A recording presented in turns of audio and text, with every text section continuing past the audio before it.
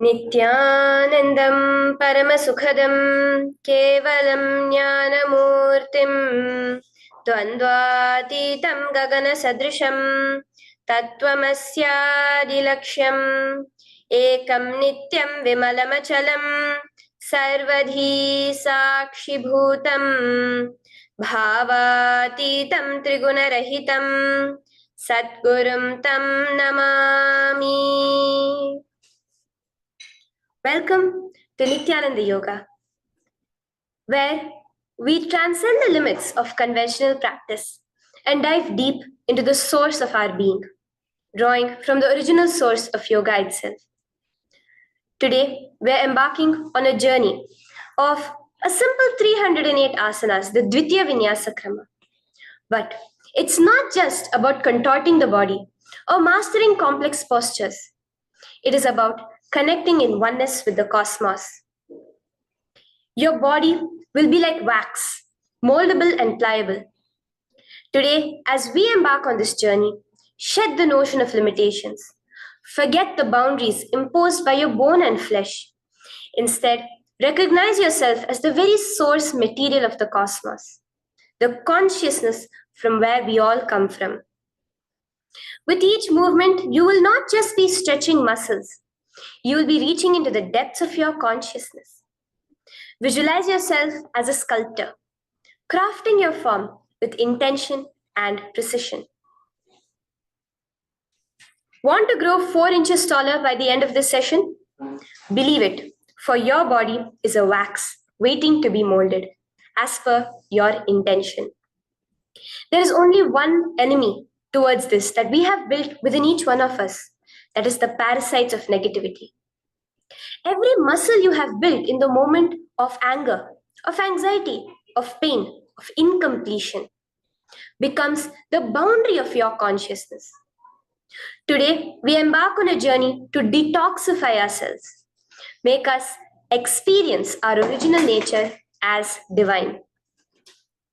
So as we go through these 12 components, which is so unique to Nithyananda Yoga, from the original source, the Vedas and Agamas, remember, you are not bound by limitations. You are the creator of your reality. Embrace your true nature. Let us sculpt our beings into an epitome of strength, flexibility, and bliss. Welcome to a transformative experience like no other, Nithyananda Yoga. There are 12 different components that consist Nithyananda Yoga. One is the asanas, which we traditionally know of. The various body postures revealed by Paramashiva to align the physical geometry of our body, the physical geography of our body, to the cosmic geometry, the cosmic geography. As Paramashiva says, sthiram sukham asanam, that body posture which is steady, comfortable, because it's in its original nature of Paramashivatva. The second are the pranayamas, the various systematic breathing techniques that Paramashiva has revealed for each one of us, that connect us to the higher dimensions of the cosmos and increase the life energy within us. The fourth are the bandhas, the different internal locks of the body. The third are the mudras, the various hand gestures and body movements to seal that life energy within ourselves. The very word mudra means seals. You will be able to seal the space of oneness within you with Paramashiva. The fourth are the bandhas, the various internal locks of the body to awaken the Kundalini Shakti, our latent potential energy, and make us conducive for the ultimate experience. The fifth are the Karanas, the beautiful dance movements of the body, revealed by Paramashiva to put you in the space of ultimate bliss, and which engage all the different parts of your body. The next are the visualizations. As Swamiji says, the intention with which you move your body manifests as your reality. As you hold the visualization within you of the various gods and goddesses of KAILASA, of the various beings of this universe, you manifest the powers of those beings within you. The next are the japas, the various powerful energy vibrations of the cosmos that you will be subtly repeating in your throat center, that will cause your very DNA to be bound to the cosmos, to your consciousness with the highest frequency possible. The next are the pramanas, the chanting of the sacred mantras, the original source scripture of Hinduism that reveal the science of Nithyananda Yoga, of yoga, because as Swamiji says, yoga has a source and it is Hinduism. These original verses will manifest the vision Paramashiva had when he created yoga in each and every one of us. There are weights, which is an optional component, helps us to enhance our experience of Nithyananda Yoga as revealed from the source scriptures of Hinduism. The next are the mandalas, the cosmic geometrical representation. The Shri Chakra, the Shri Yantra, which is the direct geometrical representation of the cosmos. When you keep that in front of you and gaze at it throughout your Nithyananda Yoga, your body will fluidly just align itself to the cosmos. We have the Abharana, the Rudraksha, which we keep on our body, which acts as an energy battery, sucking in, storing the energy that we produce during this Nithyananda Yoga and releasing it to us throughout the day to fuel our entire day with consciousness. The last but not the least are the Aushadas, the various sacred herbs that you can apply to, which can be infused with the thought current of Paramashvatva to manifest it within you. With this understanding, let us get right into the practice of Nithyananda Yoga, which starts with invoking the presence of Paramashiva himself, the very being of Paramashiva, to witness our Nithyananda Yoga today, with the chanting of the Shiva Mula Mantra.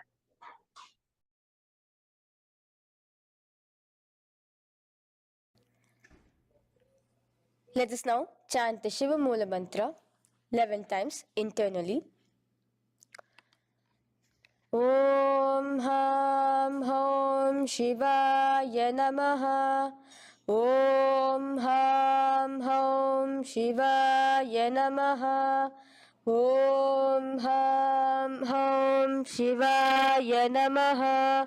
Om Ham Hom Shivaya Namaha. Om Ham Hom Shivaya Namaha. Om Ham Hom Shivaya Namaha. Om Ham Hom Shivaya Namaha.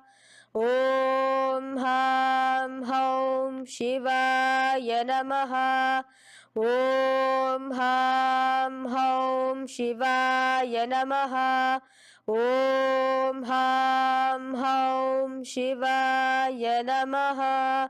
Om Ham Hom Shivaya Namaha. The next step of this ritual of yoga, as Swamiji reveals, yoga is a ritual, a methodology to connect yourself with the divine. As every ritual in Hinduism goes, we cleanse the three elements of our body, of the world, and of the ultimate with the Tattvachamanam.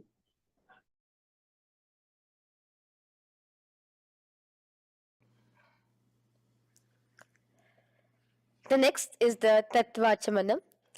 So now I request all the participants to have the Panchapatram and the Uddharani, the traditional cup and the spoon filled with some fresh water. Now,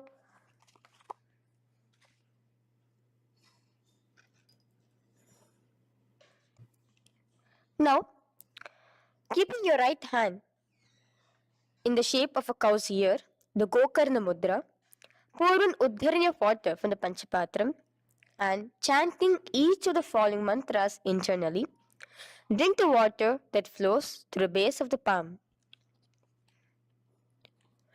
Om Atmatattvam Shodayami Svadha. Om Vidyatattvam Shodayami Svadha. Om Shivatattvam Shodayami Svadha. Wash your right hand with water from the Panchapatram. Now, chanting the following mantra internally, wipe the upper and lower lips twice using the base of the right hand thumb, moving the hand from right to the left of the lips. Om Ham Hridayaya Namaha. Wash your right hand with water from the Panchapatram. Now, with the tips of right hand index, middle and ring finger, touch above the upper lips and below the lower lips. Wash your right hand with water from the Panchapatram. Now, with the tips of right hand index finger and thumb joined together, touch your right nostril, left nostril. With the tips of right hand ring finger and thumb joined together, touch your right eye, right ear, left ear. Wash your right hand with water from the Panchapatram. Now, with the base of the right hand thumb and little finger, touch the navel, right chest, left chest. With the right hand, fingertips together, touch the top of the head, right shoulder, left shoulder, and your heart center. With that, we have the sankalpa. The sankalpa, the manifestation of our conscious intention. What is it today each one of us want to manifest through Nithyananda Yoga? Hold that in your inner space. Through this conscious intention, which directly happens with the blessings, with the grace of the Supreme Pontiff of Hinduism, Bhagavan Sri Nithyananda Paramashivoham, you will just see your intention manifesting as reality.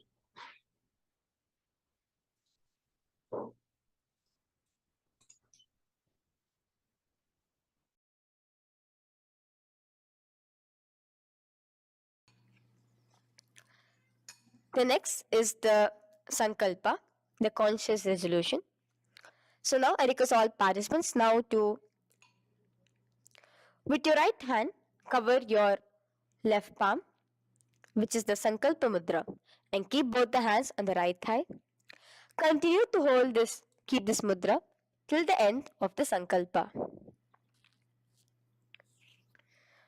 Om ममोपात्त समस्त दुरिताक्षयद्वारा भगवत् श्री नित्यानंद परमशिव प्रीत्यर्थम श्री नित्यानंदेश्वरी परमशिव शक्ति समेत श्री नित्यानंदेश्वर परमशिव प्रीत्यर्थम च शुभे शोभने मुहूर्ते अद्य ब्रह्मणः द्वितीय परार्धे श्री श्वेतवराह कल्पे वैवस्वतमन्वन्तरे अष्टाविंशतितमे नित्ययुगे प्रथमे पादे जम्बूद्वीपे भारतवर्षे भरतखण्डे मेरोः दक्षिणे पार्श्वे शखाब्दे अस्मिन् वर्तमाने व्यवहारिके प्रभवादीनां षष्ट्याः संवत्सराणां मध्ये शुभनाम संवत्सरे शुभायने शुभऋतौ शुभमासे शुभपक्षे शुभतिथौ शुभवासरयुक्तायां शुभनक्षत्र शुभयोग शुभकरण एवं गुणविशेषण विशिष्टायाम् अस्यां शुभदितौ श्री कैलासोन्नत द्वादशांत श्यामला पीठारूढ़ श्री मीनाक्षी सुंदरेश्वरा भिन्न स्वरूप परशिव पुत्र रत्न कुमार गुरुमन्य तुल्यावतार श्री पार्वती स्तन्यपान लब्ध दिव्य ज्ञान विश्रुत सकल निगमागम सारभूत द्राविड वेद प्रवक्त्रे श्रीमत् परम शिव करुणा समधिगत मुक्तामय चतुरश्रयान गीयमान छत्र चामर श्री चिन्ह काहलादि समस्त बिरदावल्यलंकृत ज्ञान विज्ञान चक्रवर्ती सर्वजन संग सद्यो निर्वाण दीक्षा व्याप वर्ग वर्ष विश्रान जीमूत परमत कलभ केसरी शैव सिद्धांत स्थापनाचार्य श्री राजाधिराज पांड्य महाराज गुरु क्षपन शाक्यादि महांधकार निवारण ज्ञान भानु वीक्षणा नरहार ध्वजोच्छेदन पूर्वक श्रीमद वृषभध्वज स्थापक शैव समय कर्त्रे सर्वज्ञपीठारूढ श्री जगद्गुरु श्री ज्ञान संबंध देशिक स्वामी वागीश सुंदर माणिक्य वाचक स्वामिनाम अवतार भूत श्री ज्ञान संबंध स्वामी पुनरुद्धृत श्यामलापीत सर्वज्ञ पीठ त्रिनवद्युत्तर द्विशततम गुरु महासन्निधान अरुणगिरि योगीश्वर परंपरागत अरुणाचल सर्वज्ञ पीठ गुरु महासन्निधान कैलास परंपरागत कांची कैलास सर्वज्ञ पीठ त्रयस्त्रिंशदुत्तर द्विशततम गुरु महासन्निधान नित्योत्सव नित्य मंगल नित्य कल्याण नित्य रजित कैलास परंपरागत आदि कैलास नित्यानंद पीठ महासंस्थान महासिंहासन पीठ कर्तृ साक्षात् श्री परम शिव समुद्भूत कैलास परंपरागत वैवस्वत मुनि इक्ष्वाकु हरिश्चंद्र भगीरथ श्रीरामचंद्र सूरसेन इत्यादि अनवच्छिन्न सार्वभौम चक्रवर्ती परंपरागत चतुष्षष्टि योगिनी मंडित चतुष्षष्टि संप्रदाय प्रवर्तक मनुधर्म शासन सूर्यवंश प्राप्त सर्वज्ञ पीठ सुरांगी साम्राज्य मूढ़ाभिषिक्त चूड़ामणे साक्षात् श्री परम शिव समुद्भूत कपिल महागुरु पुनरुद्धृत महानिर्वाणी पीठ अष्टोत्तर सहस्र श्री महामंडलेश्वर साक्षात् श्री परम शिव समुद्भूत श्री महागणपति समारंभ अनवच्छिन्न पीताधीश्वर गुरु परंपरा प्राप्त अतल पीता अष्टोत्तर सहस्र श्री अतल पीताधीश्वर धर्म मुक्ति स्वर्गपुर स्वर्ण पीता त्रयोविंश गुरु महासन्निधान कैलास परंपरागत आदिपीठ सर्वज्ञ पीठ जगद्गुरु श्री कैलास पुनरुद्धारक श्री कैलास परमाचार्य श्रीमत् परमहंस परिव्राजकाचार्य वर्य सच्चिदानंद प्रणव स्वरूप श्रोत्रिय ब्रह्मनिष्ठ श्रीमद् जगद्गुरु श्री भगवत श्री नित्यानंद परम शिव श्री ज्ञान संबंध देशिक परमाचार्य स्वामिनां प्रीत्यर्थं तेषां पादारविन्दयोः भक्ति सिद्ध्यर्थं गुरु कृपा कटाक्ष सिद्ध्यर्थं क्षेम स्थैर्य वीर विजय आयुरारोग्य ऐश्वर्याणाम् अभिवृद्ध्यर्थं धर्मार्थ काम मोक्ष चतुर्विध फल पुरुषार्थ सिद्ध्यर्थं समस्त दुरितोपशान्त्यर्थं समस्त मंगलावाप्यर्थं भगवत श्री नित्यानंद परम शिव प्रसादेन सकुटुम्बस्य ज्ञान वैराग्य जीवन मुक्ति प्राप्त्यर्थं भगवत श्री नित्यानंद परम शिव कृपा कटाक्षेण पूर्ण आरोग्य युक्त दृढ़गात्र यौगिक शरीर सिद्ध्यर्थं परम शिव शक्ति आविष्करणार्थं नित्यानंद योगाभ्यासं करिष्ये. Now wash your right hand with water from the Panchapatram. Om apaupasprisya. Now, let's get started with the asanas. Okay? Sit first in a cross-legged position on the ground in Sukhasana. Bring your hands into the Bindu Mudra with your thumbs and index fingers touching each other. Place it on top of your knees. Here we have the Kumbhaka, the pranayama of Samana Kumbhaka. As you inhale and exhale, visualize flames licking up your spine. Do the bandhas, the locks, the Mahamudra Bandha, all three of the bandhas, where you are doing the Jalandhara Bandha, tucking in your chin to your chest, the Udyana Bandha, sucking in your stomach, and the Moola Bandha, clenching your perineum. For the first set of asanas, we have the japa Soham, which you'll be repeating in your throat center. As you do Sukhasana, visualize Lord Shiva in your inner space. The next asana is Parvatasana. Now, from the seated position, bring both your feet to the opposite thighs. Clasp your hands together in front of your heart center in the Anjali Mudra and raise it above your head. Keep your hands as straight as you can. Continue the Samana Kumbhaka and the Japa of Soham. Remain with all the three bandhas. The chin to your chest in Jalandhara Bandha, the stomach tucked in Udyana Bandha, and the clenched perineum in Mula Bandha. Here, visualize yourself as Mount Kailash. The next asana is Hali Pavasana. Now slowly bring your feet together in front of your body as you stretch it out a little further away. Now bring your hands behind your back and clasp the left hand by your right. Lean forward, placing your forehead on the ground as you continue to engage all the three bandhas. Here, gaze at your nose. Visualize Swamiji, the Supreme Pontiff of Hinduism, in your inner space.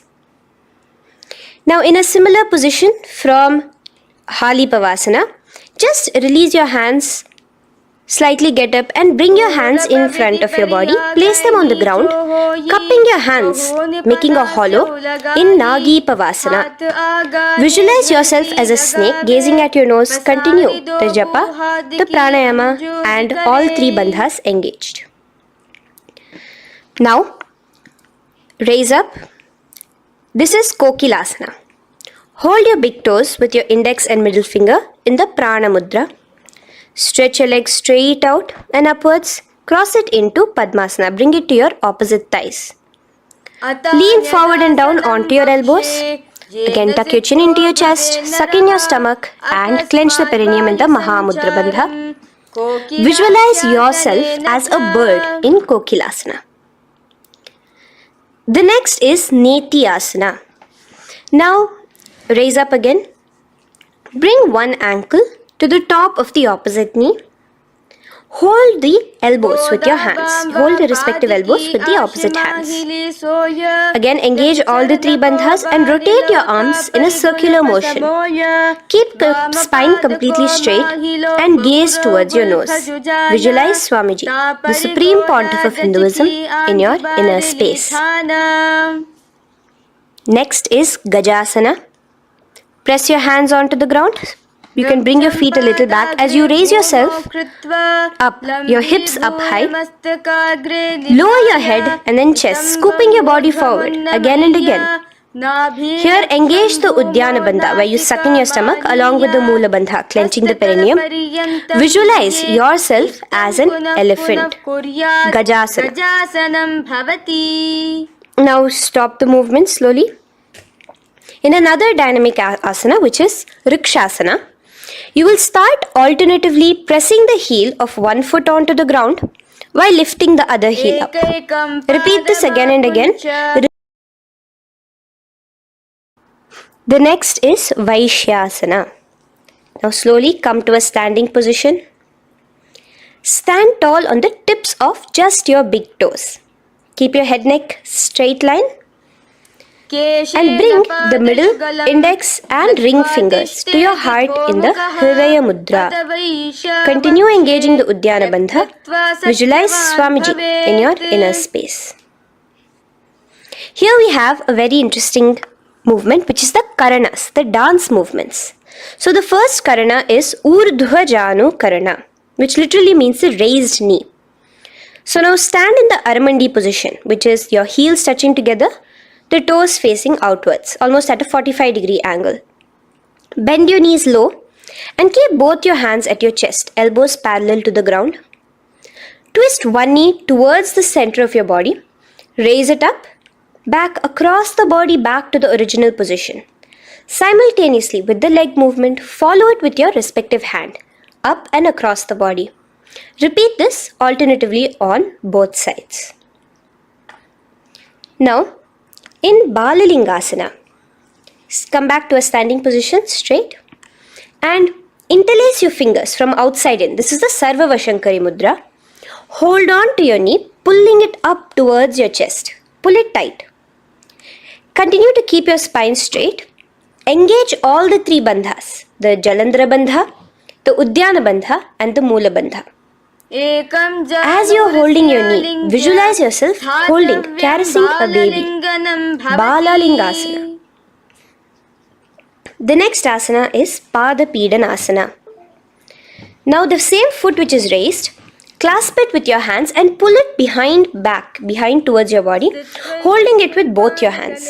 Again, engage all the three bandhas, standing tall. Visualize Swamiji, the Supreme Pontiff of Hinduism, in your inner space.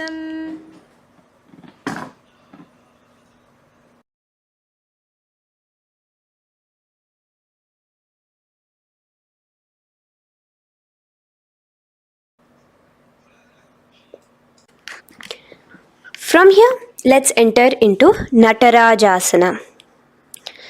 Now, the same foot you're already holding behind your back, twist the same hand of that leg inwards and pull the leg back.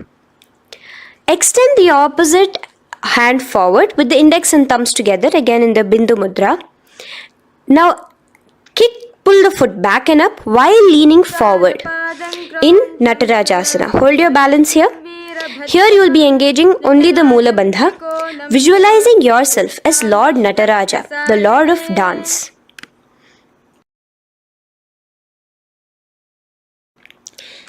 Now again let's repeat Balalingasana on the other side with the other leg.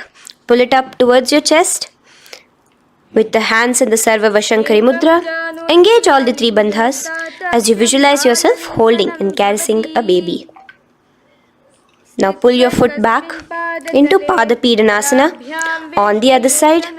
Remain with all the three bandhas engaged. Visualize Swamiji in your inner space. And lean forward. Now, hands stretched in the Bindu Mudra into Natarajasana. Balance there as you visualize yourself as Lord Nataraja. Now, come back to a standing position. Release your leg. Gain your balance. As we enter into the Ardharechita Karana. Now again bring yourself to the Aramandi position, heels together, toes pointed outwards and knees bent. Now from this position, bring your right foot onto the tips of the toes behind the left heel. The heel should be up. Bring your left hand towards your chest, parallel to the ground again, and extend the right arm out and wide like a pendulum. Bring it back towards your chest. Now while your arm is swinging, remember to move your fingers one by one inwards towards the palm and then outwards. Now place the right hand over the nose. Uncross your ankles. Let's do this on the other side also. Cross the left ankle behind and stretch the left hand out like a pendulum.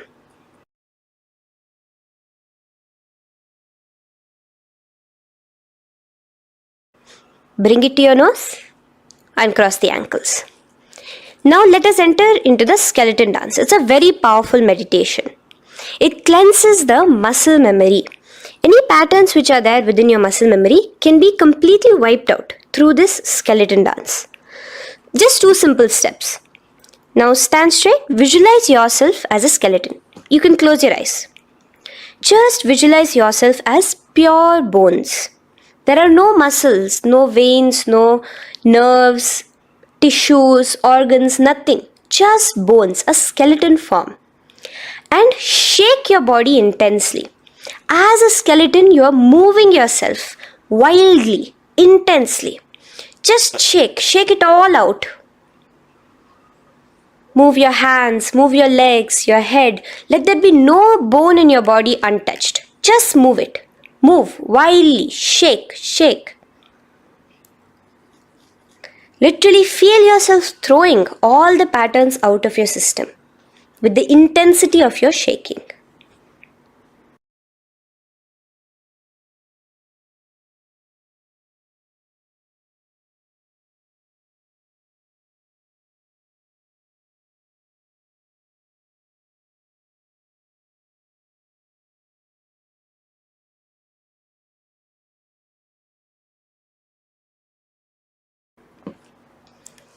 Now slowly calm down. Take a few steps, gain your breath back. That's a powerful meditation we did. Let us do the next Karana. Again, come back to a standing position. Do the Aramandi. Your toes outwards, knees bent with your feet together. Now here, raise your hands above your head. Keep your palms completely straight and cross the wrists with the palms facing forward and the back of the hands outward. Now from the crossed wrists, uncross the wrists, spreading your arms out wide while you turn your hip towards the side. Turn by the waist sideways. Bring your hands back over the head and turn on the other side. Repeat this on the other side. Do it again. Let's twist out. Come back to the middle and twist out again. This is the Kati China Karana. Now stand tall. Raise your hands above your head. Bring yourself to the top of the tip of your toes. Let your hands face each other parallel to the ears. You're tall, pushing yourself, stretching yourself. Again, engage all the three bandhas. Tucking in your chin to the chest, sucking in your stomach and clenching your perineum. Visualize yourself as a palm tree. We have the japa changing over here where you will be repeating Shivoham in your throat center. Tadasana. Now, as we enter into Uttanasana, relax and lean forward, bringing your hands on by the ground next to your feet. Keep your palms flat on the ground. Try your best. Engage all the three bandhas. Remain with all the three bandhas engaged as you visualize Swamiji, the Supreme Pontiff of Hinduism himself, in your inner space. Now jump your feet back into Tarakshvasana, coming to a plank position.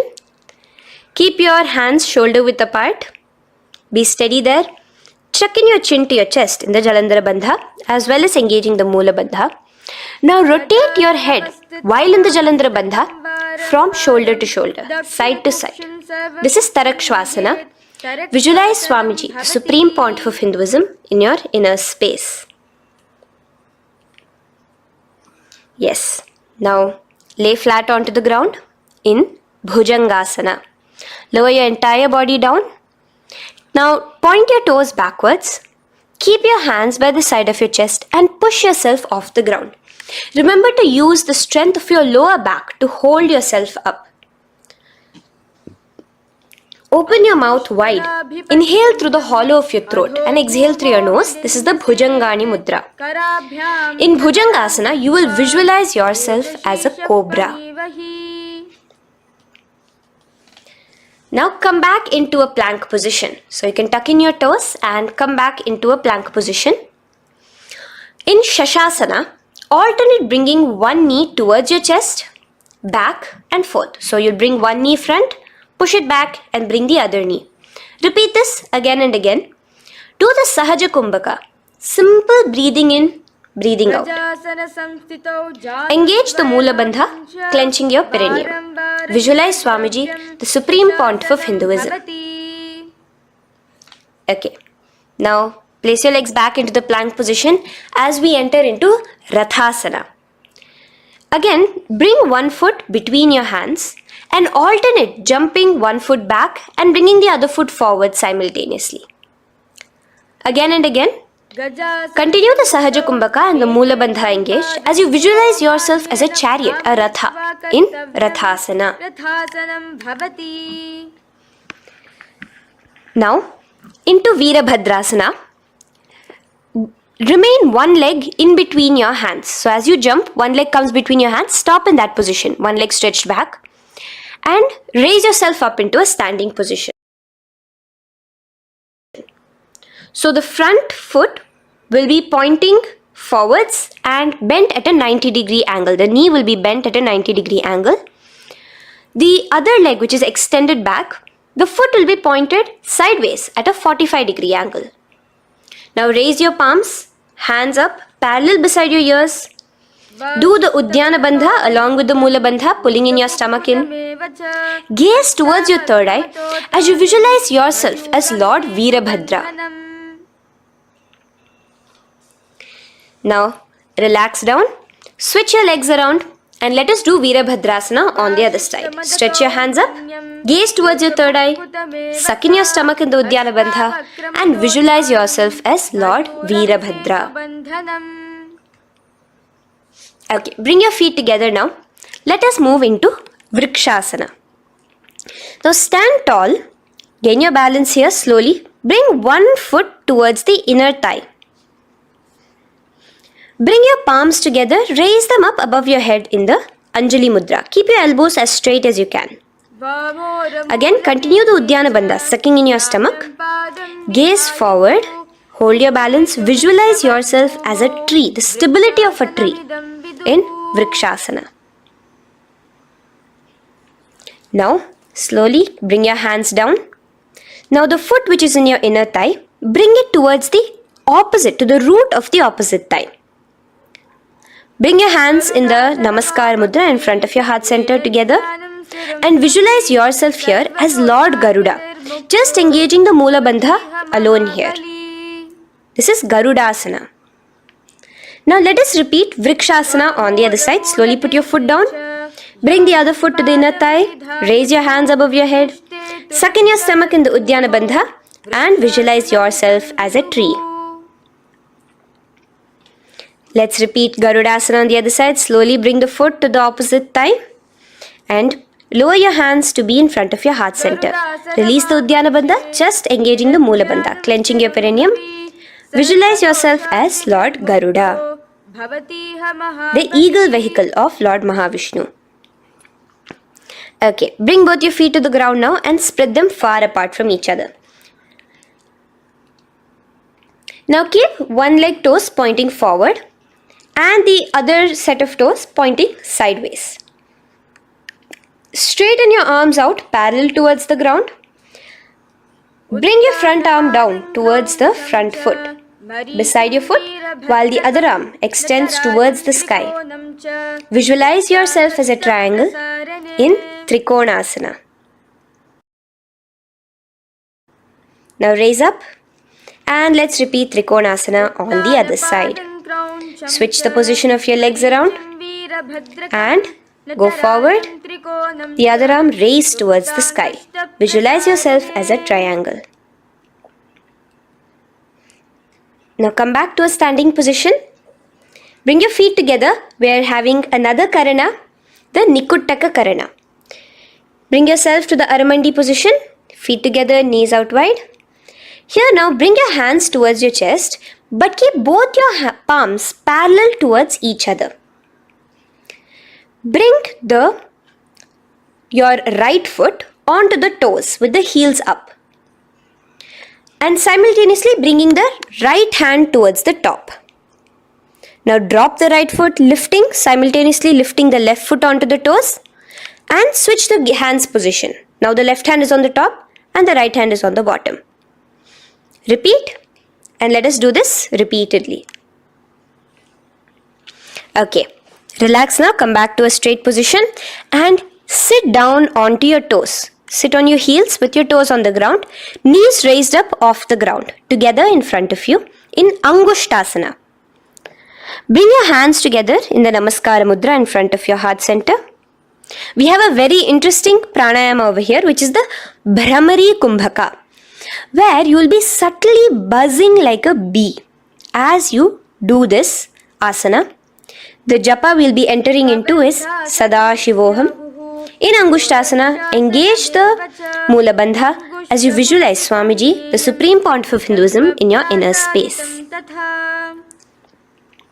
Now in the same position, slowly bring your hands to the ground.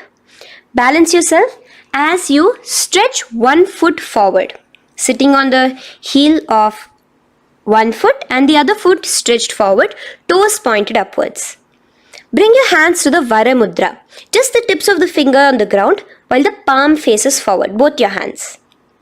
Continue to engage the Moola Bandha, clenching the perineum as you visualize Swamiji, the Supreme Pontiff of Hinduism, in your inner space. Now, Stretch, the leg is stretched forward, right? Stretch the same hand, the respective hand forward and clasp onto the big toe of that foot in the prana mudra with your index and middle fingers. The other hand, bring it to the back of the respective heel in Vidhunanasana as you visualize Swamiji in your inner space. Okay, bring your 2 feet back together as we repeat Saurasana on the other side. Stretch your left leg forward now. Palms in the Varamudra on the ground. Visualize Swamiji in your inner space. And lean forward into Vidhunanasana on the other leg. Clasp your toes. Bring the other hand to the back heel. Continue to visualize Swamiji.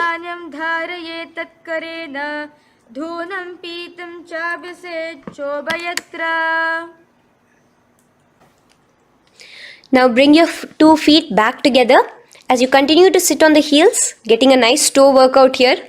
Balance on your toes, bring your knees together in front of you. Now place your palms on top of the respective knees with the hands facing upwards, the palms facing upwards. Leave a slight gap between your palms and knees. As you gaze forward, engage the Jalandhara Bandha, tucking in your chin to your chest, and look between the gap between your hands. Brahma Jurankushasana. The next is Kapilasana. Now spread your knees wide and place them onto the ground. Keep your hands on the respective knees. Pull your stomach in and up in the Uddiyana Bandha. Gaze towards your nose as you visualize yourself as Maha Kapila Muni, the first man that ever started thinking. In the same position, just release that Uddiyana Bandha. Release the lock of the stomach, but continue to clench your perineum in Mula Bandha as you switch your gaze to your third eye. So from your nose, switch your gaze to the third eye. Visualize Swamiji, the Supreme Pontiff of Hinduism, in your inner space. Bhadra Gorakshasana. Next is Suryasana. Now, your toes are tucked. Just lift your knees off the ground, wide apart. Bring your hands together in the Padma Mudra with the little fingers and thumbs joined together. Engage the Uddiyana Bandha, suck in your stomach and raise your hands up tall above your head. Slightly lean back as you look towards the gap between your hands. Visualize Lord Surya in your inner space. Now relax, slowly bring your hands to the ground. Sit on top of your heels, the toes flat. Here, keep your hands on top of your knees and lift your tongue up against the roof of your mouth in the Manduki Mudra. Do the Sahaja Kumbhaka, simple breathing in and out. Engage the Mula Bandha, clenching your perineum. With the Japa Sadashivoham, repeating in your inner space, here you will visualize yourself as a frog in Mandukasana. Your tongue pressed against the upper palate.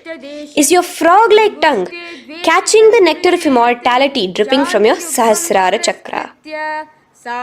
Gaze towards your third eye in Mandukasana. Now from here itself, moving into Uttana Mandukasana. Just bring your hands to the opposite shoulders, remaining in the same seated position. Continue with the Uddiyana Bandha engaged, gazing at your third eye. The Manduki Mudra, tongue pressed against the top of your palate, visualizing yourself as a frog in Uttana Mandukasana. Slowly bring your hands out from behind your back. Now slightly raise up and cross your ankles behind you. Sit on top of your crossed ankles. Keep your knees wide and your fingers spread on the top of your knees, both your hands. Open your mouth wide and stick out your tongue, exhaling forcefully. Gaze at the tip of your nose. Repeat this several times because you're visualizing yourself as a lion in Simhasana. The next asana is Bhadrasana. Now you can release yourself and uncross your ankles. Just keep your toes crossed behind you. Again, sit on top of your heels, keeping your knees wide apart. Cross your hands behind your back, hold on to the big toes in the Prana Mudra with your index and middle fingers. Apply the Jalandhara Bandha, tuck in your chin to your chest along with the Mula Bandha, sucking in your perineum. as you gaze towards your nose. Here, resume the Brahmari Kumbhaka, buzzing like a bee subtly in your inner space as you visualize Swamiji, the Supreme Pontiff of Hinduism, in your inner space. Now, bring your hands out from behind you. As you bring yourself to a squatting position. Keep your feet flat onto the ground as close together as possible, but your knees opened wide.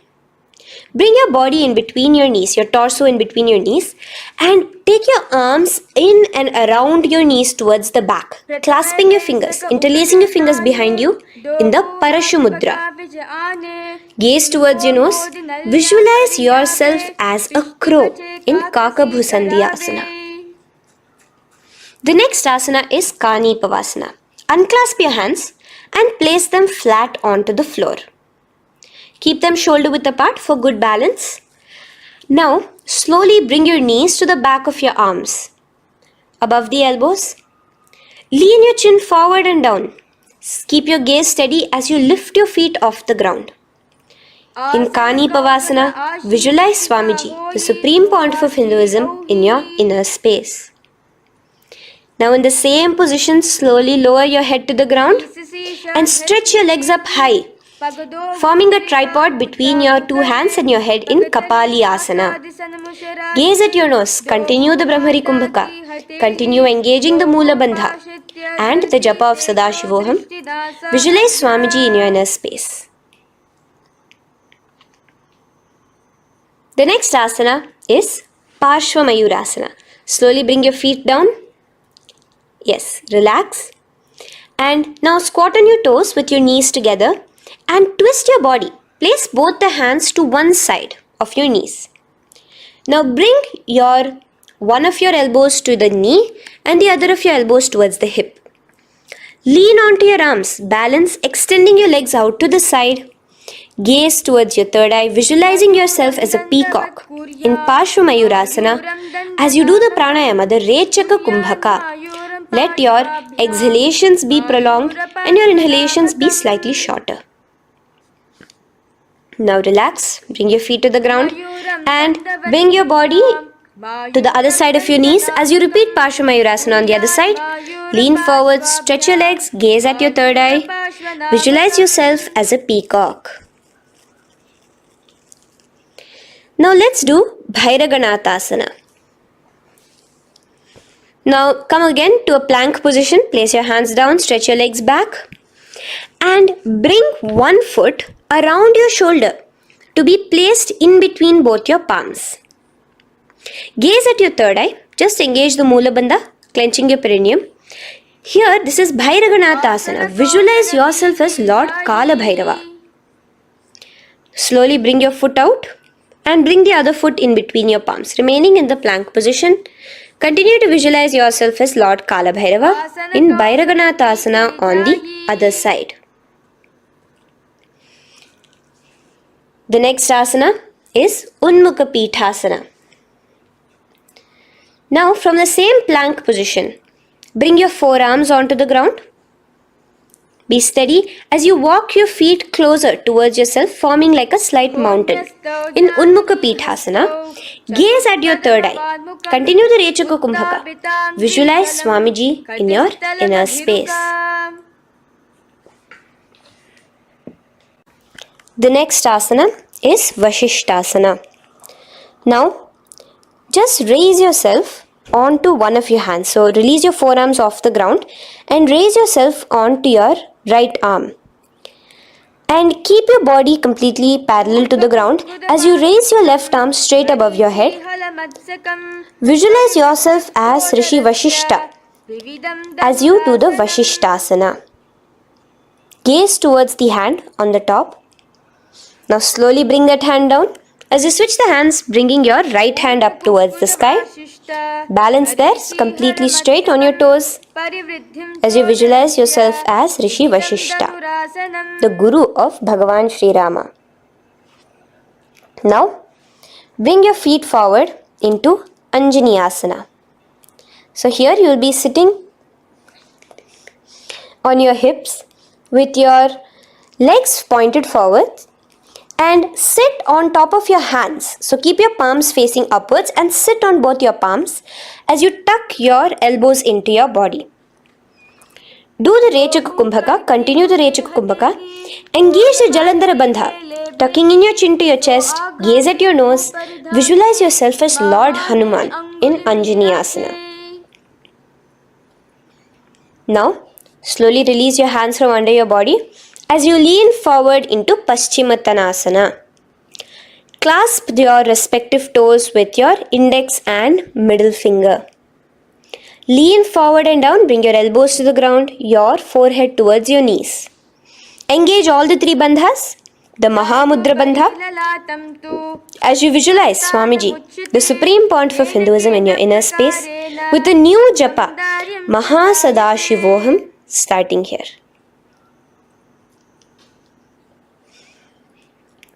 The next is Ugrasana. Now, you can raise up and clasp your hands behind your neck in the Parashamudra. Interlace both your fingers. Lean forward and down, bringing your forehead to your knees and your elbows onto the ground. Again, engage all the three bandhas in the Mahamudra Bandha as you visualize Devi Kali in your inner space in Ugrasana.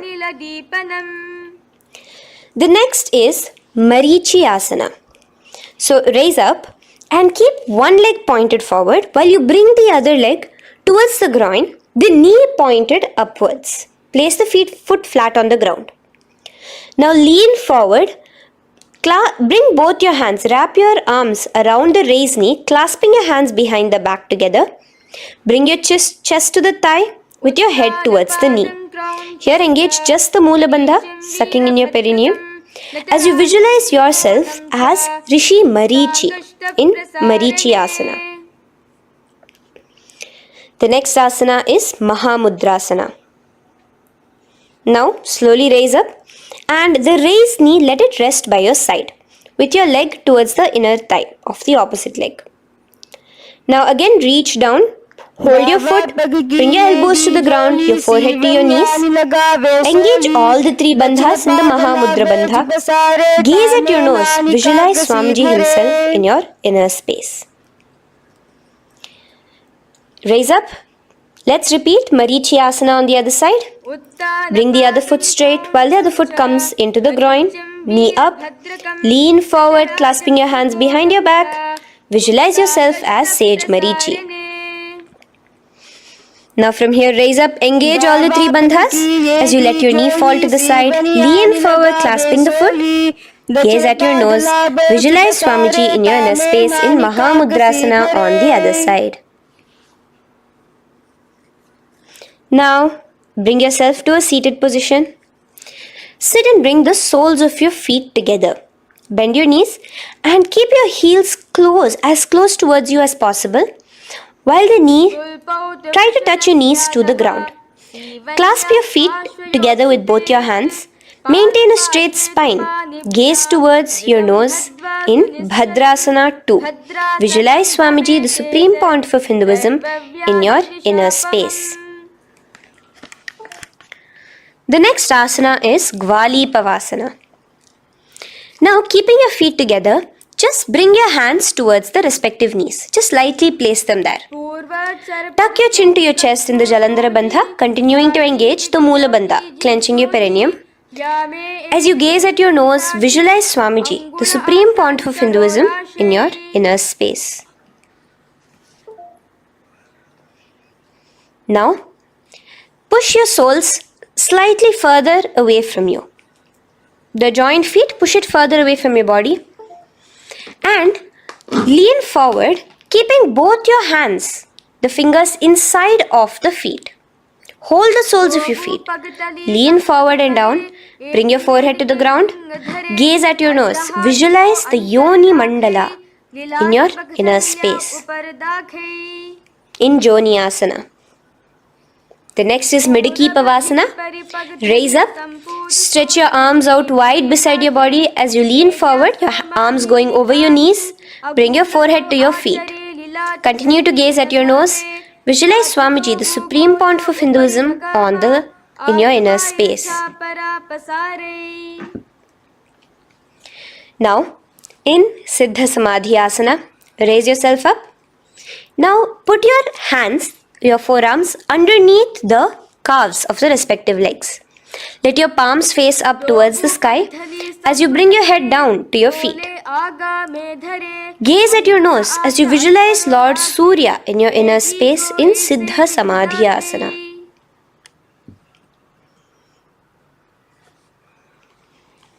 The next asana is Chinaki Pavasana. Raise up now. Bring both your feet together in front of you. Bring your feet back close to your body. Now place your hands underneath both the feet and pull your feet open like a book facing towards the sky. Both your feet. Press your elbows onto your thighs near the knees and gaze towards your nose, visualizing Swamiji in your inner space in Chinaki Pavasana. Giving yourself a nice stretch. Now, release your feet and bring your hands to the respective knees. Gently push down on your knees, pushing it towards the ground. Suck in your stomach in the Uddiyana Bandha. Gaze at your third eye, visualizing Swamiji in your inner space. This is Charapata Chokasana. The next asana is Bhairavasana. Now, continuing to remain with your feet together, you can use the help of your hands to bring your toes onto the ground with your heels pointed upwards. Just push yourself and try to do it. Continue to remain with the Uddiyana Bandha engaged, your stomach sucked in. Bring your hands to the Bindu Mudra with the index and thumbs together on top of the knees. Gaze at your third eye. Visualize yourself as Lord Kala Bhairava in Bhairavasana. The next asana is Samanasana. So slowly you can bring your feet out from underneath. Take now one foot towards your chest, holding with both your hands as the other foot rests by the perineum. Pull the sole onto your chest. Gaze at your third eye. Visualize yourself holding the breath in the Mooladhara Chakra, the Chaturdala, the 4-petal lotus of your body. Gaze at your third eye. Visualize Swamiji, the Supreme Pontiff of Hinduism, in your inner space in Samanasana. From here, let's move into Apanasana. Now, the foot that you have towards your chest, just bring it over your shoulder and place both your palms onto the ground beside you. As you lift the leg by your perineum, stretch it out and lift it up high into the sky in Apanasana. Gaze at your third eye, visualizing Swamiji in your inner space.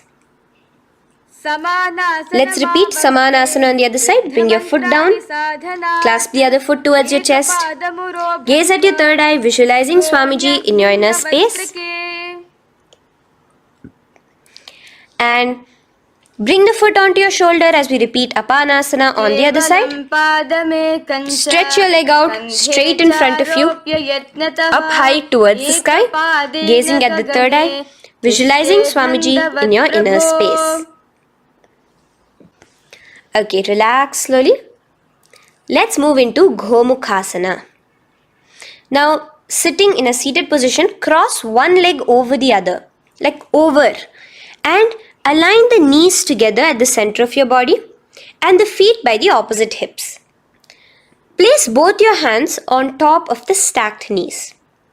Gaze at your nose.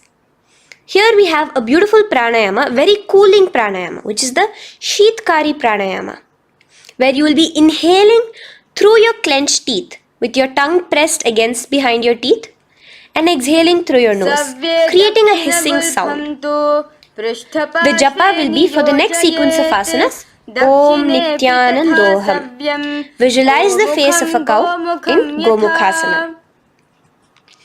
Now keep your knees crossed.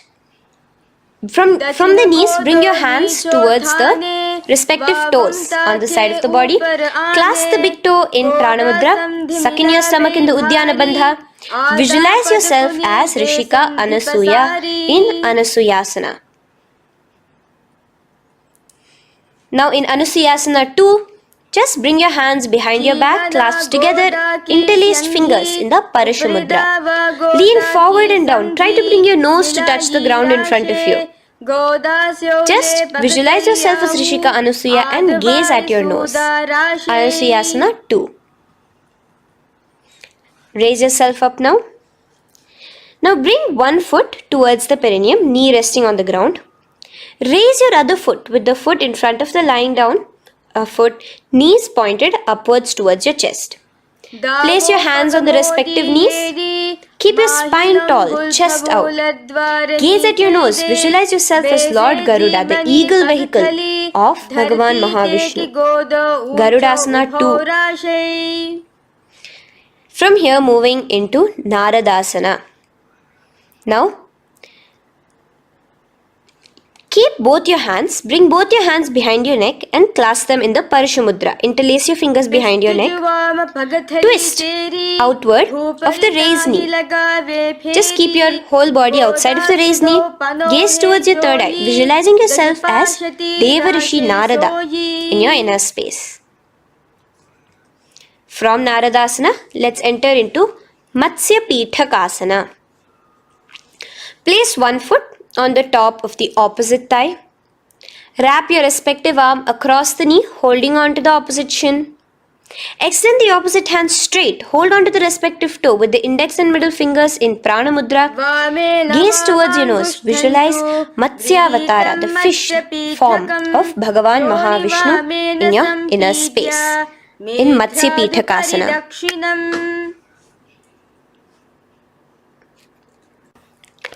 From there, let's repeat the Gomukhasana and the rest of the asanas on the other side too. So slowly you can cross your knees over to the other side in Gomukhasana. Keep your hands on the top of your knees. Gaze at your nose as you visualize the face of a cow in Gomukhasana. Continuing into Anusuyasana on the other side, bring your hands to your toes. Suck in your stomach in the Uddiyana Bandha.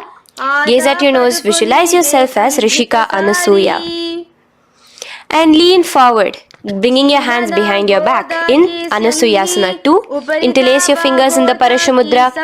Continue to gaze at your nose, visualizing yourself as Rishika Anasuya. As you relax the Uddiyana Bandha, just clenching the Mula Bandha alone. Raise up, bring your feet together in front of you as we enter into Garudasana 2. Place your hands on the respective knees. Stay straight. Visualize yourself as Lord Garuda as you gaze towards your nose. And twist your body out of the raised knee, hands clasped in the Parashamudra behind your neck. Gaze at the third eye, visualizing yourself as Devarishi Narada. And bring the foot to the opposite thigh as we enter into Matsya Pithakasana on the other side. Clasp your toe in Prana Mudra. Gaze at your nose, visualizing Matsyavatara, the fish avatar of Lord Vishnu in your inner space. Now let's enter into Matsyendrasana. Remaining in the same position with one foot on the opposite thigh, place the other foot on the ground on the far side of the other thigh. Twist. Bring your elbow outside the raised knee. Keep the raised arm by your neck. Turn backwards. Gaze towards your third eye, the other hand straight out. Visualize Matsyendranatha, the great Rishi and master of Hatha Yoga in your inner space. Just switch your hands around. Straighten the hand that was originally bent and bend the other hand towards your neck. As we enter into Kubhasana, visualize yourself as a camel. Continue to gaze at your third eye. Now, straighten out both your hands straight out in the same position. Continue to gaze at your third eye, visualizing Matsyendranatha, the master of Hatha Yoga in your inner space. Now, slowly take your foot off from the thigh. As we enter into Matsyendrasana on the other side, bring the other foot to the thigh. Place the other foot on the far side. Twist, bringing your elbows outside of the raised knee, hands on the head. The other hand stretched out back. Twist, gazing at your third eye. Visualize Matsyendranatha in your inner space. Switch the hands around as we enter into Kubhasana on the other side. Remember to visualize yourself as a camel. Now stretch both your hands out in Matsyendrasana 2 on the other side. Visualize Matsyendranatha in your inner space. Now, with one leg on the thigh, bring the other foot too to the opposite thigh in Padmasana. Place your palms on the respective knees. Engage all the 3 bandhas in the Mahamudra Bandha, tucking your chin to your chest, sucking in your stomach and clenching your perineum.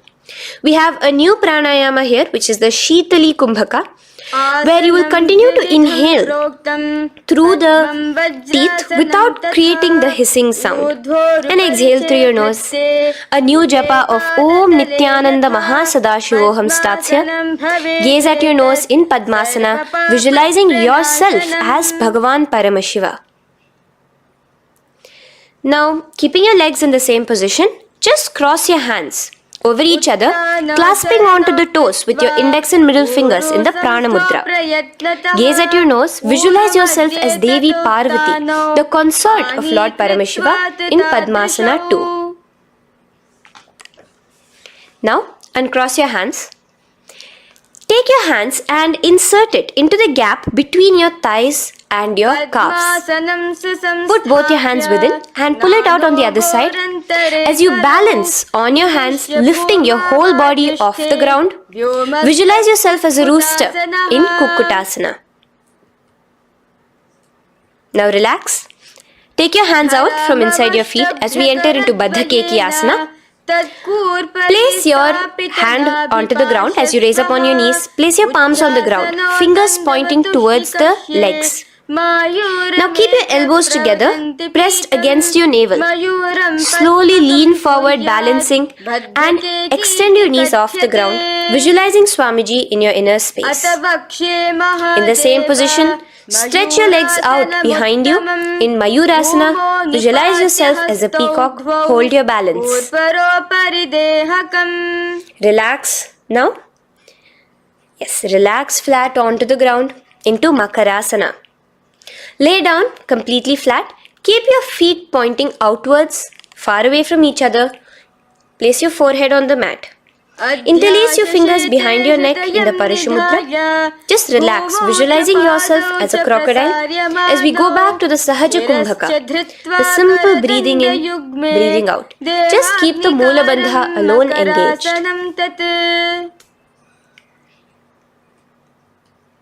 The next asana is Shalabhasana. Now lay on your stomach and place your hands on the ground beside the chest. From the laying position, raise your legs up. Use your core strength to bring your thighs off the ground. Visualizing yourself as a locust in Shalabhasana. Relax your feet down and bring your hands to your feet, pulling your feet down towards the ground beside your hips. In Ushtrasana, visualize yourself as a camel. Now slowly kick your legs back. Rise your hand is clasping your feet. Pull your feet towards the sky, lifting your chest and thighs off the ground. In Dhanurasana, gaze at your third eye. Visualize yourself as Paramashiva's bow. Relax slowly and come up to a sitting position. In Bhagasana, sit on both your knees with your head, neck and spine straight. Clench your perineum in the Moola Bandha. Place your hands on top of your knees. Gaze towards your third eye, visualizing Swamiji, the Supreme Pontiff of Hinduism, in your inner space. From here we enter into Gohyasana. We have a couple of headstand postures here, so get yourself ready. Now place your forearms on the ground with your fingers interlocked. Ensure your elbows are at shoulder width for the best balance. Place the top of your head on the ground, holding your head with your hands. Slowly walk your toes forward until your hips are in a straight line with your shoulders, and just kick your feet up slightly. Make sure not to lose your balance. Keep your knees bent together at your chest, toes pointed upwards. Gaze to your nose, visualizing Swamiji in your inner space. From here, stretch your legs out into Shirasasana, continuing to hold the balance there as you continue to gaze at your nose, visualizing Swamiji in your inner space. Bring your feet to the ground, relax slowly. The next asana is Podhyasana. So come to a seated position. Bring your hands behind your calves, stretching your legs up and your forehead to your knees. Visualize Swamiji in your inner space. Here we have a new kumbhaka, which is the Bhastrika kumbhaka, where you will be exhaling forcefully, making the sound of a bellows. Podhyasana.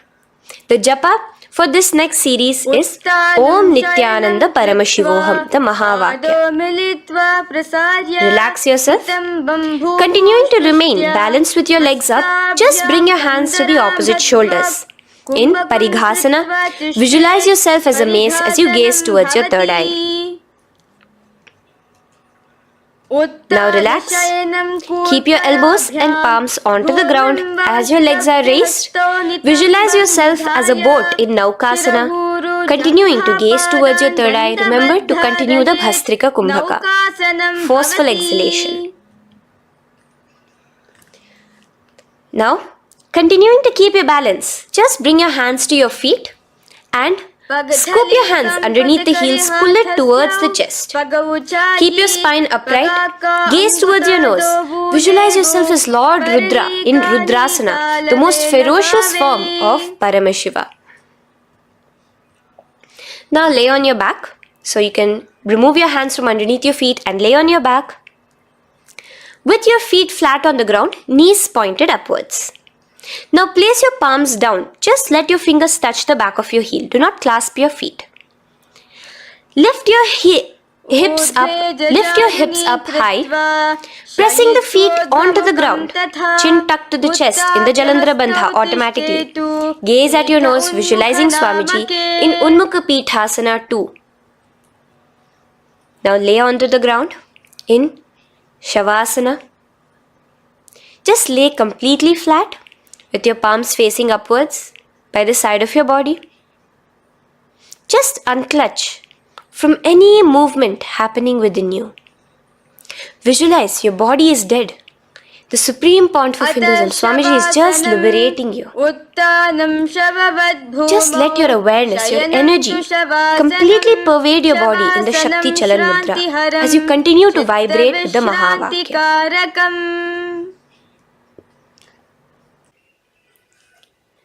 Roll over to one side and come to a seated position. Feel the life entering your body back.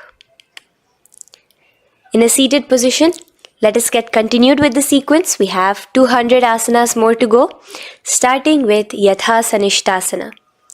In Yatha Sanishtasana, sit in any posture you are completely comfortable in.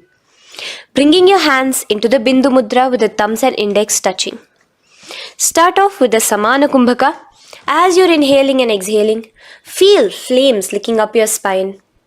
Clench your perineum in the Moola Bandha with the japa Om Nithyananda Paramashivoham for the remaining of the sequence. Visualize Swamiji in your inner space. From here, moving into Samasana, where you bring your feet to a cross-legged position.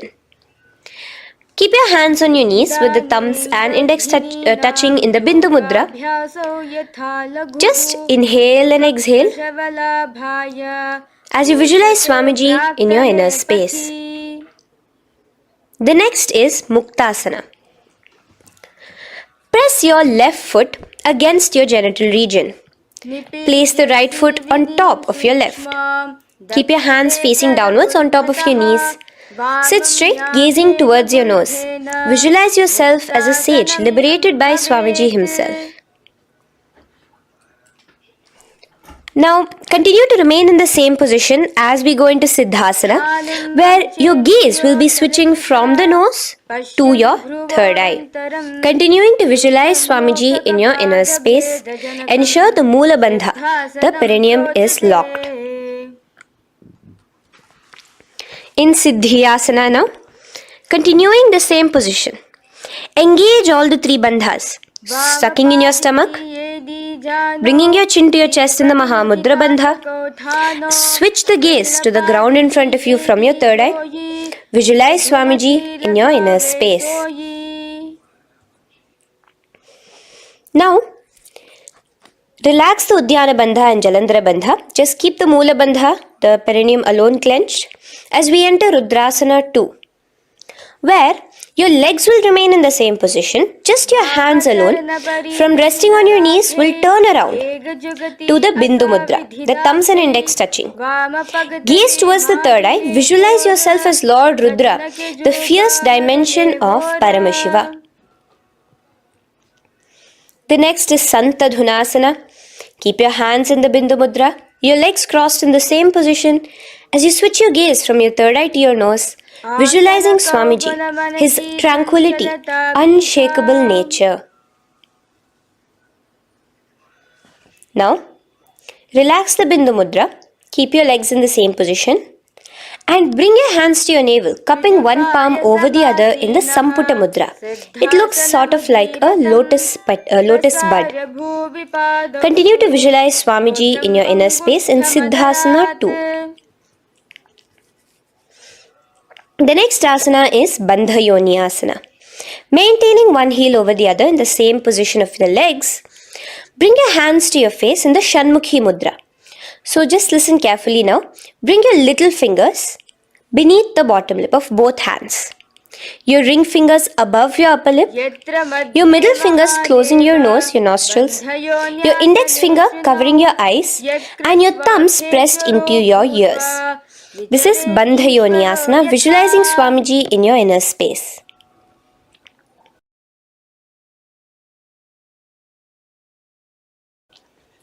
The next asana is Virasana.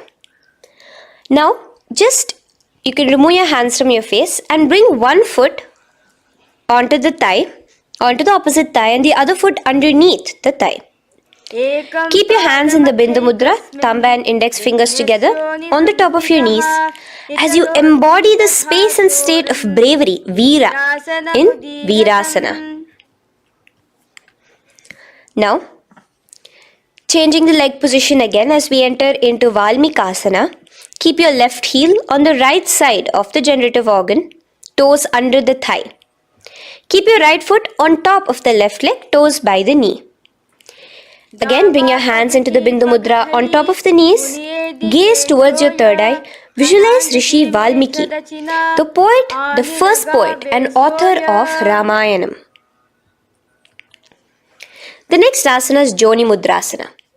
So you're going to remain here as you switch your gaze to your nose, visualizing the Yoni Mandala, a beautiful formation, divine cosmic geometry, representing Devi, Shakti, a symbol of the creative energy of the universe in Joni Mudrasana. In the same position, switch your gaze to your third eye, continuing to visualize the Yoni Mandala in your inner space. Now, let's move into Bhadrasana 3. So bring your feet, the soles of your feet together, uncross them and bring them together in front of your body. Hold it with both your hands, pulling it against you. Push your knees down towards the ground. As you gaze at your nose, suck your stomach in the Udyana Bandha. Visualize Lord Veerabhadra in your inner space. Bhadrasana 3. In the same position, we are entering into Aghorasana, where your left hand will rest on top of the left knee, while your right hand comes towards your face. Now, do the Khechari Mudra, where you are bringing your tongue towards the upper palate, gazing towards your third eye. Now, with your right hand, cover your mouth, close the left nostril with your index finger, inhale through the right nostril. Close both the nostrils, hold your breath and exhale through the left nostril in the Abhyantara Kumbhaka. Repeat this on the other side. Visualize yourself as an Aghori, completely dedicated to Paramashiva in Aghorasana. The next asana is Kaneri Pavasana. So you can distance your feet a little away from your body. As you lean forward, place your elbows onto the soles of your feet and rest your chin on your palms.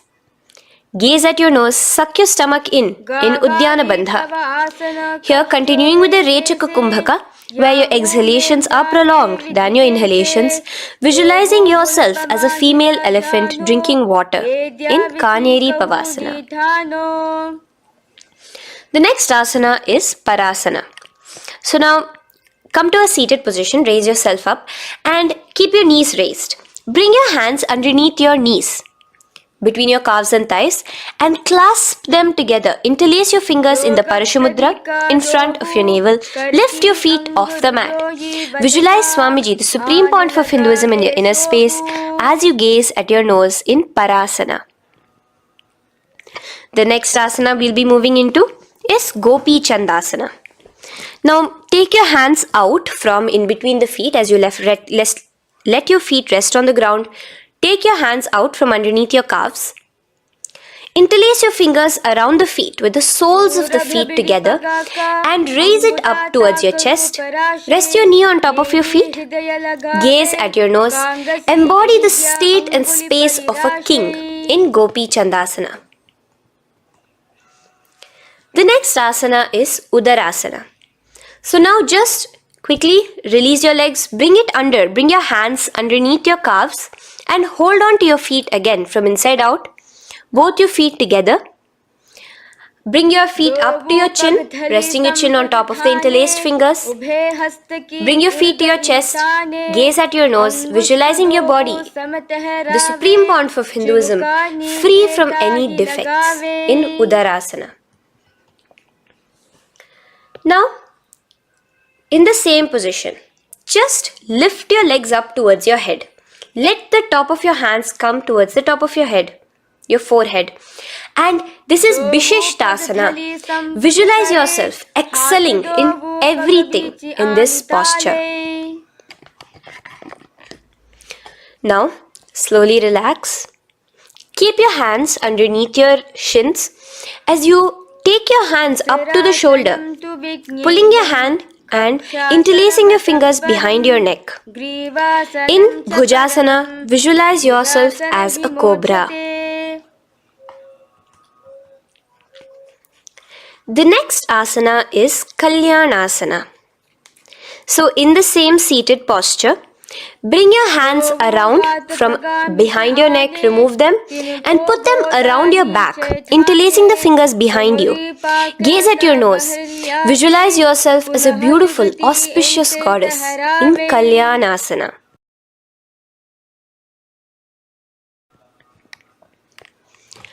The next posture is Sankatasana. So now, uncross your hands from behind you. Release yourself completely onto the ground. Place your left knee on the mat and the left foot flat. Sit on top of your left foot, knee pointed forward. Raise your right leg on top of the left, bringing the right heel to the left hip. Place your hands on the opposite knees. Here, do the Ujjayi Pranayama. As you inhale and exhale, make the sound of an ocean. Visualize yourself as a swan, a beautiful swan in Sankatasana. The next is Dhenukasana. Just in the same position, slide your left heel to the left hip. Keep your right knee on top of the left. Place both your hands on your right thigh. Visualize a cow in your inner space as you suck your stomach in the Udyana Bandha, Dhenukasana. Now slowly uncross your legs as we move into Matsyendrasana. Place the right foot on the left thigh, the left foot on the right knee. Bring your left hand behind your back, hold the right thigh. Twist a little bit. Place your right hand on your left thigh. Twist your body, gaze towards your third eye, visualizing Swamiji in your inner space. The next asana, Matsyendrasana 2, just untwist your body.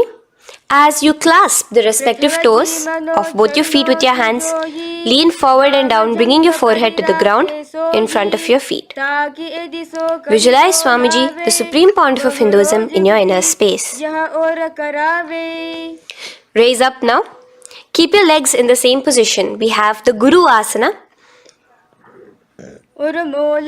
Interlace your fingers together and place it over the topmost knee.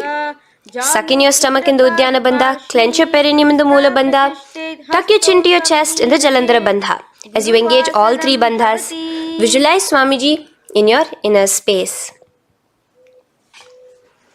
Let us now repeat Sankatasana on the other side. So, you can release your hands, your legs as you cross the other leg over. Visualizing yourself as a swan, remember to put your hands on the opposite knees. The next asana, Dhenukasana, repeating it on the other side.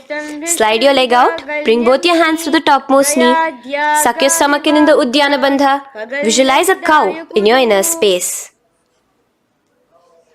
Matsyendrasana again, repeating it on the other side. Bring your legs to the cross-leg position. Twist your body around as you gaze at your third eye, visualizing Swamiji in your inner space. Untwist as we enter into Matsyendrasana 2 on the other side. Hold on to your feet, bring your forehead to the ground, continuing to visualize Swamiji in your inner space. Slowly raise up and let us do Guru Asana on the other side. Engage all the 3 bandhas in the Mahamudra Bandha. Interlace your fingers, place it on top of your knee. Continue to visualize Swamiji, the Supreme Pontiff of Hinduism, as we do Guru Asana. Now, slowly uncross your feet and place them flat on the ground, knees towards the chest in Pashasana. Keep your hands holding the opposite knees, thighs together, and keep your spine completely erect. Continue the Khechari Mudra, where your tongue is pressed against the roof of your mouth. As you gaze at your third eye, visualize Swamiji in your inner space. Continue the Ujjayi Kumbhaka. As you breathe in and out, make the sound like an ocean. Now in the same position, just bring your chin towards your knees in Bodha Shokasana. Lean forward, gazing at your nose, and visualize Swamiji, the abode of bliss in your inner space. Now raise up and bring your hands, uncross your hands, bring your hands underneath your knees, clasping the opposite elbows in Kurakatasana. Gaze at your nose, visualizing Swamiji in your inner space. Now, in the same position as Kurakatasana, just cross your ankles into Sumati Asana. Toes pointed upwards. Gaze at the nose. Visualize the great sage and Maharishi Sumati in your inner space. The next asana is Dandasana. Extend your feet out straight in front of you. Keep your arms straight above your head. Interlace the fingers from inside out. Let your wrists point outwards. Engage the Mahamudra Bandha, all the 3 bandhas. As you gaze at your nose in Dandasana, visualize Swamiji in your inner space. The next is Arambhasana. Now keeping your legs straight, release the Jalandhara Bandha and the Uddiyana Bandha, keeping your perineum clenched in Mula Bandha. Lean forward and down. Hold your big toes in the Prana Mudra with your index and middle fingers. Head to your knees. Do here the Nadi Shodhana Pranayama. Inhale through the left nostril, hold and exhale through the right. Visualize Swamiji in your inner space. The next is Bhidokasana. So, slightly raise your body up and bring your hands underneath your knees, extending your knees slightly up. Keep your heels a bit apart from each other and clasp your feet. Bring your shoulders down, wrapping your hands around your legs. Gaze towards your third eye, visualizing Swamiji in your inner space. So from here, let's enter into Jalandhari Pavasana. So you can actually remain in the same position with your hands underneath your calves and just bring the soles of your feet together. You might want to bring your body closer. Place your head on top of your feet with the palms facing upwards on the ground. Gaze at your nose. Visualize Swamiji in your inner space.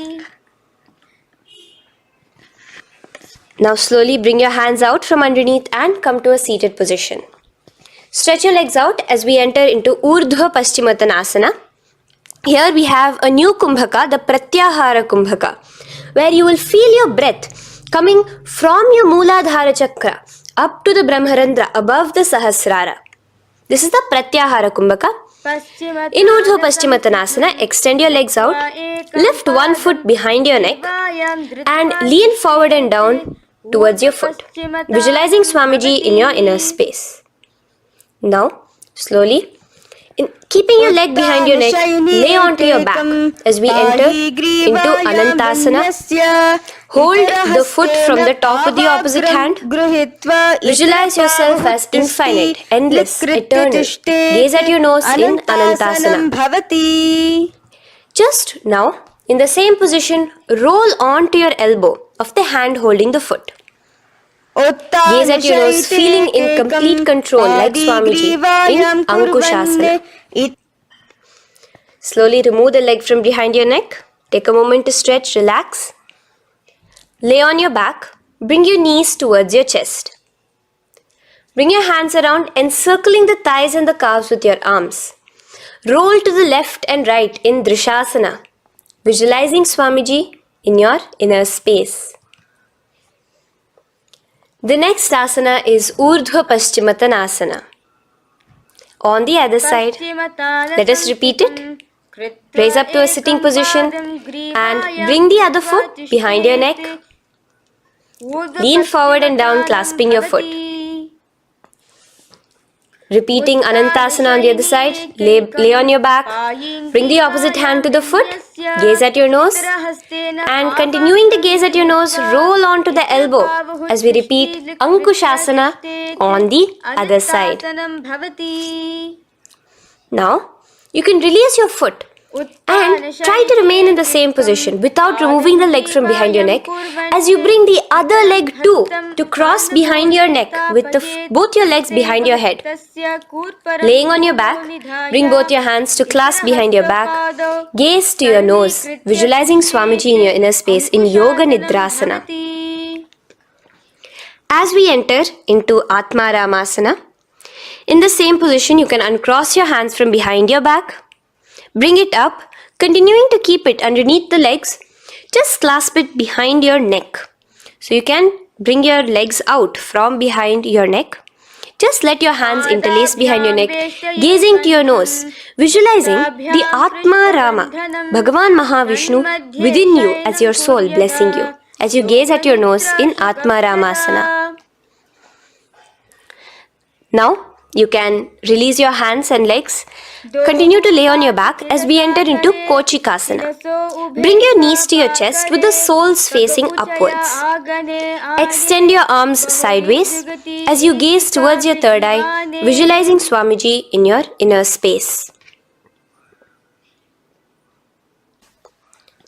Now, from Kochikasana, keep your arms reached out to the sides at shoulder level. As we enter into Jatara Parivritti 1, keep one knee bent, twist it and bring it to the ground on the opposite side with the other leg extended straight. In Jatara Parivritti 2, keep both the knees bent to one side. And in Jatara Parivritti 3, keep both the legs straight to one side. Throughout this, keep your head looking in the opposite direction. And let us repeat this on the other side. You can bring your knees back to your chest. Let your legs out, go to the other side and do Jatara Parivritti 1, 2 and 3. The next asana is Dvipada Pitham. So now, from Jatara Parivritti, you can bring your feet down, lay on your back with your knees pointed upwards, feet flat on the ground. Extend your hands, holding your ankles. And lift your hips up. Engage the Jalandhara Bandha automatically as you raise your hips up. Gaze at your nose, visualizing yourself as a bridge in Dvipada Pitham.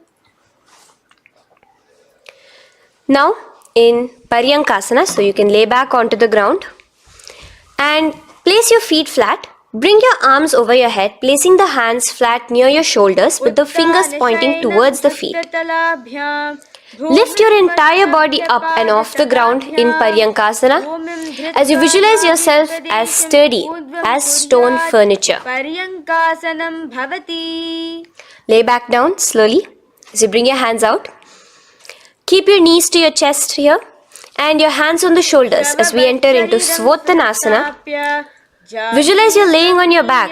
As a playful dog, move your hips in the circular motion. Do the Sahaja Kumbhaka. Now, let us enter into Viparita Karani. First, bringing your arms out from behind your shoulders. Let your arms be extended by the side of your body. Use the strength of your arms, palms flat on the ground, to push your body, your upper body, your lower body off the mat. And keep your legs straight above you, extended.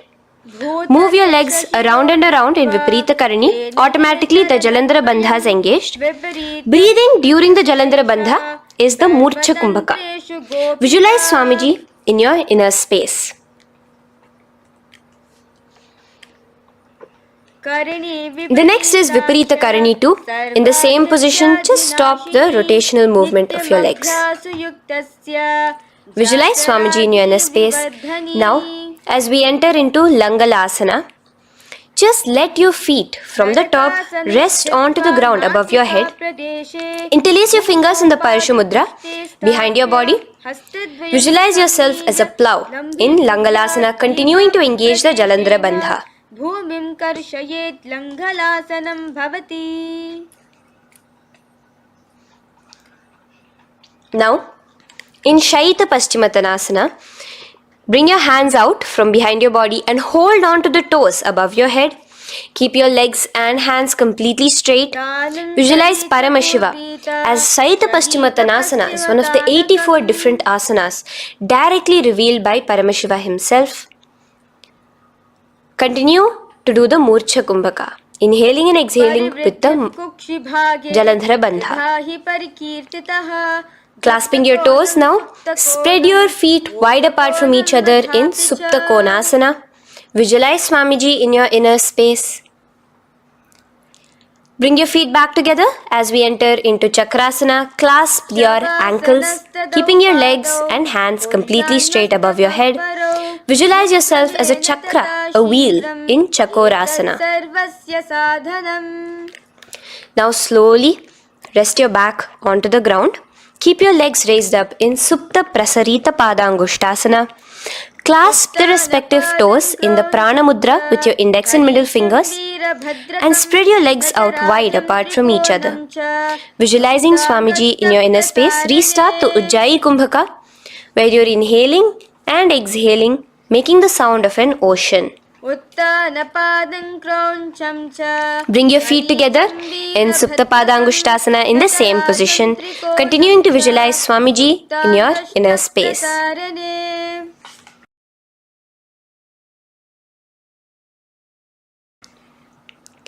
Now, bring your feet, release your feet and bring them into Padmasana. As you lay flat on your back in Matsyasana, hold the opposite elbows over your head, gazing at your nose. Visualize Matsya Avatara, the fish form of Bhagavan Mahavishnu. Now in the same position, put one hand over the other, extended straight above your head.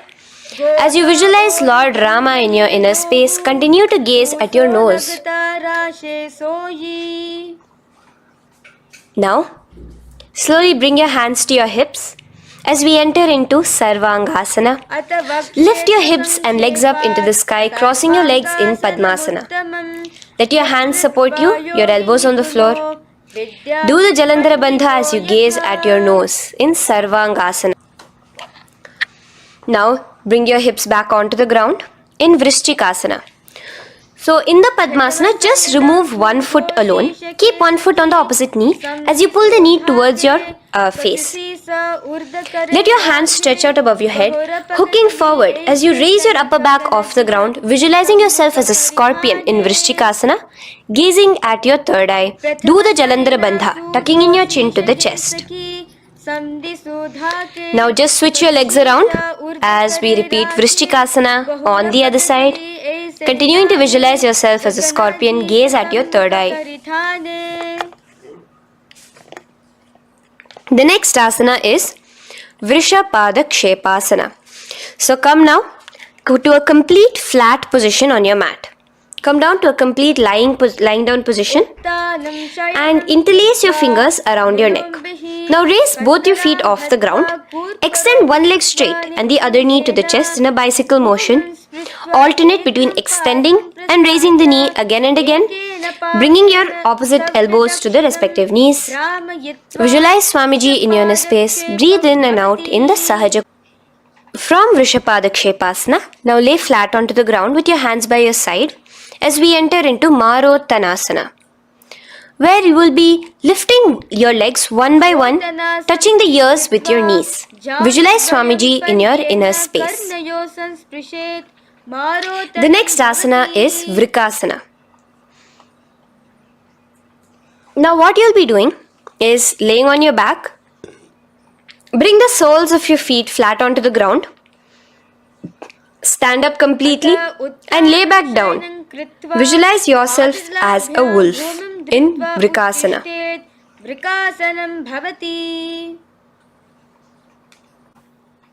Now come back to a seated position as we enter into Luthasana, where you are going to be quickly throwing your legs above your head as you roll over completely, finishing in a prone position. Do this a couple of times. Come forward, roll over. Come forward and roll over again. Visualize Swamiji, the Supreme Pontiff of Hinduism, in your inner space. Now, take a moment to relax. Lay on your belly with your toes extended in Sarathasana. Keep your hands onto the ground by your shoulders. Now here, contract your lips and make a sound like a flute, whistling while inhaling.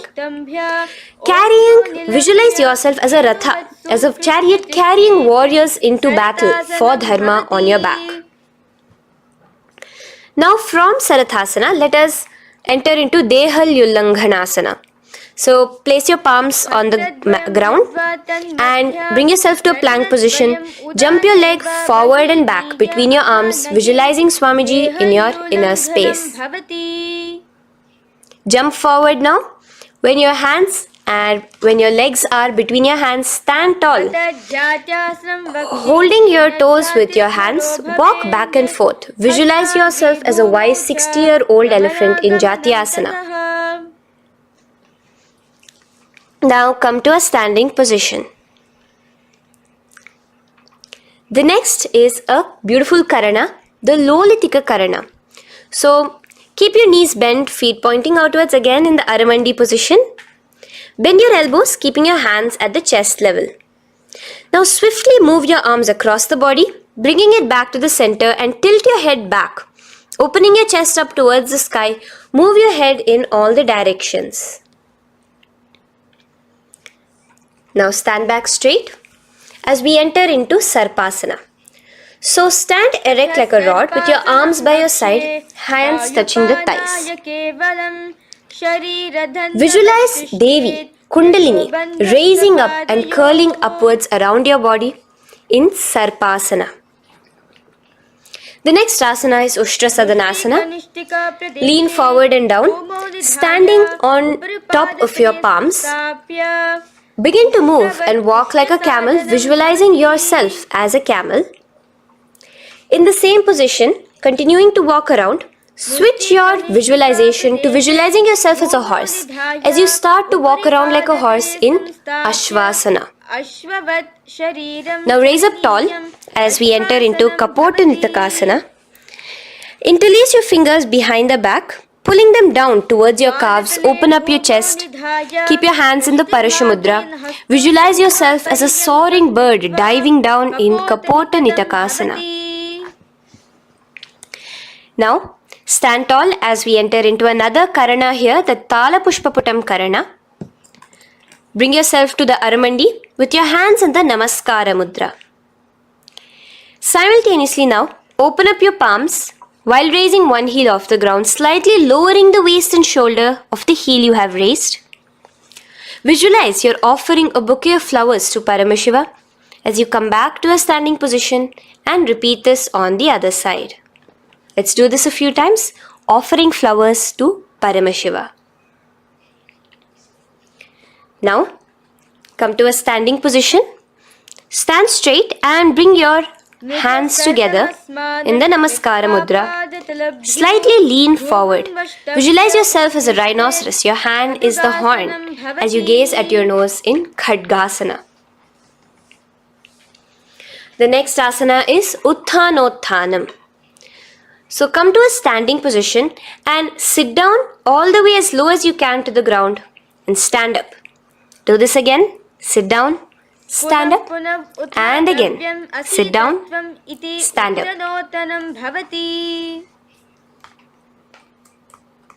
As you gaze at your nose throughout this. The next asana is Musalasana. Now come back to a standing position. Raise your hands above your head, tall as you jump up and down repeatedly. Visualize yourself as a mace. Jump here in Musalasana. The next asana is Uchirshaka. So come back to a standing position. Pull the sole of one foot towards your belly. Now with the other leg, sit down and stand up. Release the leg. Pick the other leg up, pull it towards your belly, sit down and stand up in Uchirshaka as you visualize Swamiji in your inner space gazing at your nose. The next is a Karana, which we will be entering into the Parshvajanu Karana. So again, bringing yourself to the Aramandi position, bend and lift one knee towards your chest, pointing the toes downwards. Keep your arm around the knee, holding it with the hand in a fist. Let the other hand hang down on the thigh, wrist twisted, fingers pointing inwards. This is the Parshvajanu Karana. Now slowly release as we enter into Tandavasana. Stretch one leg out straight in front of you as you alternate between sitting and standing. Visualize yourself fiercely dancing as Paramashiva. Raise the foot to the inner thigh of the opposite side. As we enter into Brahmanasana, let your hand be resting by the sides. Keep your standing leg erect like a rod. Visualize yourself being blessed by Lord Brahma. Now, you can bring the left foot around the right knee and rotate it, tucking the left toes on the other side of the right calf. Simultaneously cross your left arm below the right, bring your palms together in the Namaskara Mudra. Visualize yourself as Lord Garuda in Garudasana 3. Now slowly uncross your legs and hands as we enter into Ekapadasana, coming to a standing position. On the right leg, bring your left foot to the opposite thigh with your hands relaxed by the knees. Now take a hold of the raised foot with your hand in the Prana Mudra. Stretch your leg out wide, out to the side and rotate your body quickly on the standing leg. Visualize yourself as the North Pole star in Dhruvasana. From here now, in the foot which is in your hand, just slowly, once you finish the rotating movement, in Trivikramasana, bring it up towards the back of your neck. Stand as tall as you can and alternate between sitting and standing. Visualize Bhagavan Mahavishnu in your inner space. Now you can take the leg out from behind your neck and stand straight. As we repeat the Parshvajanu Karana on the other side, bring your knee up to your chest, clasp your knee in a fist while the other hand comes to the opposite thigh. Hold there for a second and stretch your leg out. In Tandavasana, sit and stand. Visualize yourself fiercely dancing as Paramashiva. Bring the foot to the inner thigh, standing straight like a rod. Get your hands by your sides. Visualize yourself being blessed by Lord Brahma. In Brahmanasana on the other side.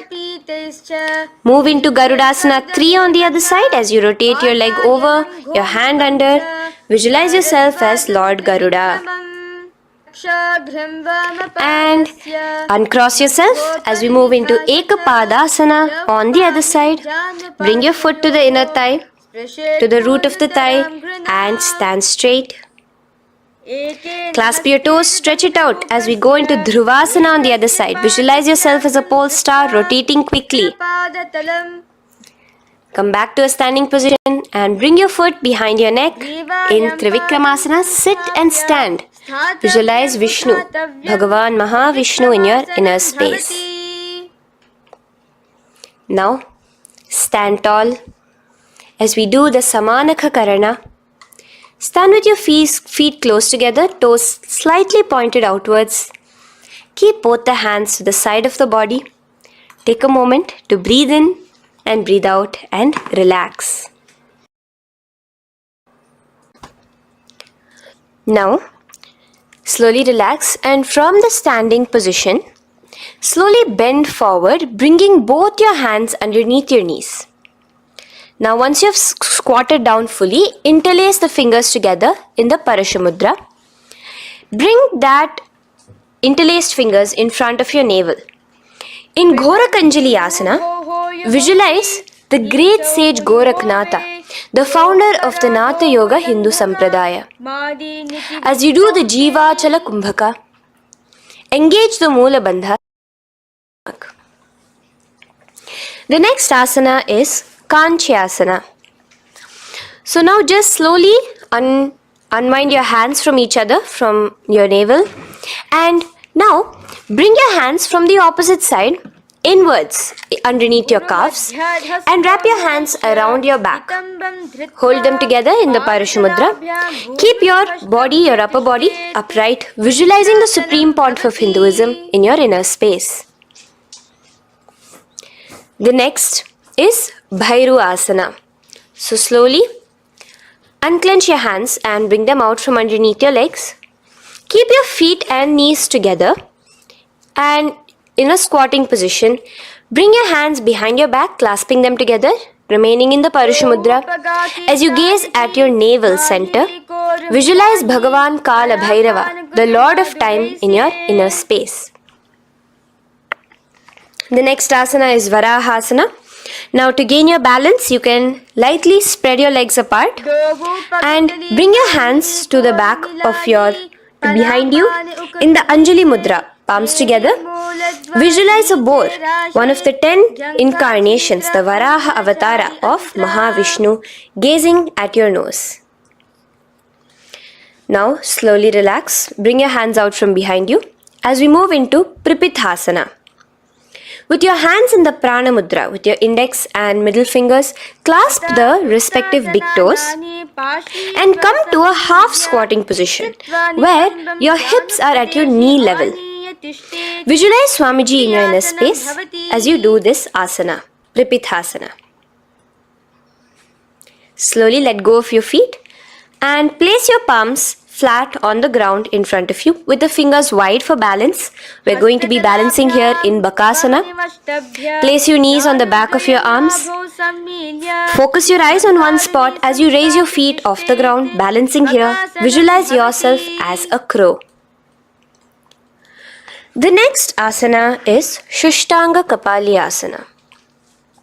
So now come to a kneeling position. So from there itself, you can directly put your head onto the ground, or else come to a kneeling position and place your head onto the ground. Palms spread for support. Raise your body onto your head, bringing your legs into the Padmasana. Gaze at your nose. Visualize Swamiji himself in your inner space. Come down now, uncrossing your legs as you come down. Sit onto your knees, keeping the toes flat. Now, let your heels come outside of the hips.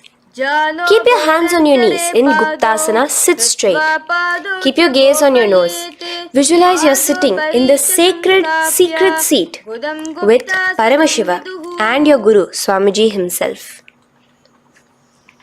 Now we are going to be kicking up into a handstand. So get ready. Place your palms on the ground, fingers wide for support.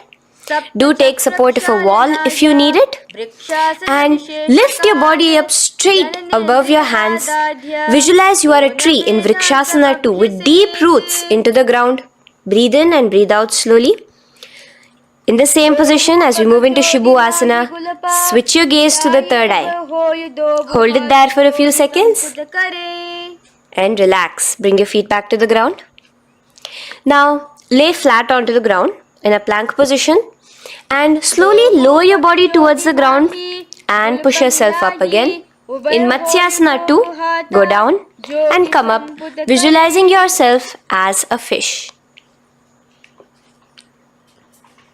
The next asana is Sarpasana 2.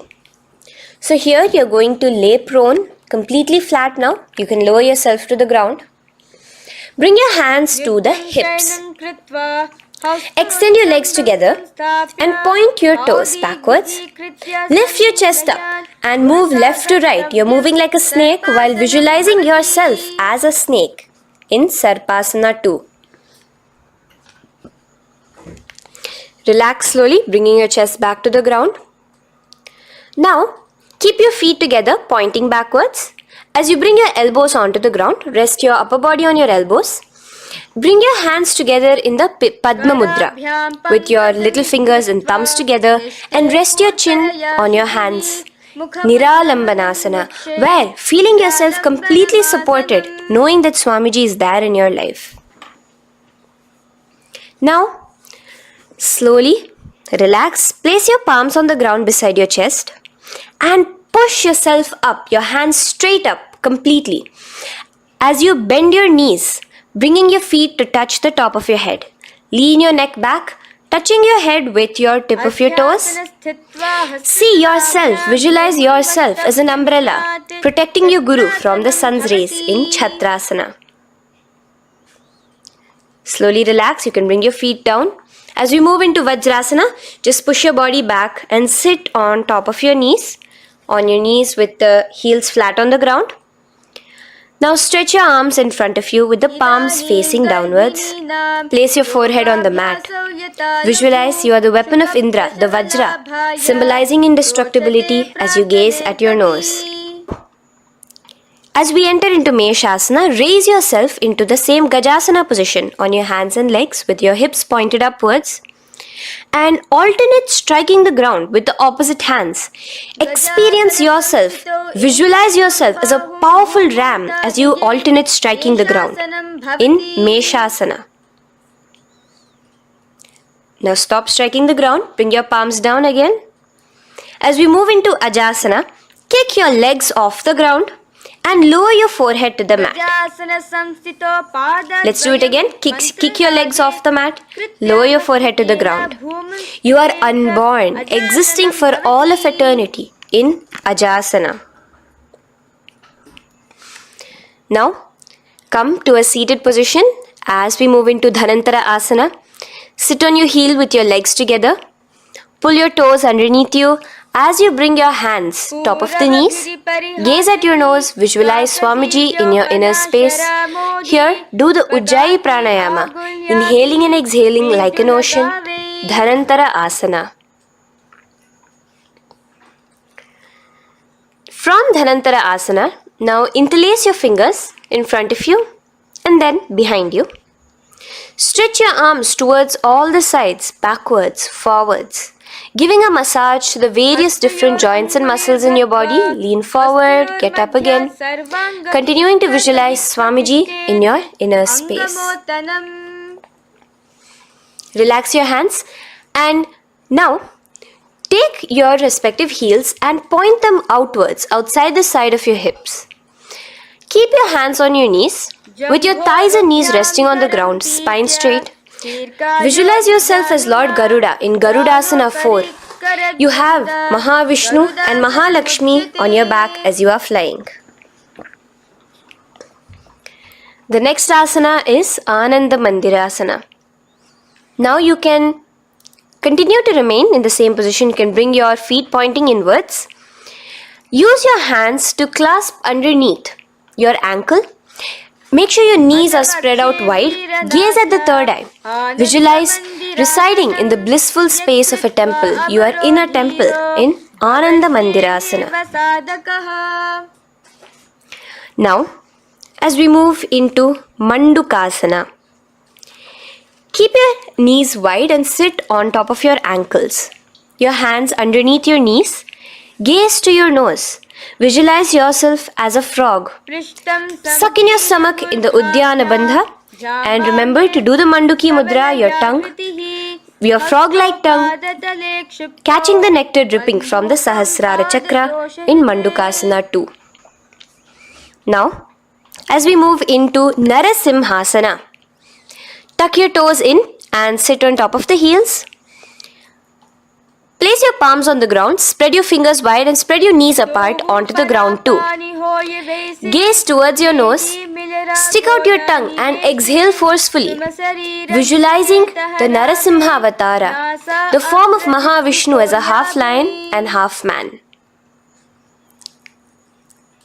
Now just raise up, bring your hands off the ground. Here we'll be doing a new pranayama, which is the Bhishraka pranayama, as we enter into Bhishrakasana. So continue to keep your knees and feet on the floor. As you bring your hand up to your face, make a hollow of your palms and place it over the mouth. Keep your thumbs under your teeth and close your lips. Gaze to your nose. Inhale through your left nostril, exhaling through the mouth. Gaze at your nose again. Visualize yourself as Devi, presiding over any and all minuscule fears you may have within you. Now moving back into the Ujjayi Pranayama, let us do Makadasana. So you can take your hands off your face and slowly remaining in the same position, bring it to your armpits. Bring your fingers to your armpits. Imitate as if a monkey is scratching. As you gaze to your third eye, visualize yourself as a playful monkey in Makadasana. From Makadasana, let's move into Vajra Sangharasana. So you can slowly lift your knees off the ground, just balancing on your toes, sitting on the heels. Bring your hands behind your back and clasp the opposite elbows. Gaze to your nose, embody a diamond, visualize yourself as a diamond-like strength for yourself and your Sangha. The next asana is Khanjanasana. So now you can uncross your hands, rest on top of the heels with your knees on the ground. Keep the toes down, ankles crossed behind. Place your palms on the mat to your side. Suck your stomach in the Uddiyana Bandha as you gaze at your nose in Khanjanasana. Now, you can uncross your ankles and just sit with your toes flat. Keep your knees wide on the floor. Rest your hands on the knees. Just relax the Uddiyana Bandha, just sucking in your perineum in the Mula Bandha. Gaze at your nose, visualize yourself as a turtle with a stable body and mind to live for hundreds of years. And without changing anything in your physical posture, just visualize yourself uniting with Swamiji himself in Yogasana. Now, raise up onto your knees, cross your ankles behind your back until the feet are coming towards the opposite knees. Now, bring your hands behind you and hold on to the calves with the fingers inside, the thumbs outside. Gaze at the third eye as you visualize yourself in a space of oneness with Paramashiva himself as Swamiji. Now you can uncross your ankles, come back to standing on your knees as we enter into Ushtrasana 2. So now, in a kneeling position, bend backward, hold your ankles with your hands. Keep your arms straight. As you push your hips forward and tilt your head backwards, visualize yourself as a camel in Ushtrasana 2. Slowly, in the same position, lower yourself onto your back in Jatyasana 2. As you are lowering yourself, experience yourself as a blooming lotus. Bring your head, the back of your head onto the mat. Gaze to your nose. Now, let's move into Viratasana. So, try your best to do this without the support of your hands, but you can use your hand support if needed as you raise up from Jatyasana and back down. Raise up and go back down as you gaze at your nose. Raise up and go back down. Visualize Swamiji in your inner space. Now from Viratasana, raise your hips up higher, bringing your forearms onto the mat behind you in a short back bend posture. Hold the back of your heels in Kapotasana. Visualize yourself as a beautiful dove, a kapota, as we move on from Kapotasana into Varasana. So stand upright on your knees with the toes tucked. Hold your arms with the opposite hands. Gaze at your nose. This is the boon fulfilling posture. Visualize your boon becoming a reality directly from Paramashiva himself in Varasana. Now, keeping your knees together, toes tucked, just lean forward, bringing your head onto the mat, holding your head with your hands. Visualize yourself as a boar, as the Varaha avatar of Bhagavan Mahavishnu in Varaha Asana 2. Now, just kick your legs off the ground as we enter into Mundasana. Raise yourself up into a headstand posture, visualizing yourself as a lopped tree. Gaze at your nose. Breathe in and out in the Sahaja Kumbhaka. Slowly come down now. Relax. Come to a kneeling posture. Sit on your heels. Bring your head down beside your knees, your elbows adjacent to the knees, your hands holding your head. Exhale through your mouth as you gaze at your nose, visualizing Swamiji in your inner space in Andhasana. Now from here, push yourself off the mat as you come lying prone on your belly. Let your arms be extended straight out and together lift your thighs, arms and chest off the ground, stretching your body, balancing there. Visualize yourself as a locust in Viparita Shalabhasana. The next asana is Kapalasana. So slowly lower yourself back to the ground.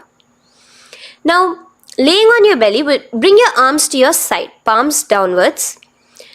Keep your forehead on the ground and your chest on the mat. Only lift your legs up into the air. Only your legs are lifting up. Visualize yourself as a skull. You are a mind with purified thoughts, a strong will to attain enlightenment in Kapalasana. The next asana is Akasha Kapotasana.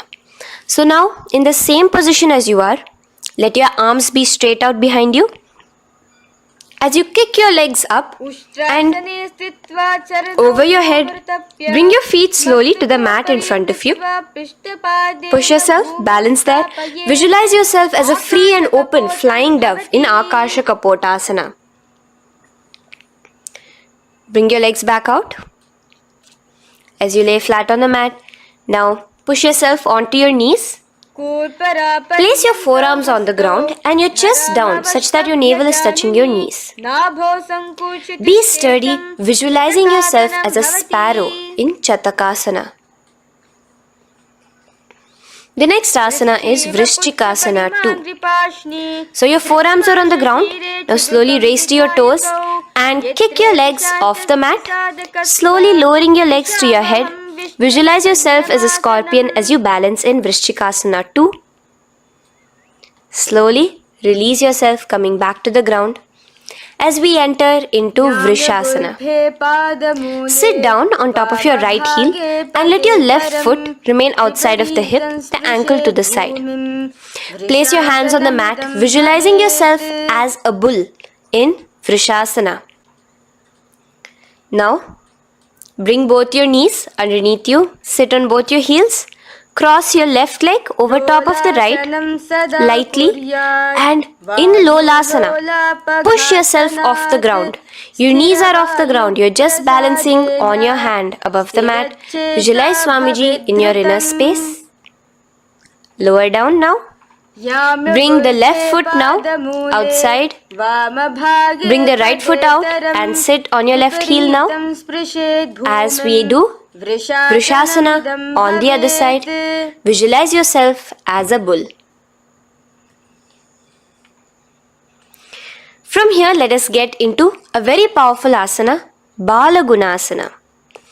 So, place your left toes on the ground, sit on the heel of your left foot.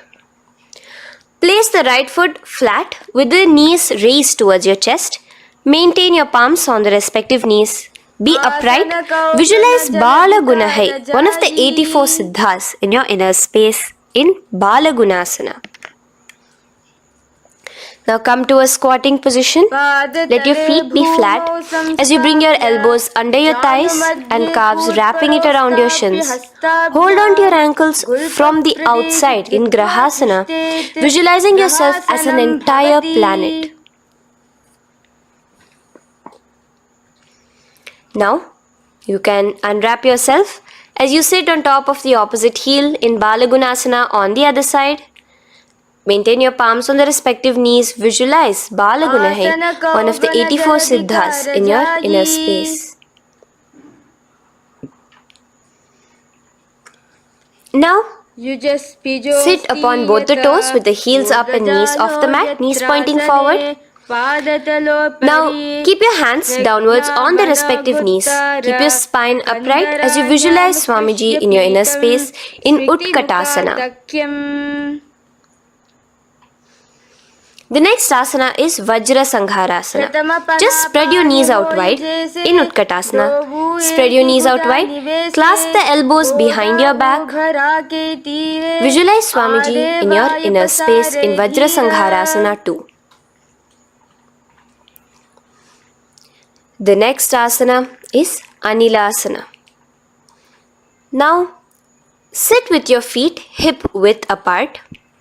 Bring your hands under the soles of your feet from inside. Your palms facing downwards. Step onto your hands. Keep your arms straight, elbows together at the navel. Gaze to your nose. Visualize yourself able to consume and live off of air alone in Anilasana. The next is Padukasana. So from Anilasana, you can release your hands. Place the back of your hands on the mat with your fingers facing upwards. With your fingers facing towards your body, palms upwards. Step your feet on top of your hands and wrap your hands around your feet like a shoe. Walk around. Visualize you're wearing padukas, walking across the length and breadth of the world in Padukasana. Now bring your palms onto the ground. Stop moving around as we move into Kukutodana.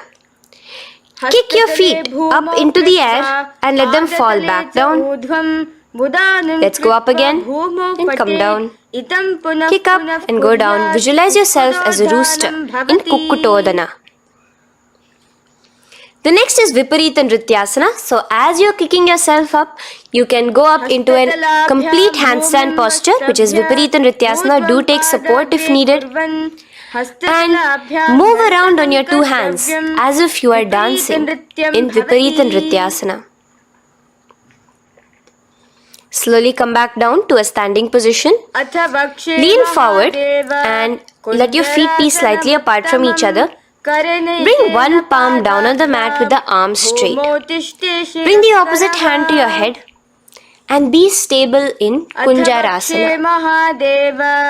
Now just put that hand down as you bring the other hand to your head, repeating Kunjarasana on the other side.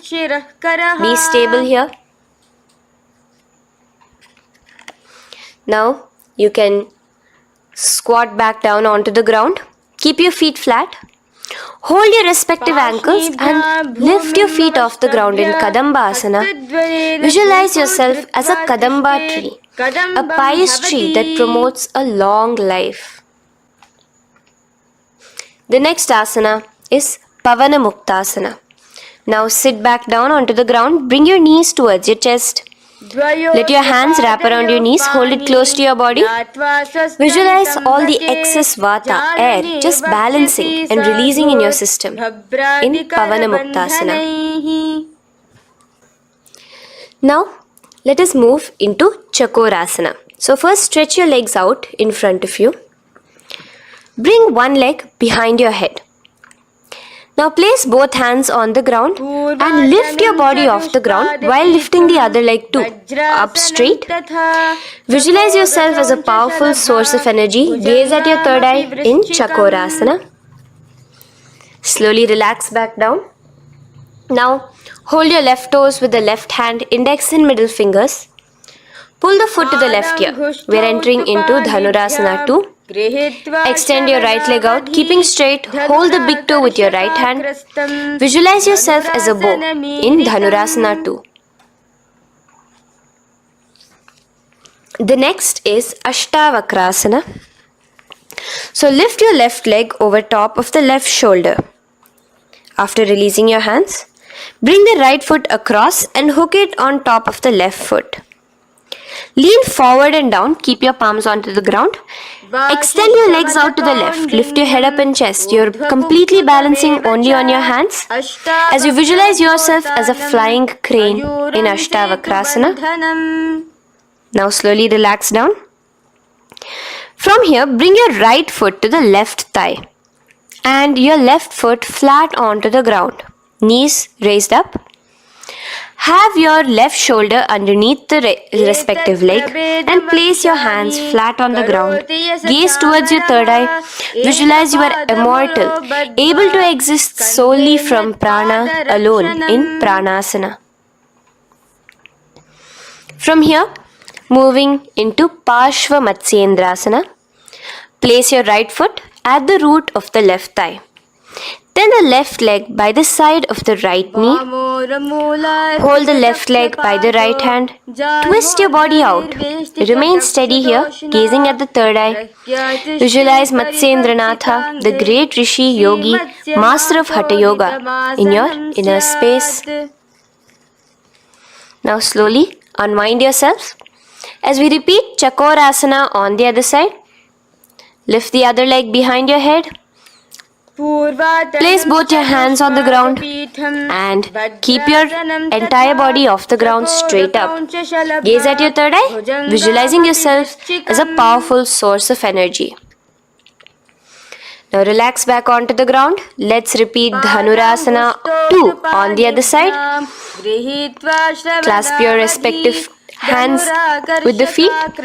Pull one foot back, the other foot extended forward, visualizing yourself as a bow. Release your feet as you cross them over each other, over top the shoulder in Ashtavakrasana on the other side. Raise off the ground. Visualize yourself as a flying crane. The next asana, we'll be repeating Pranasana on the other side. Bring the right foot to the left thigh. Bring your hands onto the ground with the knee raised. Gaze at your third eye, visualizing yourself able to live off just prana, just air alone. And relax as we do Parshva Matsyendrasana on the other side. Twist yourself, visualizing Matsyendranatha, gaze towards your third eye. And from there, let us enter into Ardha Paschimottanasana. Keep one leg straight and press your perineum with the other heel. Bring your chest forward and down. Hold your toes and feet and bring your head towards your knees. Here in Ardha Paschimottanasana, visualize Swamiji in your inner space. Now raise up, and the foot which was at the inner thigh, now rotate it outside of the hip. Now hold the sole of your other foot and lift your leg up towards your forehead. Try to bring your knee to your forehead as you keep your knee straight. Gaze to the nose in Kraunchasana. Visualize yourself as a crane. Now slowly relax down your leg. Now the leg that is now straight, you can bring it to the inner thigh as you straighten out the other leg. As we repeat, Ardha Paschimottanasana on the other side. Lean forward and down, clasping your foot. Bring your forehead to your knee. Visualize Swamiji in your inner space. Slowly raise up. Place your right ankle outside of the hip now. Hold the sole of the left foot, lifting the leg up towards your forehead. Stretch yourself there. Gaze at the tip of your nose. Visualize yourself as a crane in Kraunchasana on the other side. Now from here, bring the soles between the thighs and calves. So once you have relaxed yourself, bring your soles between the thighs and calves. Keep your spine straight. Palms resting on your knees. Visualize a swastika, embodying peace, well-being, good fortune and prosperity as you gaze at your nose in swastikasana. Now, without changing anything about your position, just take your hands alone. Cover the respective heels with your hands in Gorakshasana as you tuck your chin to your chest in Jalandhara Bandha. Gaze at your nose. Visualize the great Rishi Gorakhnatha, the founder of the Natha Yoga Hindu order. Now release the Jalandhara Bandha. Continue to keep the Mula Bandha engaged throughout the whole sequence. As you raise one foot to the opposite thigh, bring your hands to your face in the Shanmukhi Mudra, closing your eyes with your index finger, nose with the middle finger, ears with the thumbs. Gaze at your third eye as you meditate on Swamiji himself, the Supreme Pontiff of Hinduism. Now release the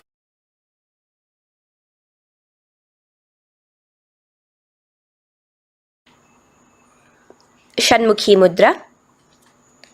And in Yogasana 2, bring your legs into the Padmasana position over the opposite thighs.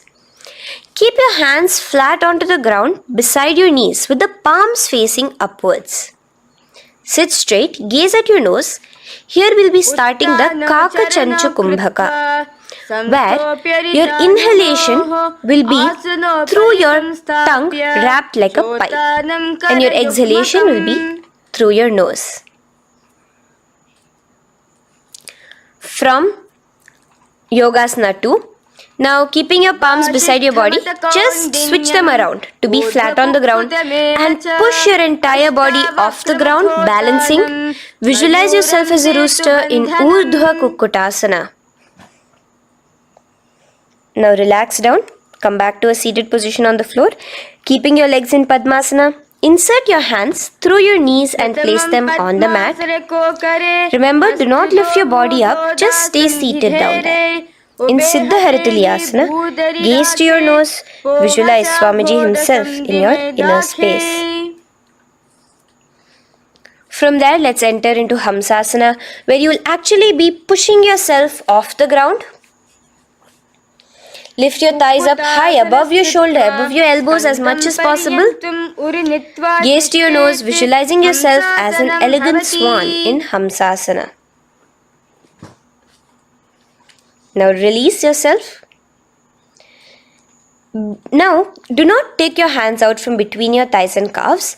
Just go onto your knees and reach your hands behind your body with your fingers interlaced in the Parashu Mudra. Bring your forehead to the floor as you gaze at your nose. Visualize yourself as Lord Paramashiva's bow in Karmukasana. Now, slowly come back to the seated position as we move into Kurmasana 2. Keeping your hands in between your thighs and calves, bend your elbows and hold your respective shoulders with your hands. Visualize yourself as a turtle, a stable body and mind to live for hundreds of years. Now in the same position, just engage the Jalandhara Bandha, tucking your chin to your chest as we move into Granthi Bhedasana, gazing at your nose. Rejoice, knowing you are in Paramashiva's secret knot posture. And from there, release the Jalandhara Bandha as you roll onto your back. Keep your hands on the shoulders, laying flat on your back. As you visualize yourself as a turtle on its back, playful, gaze at your nose in Uttana Kurmasana. Now rock yourself back to a seated position as we do Pangu Kukkutasana. Now it's the same as your hands between your thighs and the calves, except you will be placing one hand flat on the mat. Hold the wrist with the other hand. Lift your body up and holding only on one hand. Visualize yourself as a rooster in Pangu Kukkutasana. Now release back to the ground. Hold. Let's do Pangu Kukkutasana on the other side. Place the other palm flat and bring the other hand holding the wrist. Push yourself off the ground. Visualize yourself as a rooster. Continue the Kakachanchu Kumbhaka, sucking in your breath through your curled tongue and exhaling through your nose. As you slowly extricate your hands from between your thighs and calves, let's do Girdharasana here. So now, interlace your fingers in the Parashamudra as you place your elbows on the feet, remaining your legs in Padmasana. Lean forward and down, resting your chin on your knuckles. Place your thumbs to your throat in Girdharasana. Visualize Swamiji in your inner space. From there now, sit straight into Padmasana 3. So with your legs in Padmasana, bring one hand over the other near your navel center. Engage all the 3 bandhas, suck in your stomach, clench your perineum, tuck your chin to your chest and gaze at your nose in Padmasana 3. Slowly now, as we move into Padmasana 4, bring your hands to the respective knees. Release the Jalandhara Bandha and release the Udyana Bandha, just engaging the Moola Bandha alone. Visualize Paramashiva in your inner space as you gaze at your nose in Padmasana 4. Now we'll be entering into Karmukasana 2. So in the Padmasana position, hook your right hand index and middle finger in the Prana Mudra around the toe. Pull it back while your left hand rests on the knee. Now, as you visualize yourself as Paramashiva's bow, just release your right foot, bring your left hand to the left toe, right toe, and let your right hand be on the right knee. Now from here, let's do Karmukasana 3. So you can release your toes, cross your hands behind your back, continue to keep your legs in Padmasana, and with your respective hands, cross behind your back. Hold on to the toes in the Prana Mudra. Engage all the 3 bandhas, suck in your stomach, clench your perineum, tuck your chin to your chest. Visualize yourself as Paramashiva's bow in Karmukasana 3. Slowly relax the bandhas, just keeping the Moola Bandha. Continue to hold on to your toes. Release the Udyana Bandha and the Jalandhara Bandha. Switch your gaze to the third eye. Visualize you are Paramashiva's third eye itself. Anything you come across, you just rejuvenate it, destroy it in Dridhasana. Now, try to keep your hands at the toes. If not, just keep your hands crossed behind you as you lean onto your back in Padmasana, where you are entering into the Nagrasana position. Lay flat onto the back, visualizing yourself as a snake, gaze at your nose in Nagrasana. Do the Sahaja Kumbhaka, simple breathing, inhaling and exhaling.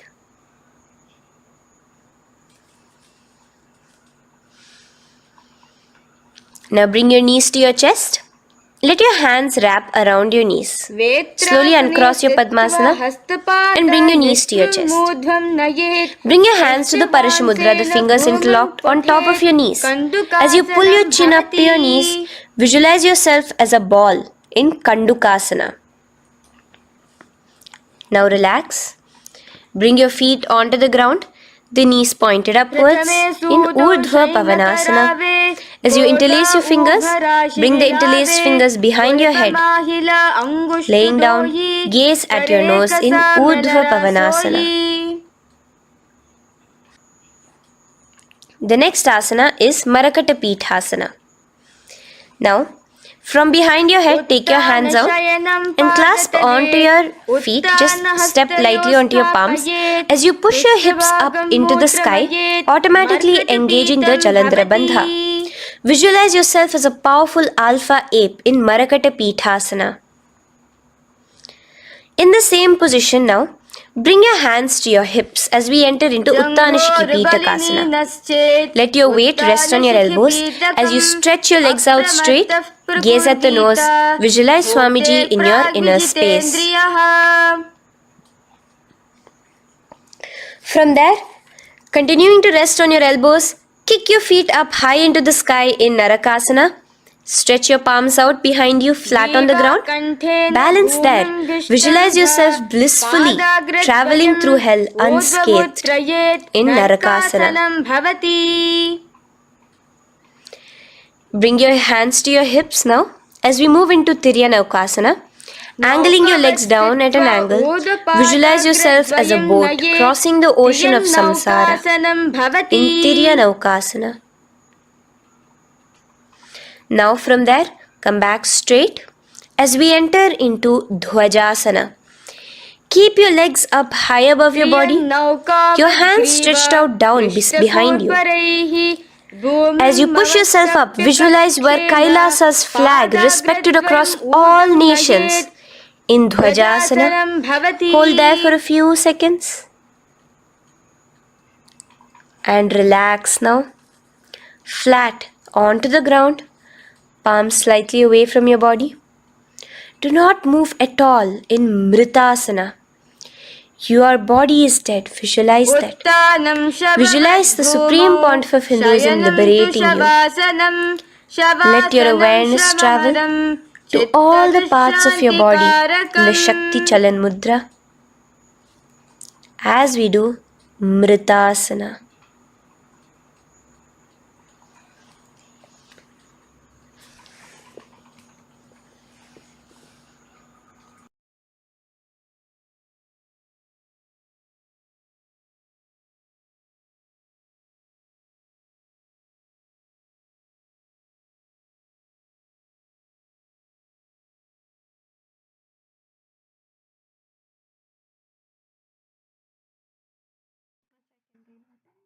Om Purnamadah Purnamidam Purnat Purnamudachyate Purnasya Purnamadaya Purnamevavashishyate Om Shanti Shanti Shantihi Harihi Om Tat Sat Sarvam Bhagavat Shri Nithyananda Paramashiva Padukarpanamastu Om Nithyanandam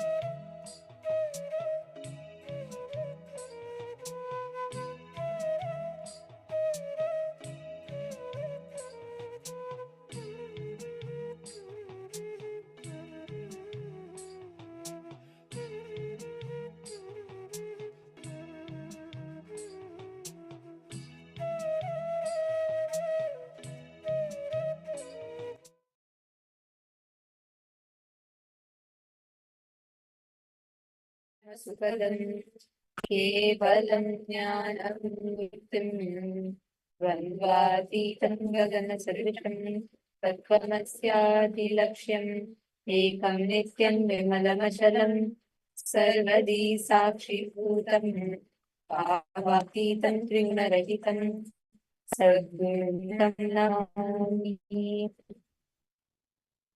Nithyan, all the participants, everyone now we find today. We will call for the second day of Paramashivoham Level-3. And all the participants from around various of every one of you who have joined with us, we are all spending time in the year. And every posture that is, every single movement of your body, your breathing, perfect. When you the Nithyananda Yoga is designed to give you the experience of super conscious state. Very person, very alignment to me. Literally whole body, mind, space, and being. To experience and so all the participants here, Master Paramashivoham Master Nithyananda, Mary Madhuri Nithyananda, Sharmi, all of you that have joined with us right now. In this conversation, today's everything that we are experiencing, if you need to experience deep the individual just the Isha, the divine. All the participants that are here, must that you are able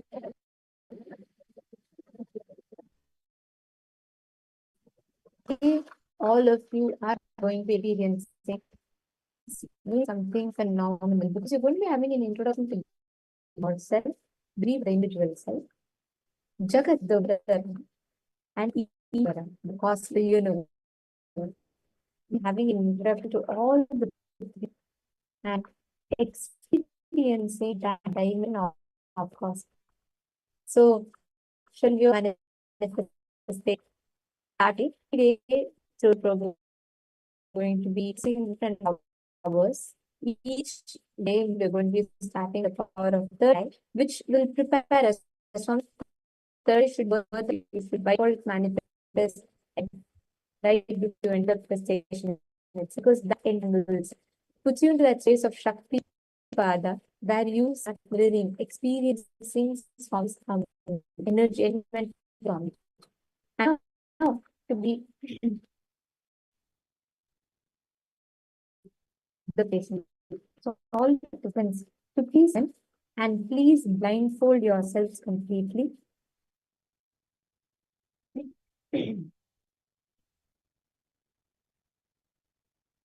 Please blindfold yourself.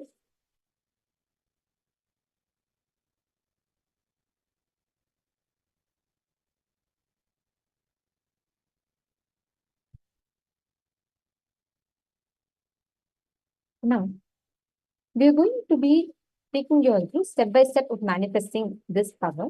What you're going to now do is we are going to be projecting different images for all of you. And I'm going to request each of you to please connect to Swamiji, scan through the third eye, and to identify the exact image that is being projected for all of you.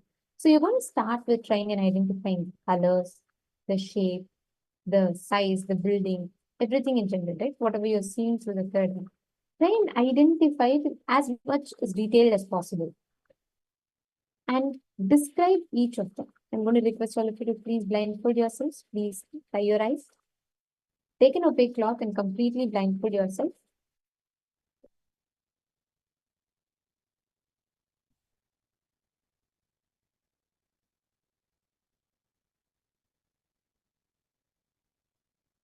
Now, please connect to Swamiji.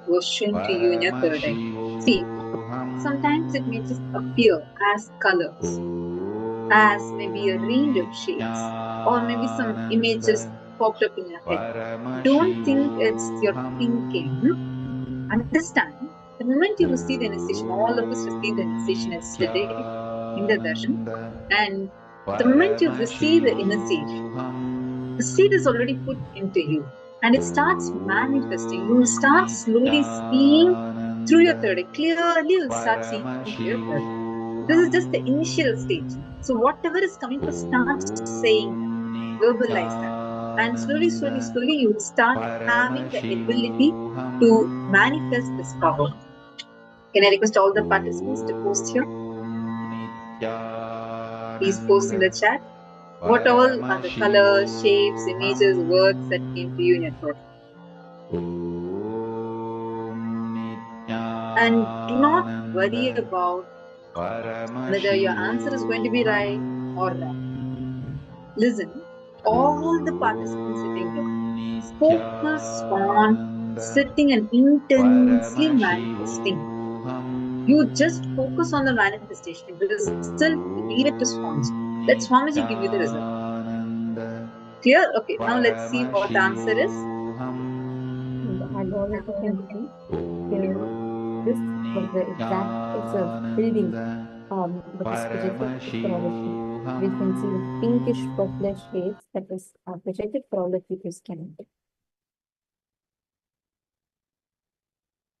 Actually, when you manifest this power, the first and foremost principle that you experience, and which even today we're all going to be learning about in detail, is how your individual self, what we call as Jiva, connects to the Jagat, to the world, and to Ishvara, using the fundamental core cognitions that you carry about you.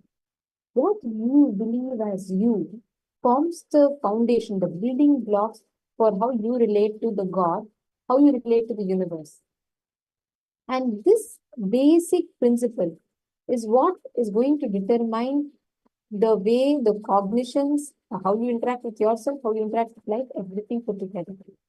So now we're going to be understanding what is the Jagat and Ishvara. How do you experience it? We're going to be listening to that in detail right now. Let's all enter into the first session.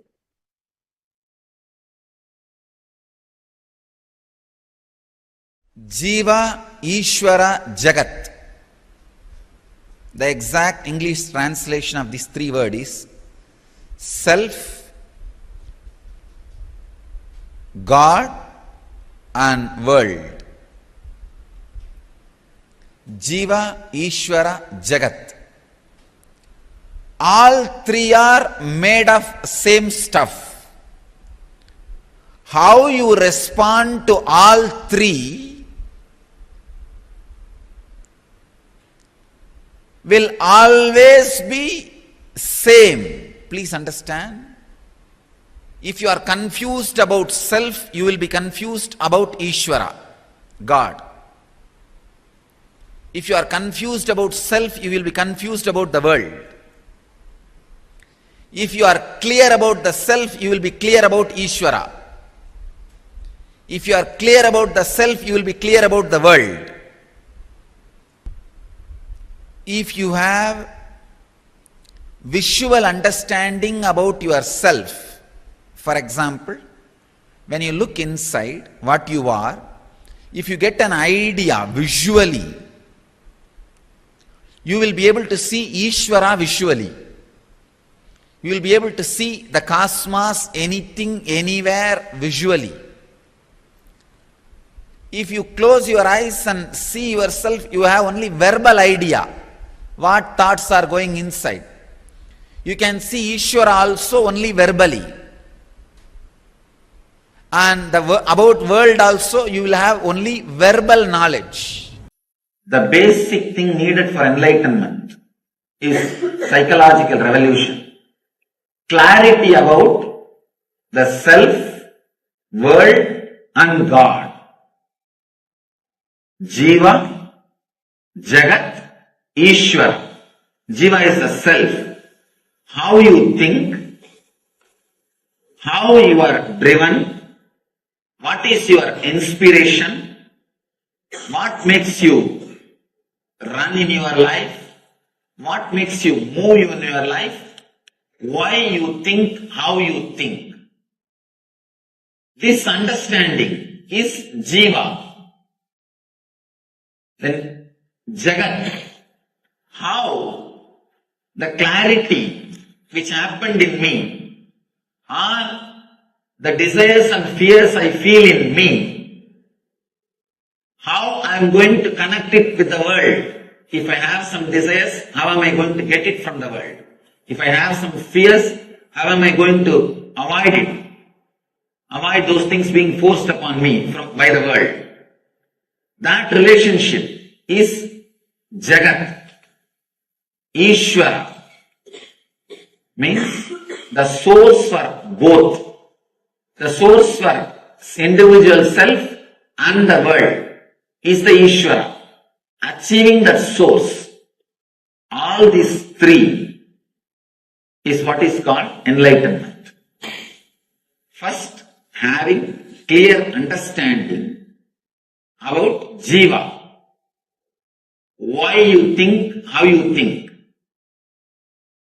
This clarity will give you the experience about Jiva. Then, how to connect with the world through your fear or through your greed. Achieving what you want to achieve or keeping away from what you don't want. This is the realization about the Jagat world.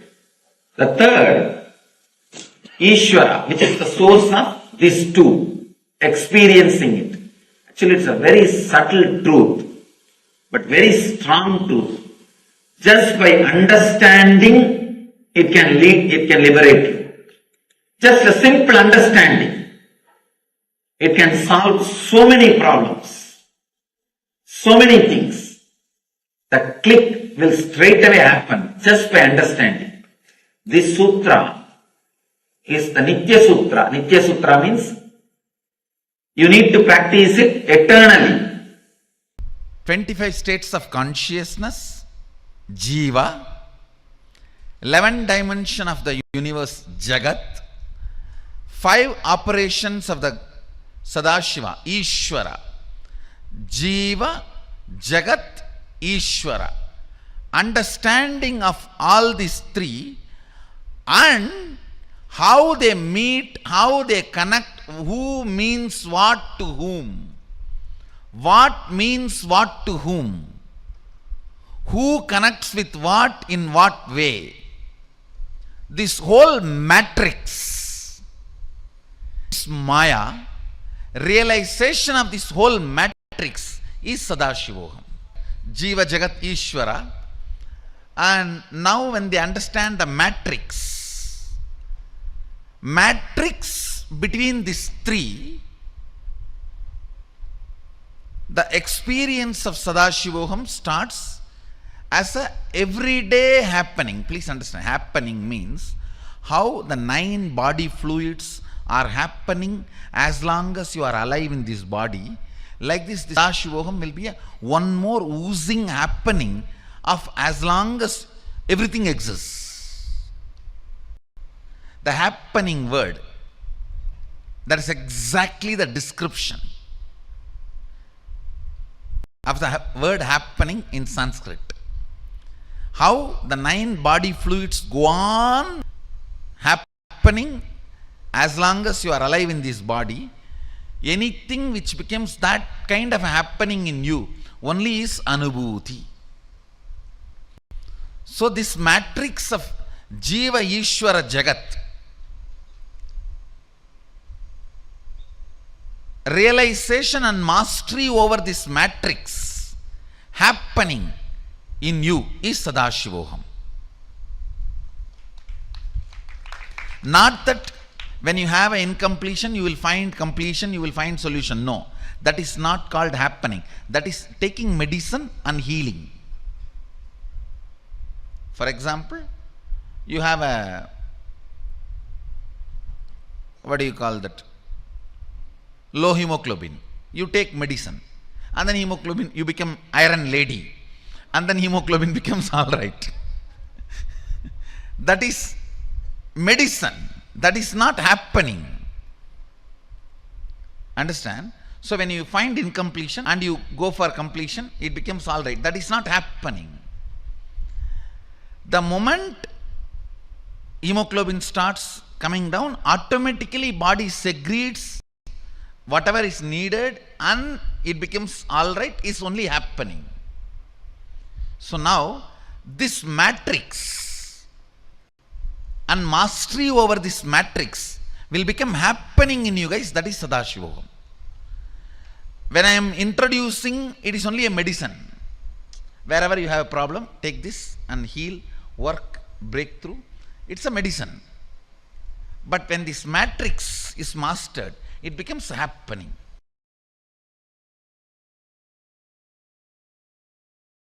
If your idea about you changes, your idea about the world and the God will change. Jiva, Jagat, Ishvara. Jiva is idea about you. Jagat is your idea about the world. And Ishvara is your idea about the ultimate. All these three are very closely connected. If your idea about you changes, your idea about the world will change. And your idea about the Ishvara will change. If you are fear-based, you will feel very connected to the deities with all weapons.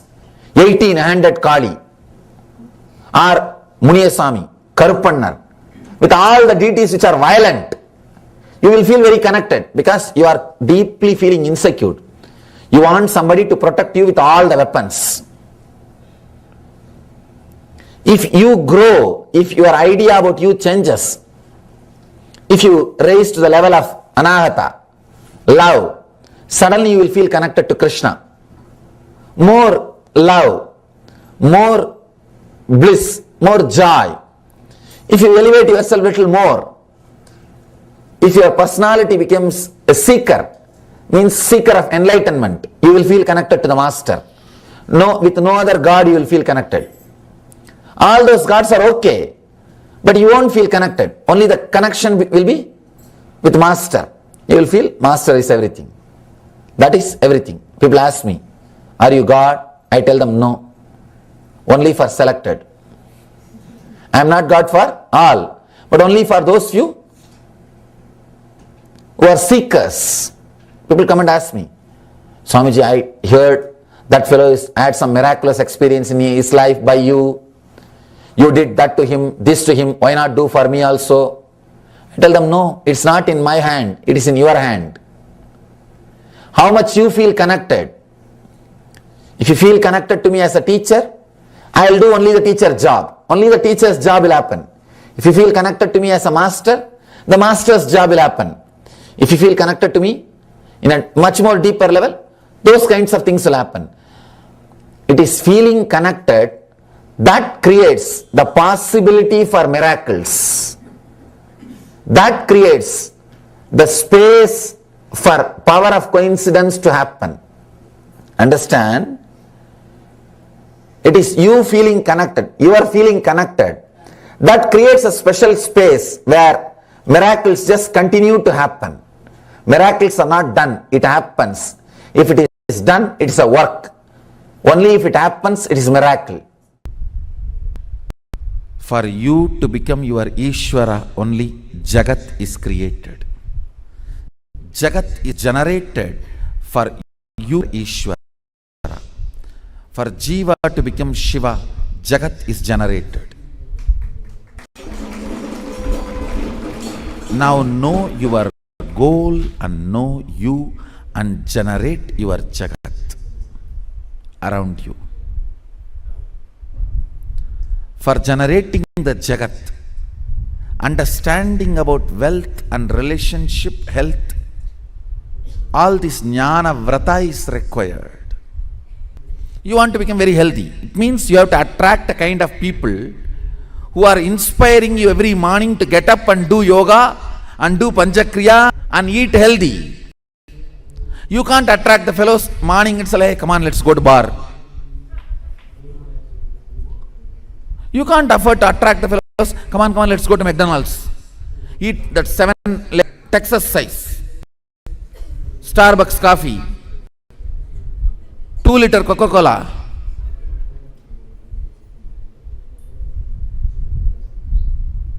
If you attract that kind of friends and that kind of world around you, then don't expect to be healthy. So if you want to be healthy, you need to attract a kind of people, setup, system, place where people are all happy and wake up early morning and breathe the ozone and bend the body, do the yoga and eat healthy, live happily, don't accumulate toxins.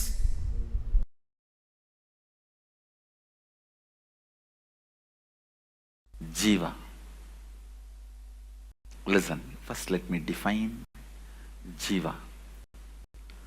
What you perceive yourself as of now to whatever you can perceive you,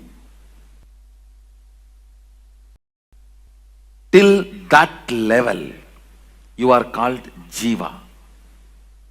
When you cannot perceive yourself anymore individually, separately, you are Shiva.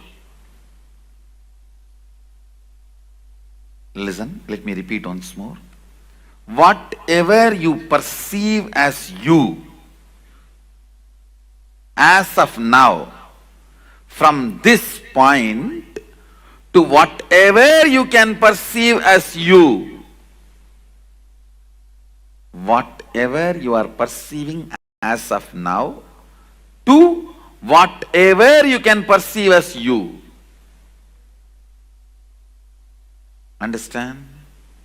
Even if you perceive yourself as Sadashiva, you are only Jiva. It's within the matrix. There will be a space where you will not perceive yourself as an individual. Only then you are Shiva.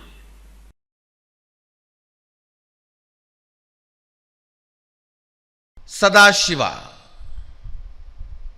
Please listen. What Vedas describe as Brahman, Agamas describe as Sadashiva is not what English word God means. God means generator, operator, destroyer, 3. Very clearly Agama says Sadashiva does Panchakritya, not 3. Panchakritya means creation, protection, destruction, delusion, liberation. Srishti, Sthiti, Vinasha, Trodana, Anugraha. Even the word Srishti is not equivalent to creation. Even the word Sthiti is not equivalent to operation. Even the word Vinasha is not equivalent to destruction. Even that is a mentally retarded, capped version. The word God is not equivalent to Sadashiva.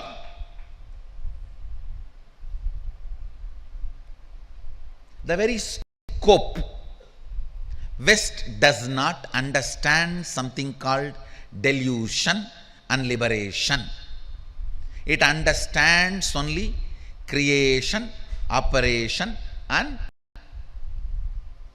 destruction. What they understand from their scope, they created their God. Understand what they could grasp, based on that they created their concept of God. What we experienced, from that we expressed Brahman and Sadashiva. So the Brahman in Vedas, Sadashiva in Agamas is not described, presented properly by the word God. I am first making this statement clear. So, the moment I have discarded even the word God, where is the question of getting absorbed into that God? Understand, supernatural, paranormal, magical, these words no way relates with what Agama describes, Upanishad describes as is.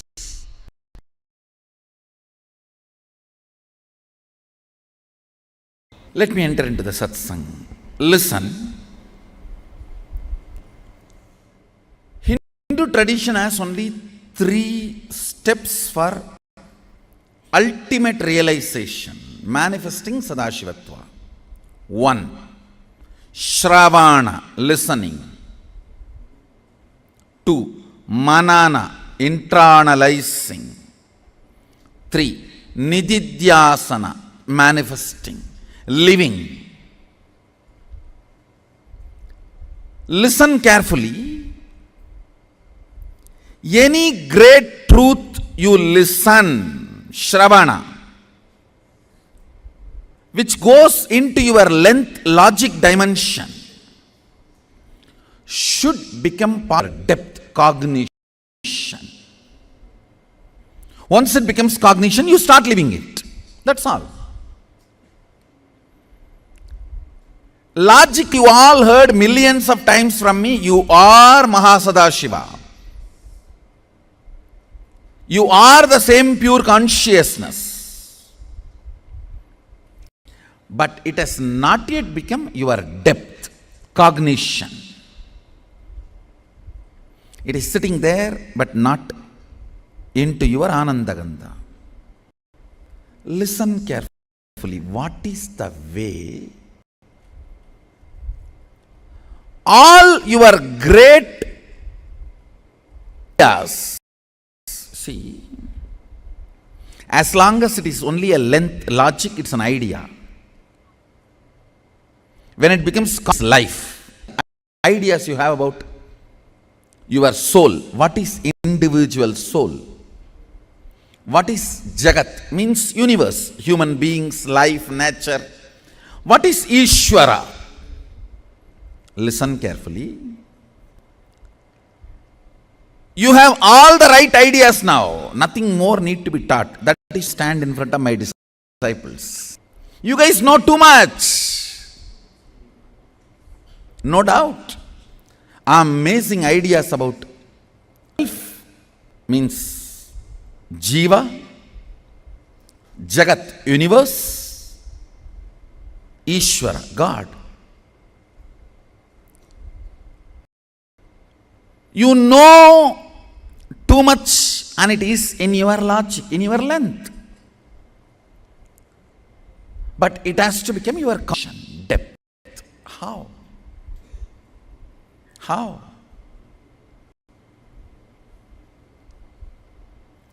Understand,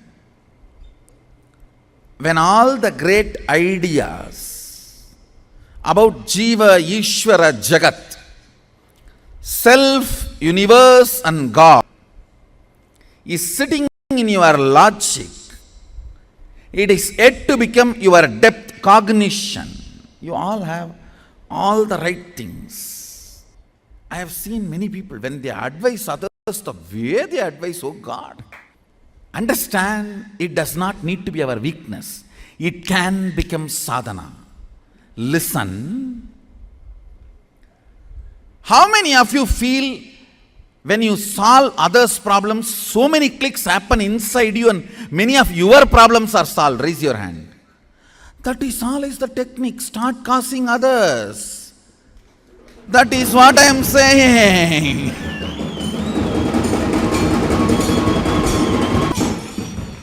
Understand. all the great understandings you have about each self, universe and God, Jiva, Ishvara, Jagat. Jiva, Ishvara, Jagat. All the great things, great ideas you have need to become part of your cognitive depth. How many of you feel everything I have in my length, if it becomes depth, now I will become enlightened? I have so much. What is the methodology then? Causing, that's all. Understand, causing is a spiritual practice, because every time you cause others, you just lift yourself to the higher understandings, cognitions, where the understandings you have in the level of logic length becomes part of your depth, cognition. Sivam, ungal பெயர் அல்ல, ungal சத்தியம். Shiva is not just your name, it is your Satya, it is your Satya, it is your existence, it is you, it is you, it is your very you, the core of your existence is Shiva. Shiva, Shiva, Shiva. Listen. Even when you have self-doubt, see, always, all of you move from one thought to another thought, because your mind moves from one thought to another thought. You get self-doubt about anything you try to understand. Understand? The believers will have a self-doubt about their bhakti. Non-believers, even atheists, will have a self-doubt about their atheism. Any philosophy you try to believe, you will have a self-doubt. Only when you experience, your self-doubt will be burnt. Self-doubt, when it is unattended, becomes self-hatred. Self-hatred, when it is unattended, becomes self-denial. That's what I call SDHD, just like ADHD. How kids have a ADHD, adults get into SDHD, self-doubt. Unattended self-doubt becomes self-hatred. Unattended self-hatred becomes self-denial. The SDHD leads to doubt about life, doubt about your own life. Doubt about your life becomes hatred for life and denial of life. LDHD, life doubt, life hatred, life denial, only becomes frustration, anger, depression about life. All the problems you face in your relationships with the external world, with the outer world, is LDHD. Listen. All the pasa you experience, all the mithya you experience, all the maya you experience, all the delusion you experience is LDHD. life doubt, life hatred, life denial. All the insecurity you experience about life is God doubt, God hatred, God denial. Listen. What starts as SDHD starts as LDHD and GDHD. Once you don't attend to your self-doubt, self-hatred, self-denial, it takes the form of LDHD and GDHD. Listen.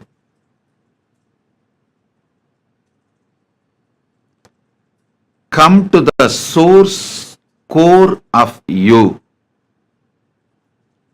The source of you. Through experience. How you experience, you exist with that same strength, power. You can experience Paramashiva exists today. With that experience of Paramashiva, your SDHD, LDHD, GDHD, all of it will disappear, dissolve. You will experience Paramadvaita. Parama Advaita. Understand that first. You always think, only if I can visualize the great truths inside me and concentrate on it without getting oscillated, I will get enlightened. I will experience Paramashiva. No. Paramashiva is larger than your ability to visualize. That is why Upanishads declares. Upanishads very clearly declares, Avangmanati kocharam. It is beyond your ability to visualize and verbalize. He is the frequency which cannot be verbalized. He is the vibration which cannot be visualized. The nada which cannot be verbalized. Bindu which cannot be visualized. He is Satya, only can be experienced. Before entering into the sutra, just few understandings, few words about the scripture, Shiva Sutra. This book is not even just a manual for enlightenment. It is a manual to create spiritual traditions. The technique which we are going to enter today is the base of whole Buddhist tradition. Each technique, each meditation technique which is described in this book is a base for one religious tradition, one spiritual philosophy. Out of this one meditation technique, whole Buddhist tradition is born. Fortunately, this book is older. That is why we are able to say from this book it started.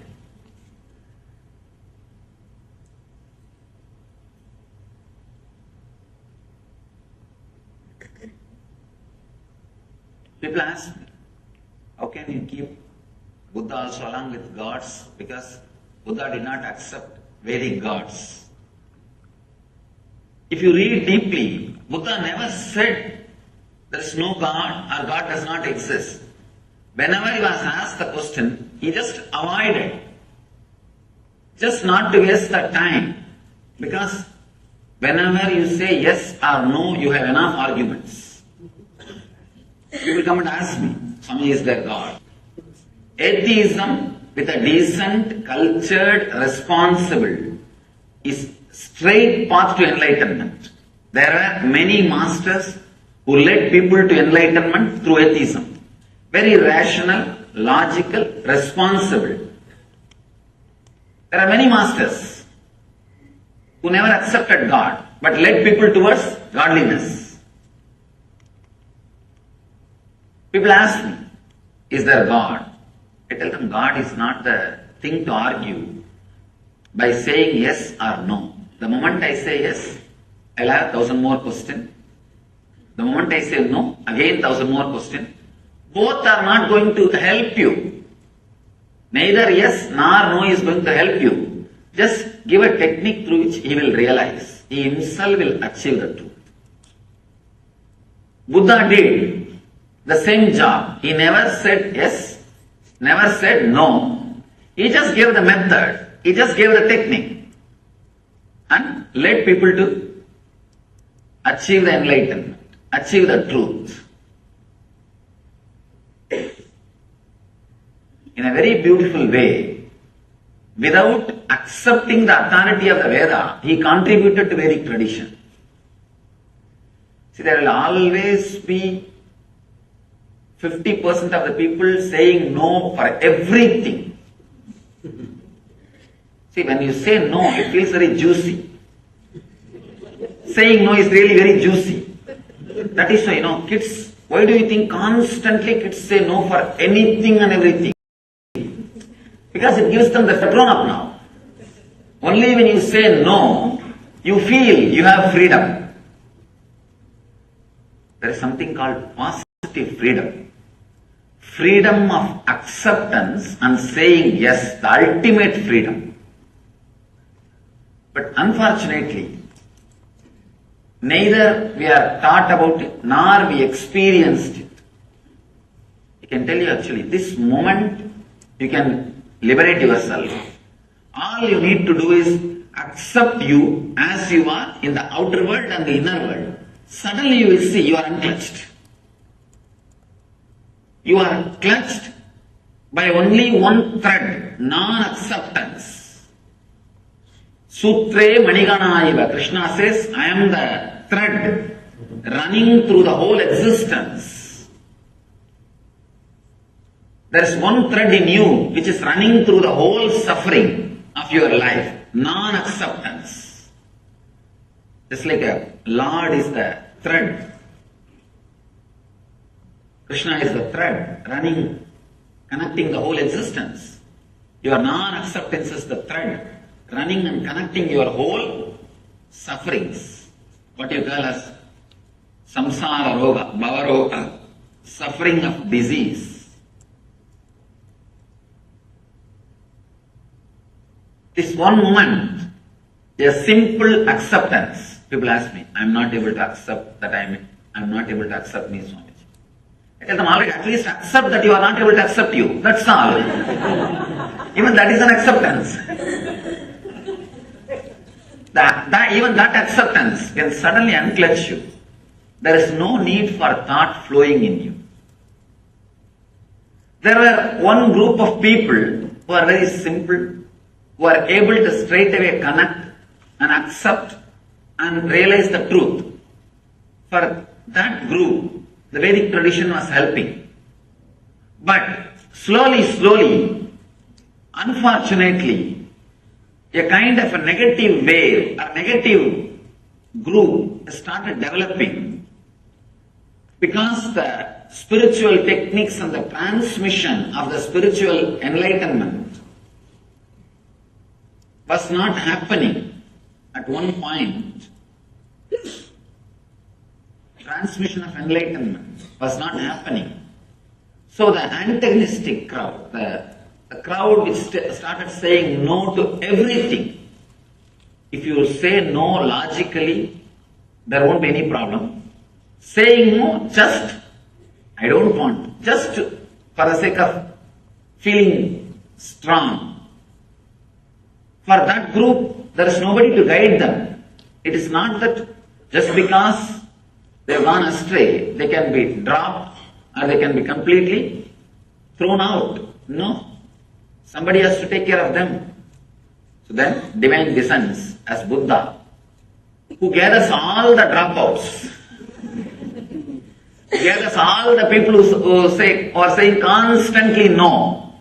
He also gathered all of them and said, yes, he played the same tune. He played the same tune, but I can say among the masters, Buddha is the master who contributed maximum number of enlightened beings to the planet Earth. Maximum number of enlightened beings are contributed to planet Earth from the Buddhist tradition. Directly from Buddha. When he was alive, fortunately he was in the body for more than, you can say, 80 years. He became enlightened around 40. 40 years enlightened public mission.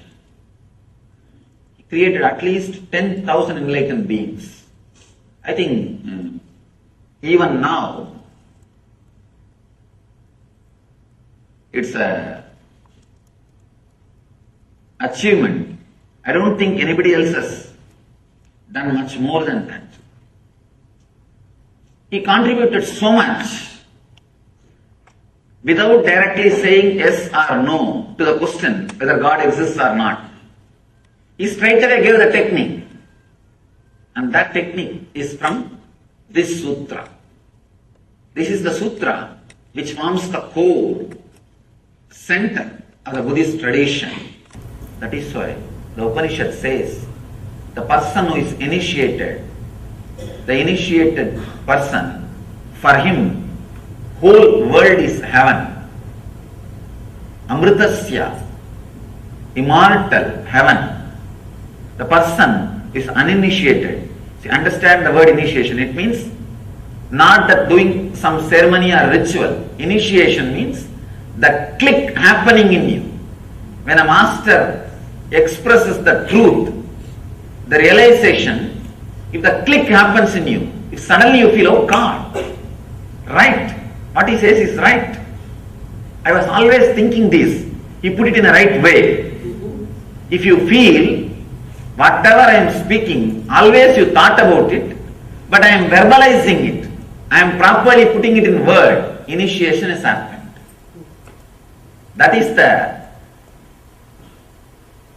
scale, whether initiation has happened or not. If the initiation happens, the whole world is heaven. If the initiation is not happening, then the whole world is hell. All you need to understand is this two quality. When you do not accept this moment, starts the greed.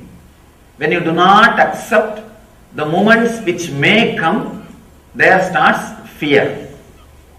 Out of greed, the quality of rajas gets added into your system.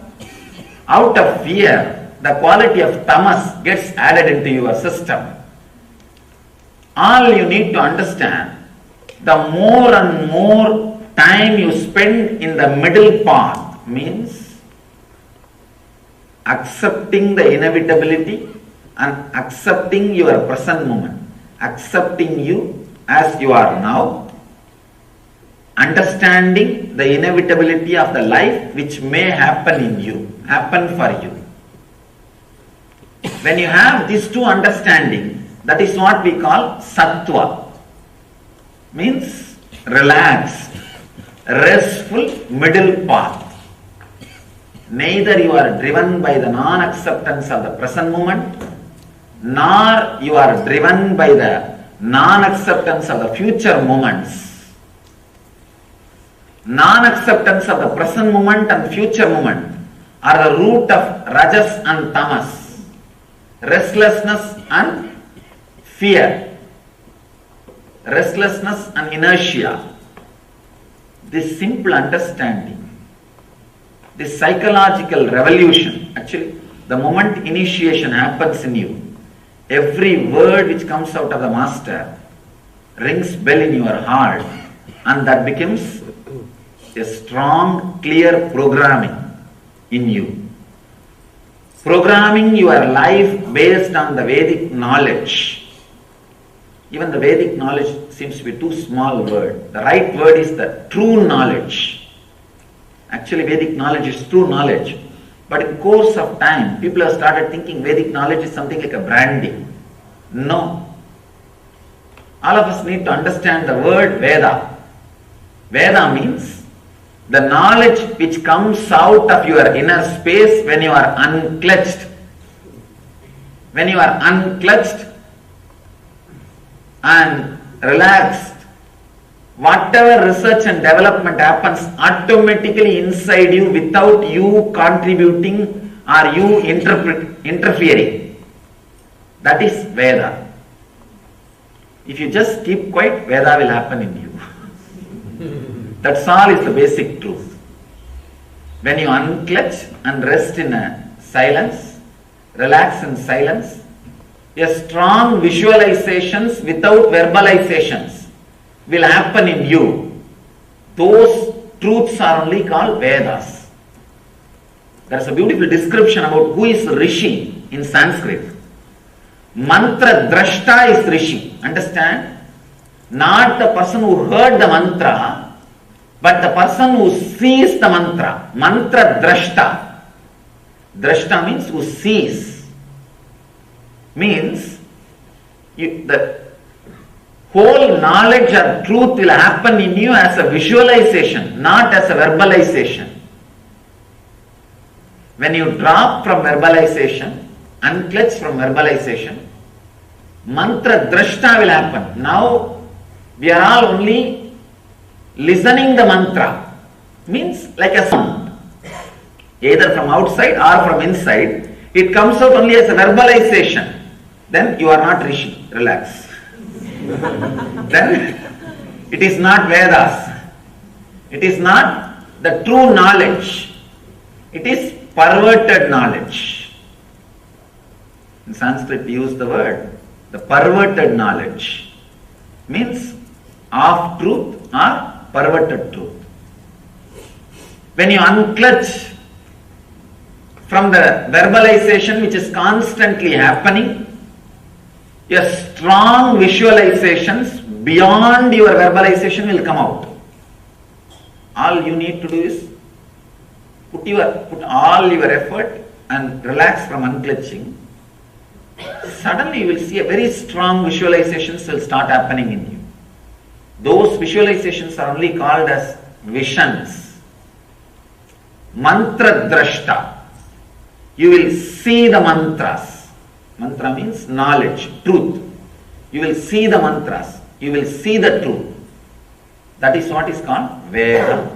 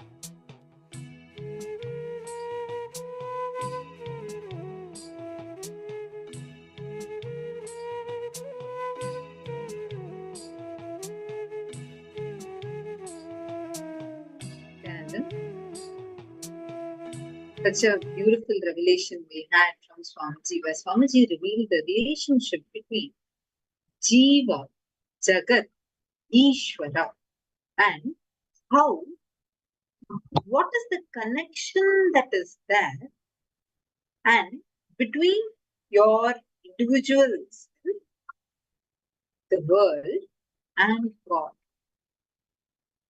How all these three are so deeply connected. Swamiji even explained how the self-doubt, unattended self-doubt becomes self-hatred. Unattended self-hatred becomes self-denial. And this SDHD pattern that you carry inside of you, same thing only you reflect onto God, onto life, onto everything. SDHD becomes GDHD. When you experience insecurities in your life, it is directly God doubt that you're having. All these three are very, very deeply connected. Your individual self, Jiva. The world that you experience, Jagat, and then the God, Ishwar. Jiva, Jagat, Ishwar. All these three are very, very deeply connected to each other. How many of you are understanding so far? Jiva, Jagat, and Ishvara. All these three are very deeply connected to each other. Now, why does this? Many times we will be complaining, saying that, oh, why is my life feeling like this?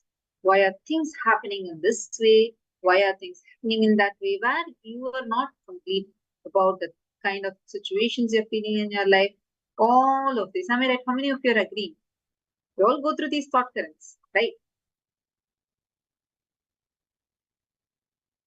Come on, Ma Denise, Ma Ashini, Ma Maylene, Krishananda, Ma Yogananda Rupini. All of you please post if you're understanding. Ma Yogananda Guru Prasadini, Ma Meena Haridas, Ma Paramashakti. Can I request all of you also to post? Great. We get stuck. We need to unclutch. Yes, we get stuck a lot. And one thing is, we always tend to think, how much of a sacrifice I am doing. I am working so hard. But why is my life like this? Am I right? How many of you are relating to this? Very well, we utter these kind of statements, knowingly or unknowingly, we keep uttering these statements, thinking that how much I am doing. But why nobody is understanding me? Why is life like this? Sometimes, poor God, we blame God for anything that happens. And then we say, why is God being so sadistic and doing this to me, doing that to me? And we blame God. But the truth is, this individual self, the Jiva, and this Jagat, world, and God, all three are connected. So, the problem outside is actually not the problem really outside. It is here. It is starting from here. Simple example. Let's say that you wounded your forehead, okay? And you're bleeding. There's like so much of blood just oozing out of your forehead, and you're looking into the mirror. What would you see there in the mirror? What would you see in the mirror? Same forehead bleeding. Am I right? Yes? So now, do you think if you put medicine and band-aid on the mirror, do you think the bleeding will stop here? No. Like how putting band-aid on the mirror is not going to stop the wound that is here. Same way, whenever you try to keep blaming outside, you are actually not solving the problem, because the problem, the issue is starting from inside. Actually, this is not about self-blaming. Understand, if you blame yourself or if you fall into self-doubt, and again, it's going to lead to the same cycle, a vicious cycle where you're going to be blaming God, you're going to be blaming God. This is interconnected. You cannot say, okay, I'm going to be blaming myself only, but I'm going to treat others good. No, impossible. If someone does that, they'll be carrying a subtle violence that will be shown through different things. Malita has posted, before unclutching, I used to worry and whether it is actually unclutching or suppressing. Then as I continued to practice and kept connecting to Swamiji, I'm not having this doubt and I can do unclutching more effectively now. Beautiful. Malita, thank you so much for sharing. I would like to just show you one thing here, and this is for the whole class to also understand. See, one important thing, I'm just going to reread the message again. She's posted how, before when unclutching, I used to worry whether it is actually unclutching or suppressing. After that, as I continued to practice and kept connecting with Swamiji, I'm not having this doubt and I can do more unclutching more effectively now. Do you see? Beautiful example this is to understand the relationship between Jiva, Jagat and Ishwar. See, here, when you initially start, it started as a self-doubt. This unclutching, or maybe I'm visualizing, maybe I'm suppressing something. What am I doing? This is right, this is wrong. That self-doubt also made you doubt that technique as well. It's an initial level doubt. It's not that you completely doubted or denied it, but that doubt was there. If it was left unattended, then it will start moving into hatred. But because you said, no, I'm connecting more with Swamiji, connecting with Ishvara, God. You're connecting more and more with Swamiji. That connection with Ishvara and consciously just deciding to practice, that self-doubt disappeared. Because anytime you doubt on either yourself, God, or life, in any one of these three, it will automatically affect the other also. When you start shifting even in one, it will automatically shift in the others as well. There's a very strong, deep connection between how you exist and how you feel about you and how you experience life. Sometimes you'll be so tense from your office work, so stressed about your office work, where your wife will come and give you just one cup of coffee with little extra sugar. That's it. You'll get so angry, frustrated, saying, oh, whole life is like this. Nobody understands me. And this is wrong. That is wrong. Everything is just messed up in my life. And get so tense, get crazy. Why does that happen? Once again, how you have what you hold you as, how you hold yourself as, it is strongly connected with the perceptions you have about life. Yeah, they sometimes even hyper react. Even before even tasting that coffee, you decide that it is not going to taste good, and your wife is conspiring against you, and take out all the frustration, break the relationship. What should have just ended with probably adding 1 spoon of sugar could only go into your toast paper. And unfortunately, this is the truth. This is happening in so many places.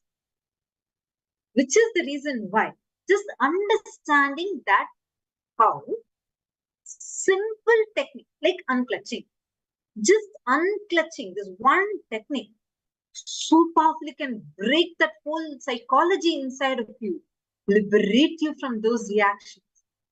A simple technique. When all that reactions is happening inside of you, you're boiling inside you, so much is going on. Pause. Take a step back. Look at the world. Just witness what's happening in me.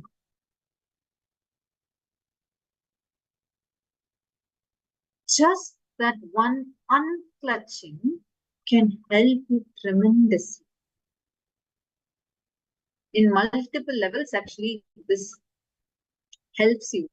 And this is one understanding the relationship between Jiva, Jagat, and Ishvara tremendously helps you to start cognizing how things are the way it is when you feel seen. Sometimes when you're so happy, you feel like on top of the world. Everything will appear so green, so colorful for you. And when you're sad, everything will look so dull. What was appearing so colorful just the previous day will look so dull for you. Why does that happen? Once again, it is because of this connection that is there between Jiva, Jagat, and Ishvara, your individual self and the world and God. Just one understanding about this can bring you out of many of the issues that you will be facing in your life. Many times you might be thinking that probably the others don't like you, others have some issues with you, this, that. It's most of the time you struggle at such things. But you never know, a small shift in the relationship you have with yourself, if that changes, really, even people outside you will change their perspective about you. Be it your boss or be it your spouse or it is your family, it is your friends, anyone. A tiny shift in your own feeling about you. It can even be a simple thing. It can be as simple as just you becoming confident about you. It can suddenly shift the way perspective that your boss sees how he sees you as. Be clear. If you are confused about self, you will be confused about Ishwar, God. If you're confused about self, you will be confused about the world. If you're clear about the self, you will be clear about Ishwar. If you're clear about self, you'll be clear about the world. This in Vijnana Bhairava, the 63rd Sutra, Paramashiva beautifully reveals how all these three are connected to each other. He says, Sarvadeham chinmayam hi jagadva paribhavayet yugapanna nirvikalpena manasa paramodayaha. Your body, jiva, is filled with consciousness, who is Sadashiva. Yourself is Sadashiva indeed. The whole universe, Jagat, is also Chinmaya, the essence and nature of consciousness. Expand your cognition to the whole universe with its many planets, galaxies, and space. Beyond is all Sadashiva.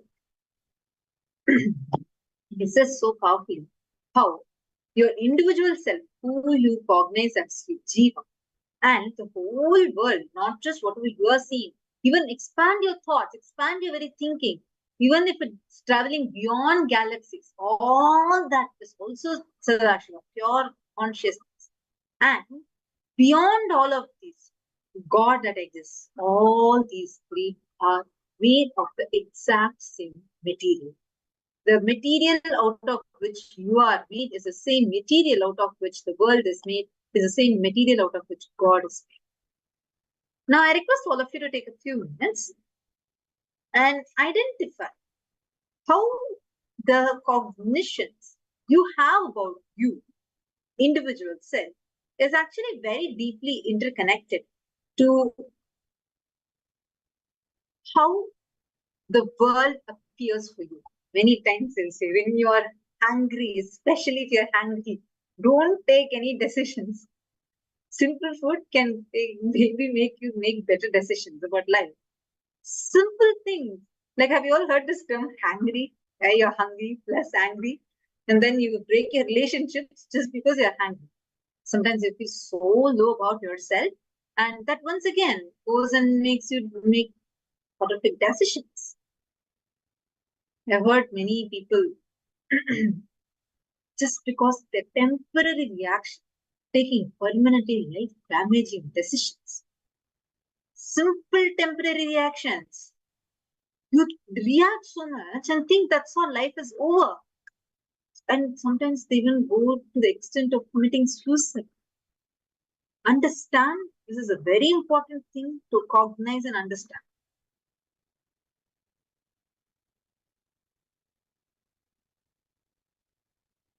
Ma Lita is saying, I still, however, had to work on doing completion without engaging the other person. Like Swamiji said, we do not need the other person to complete.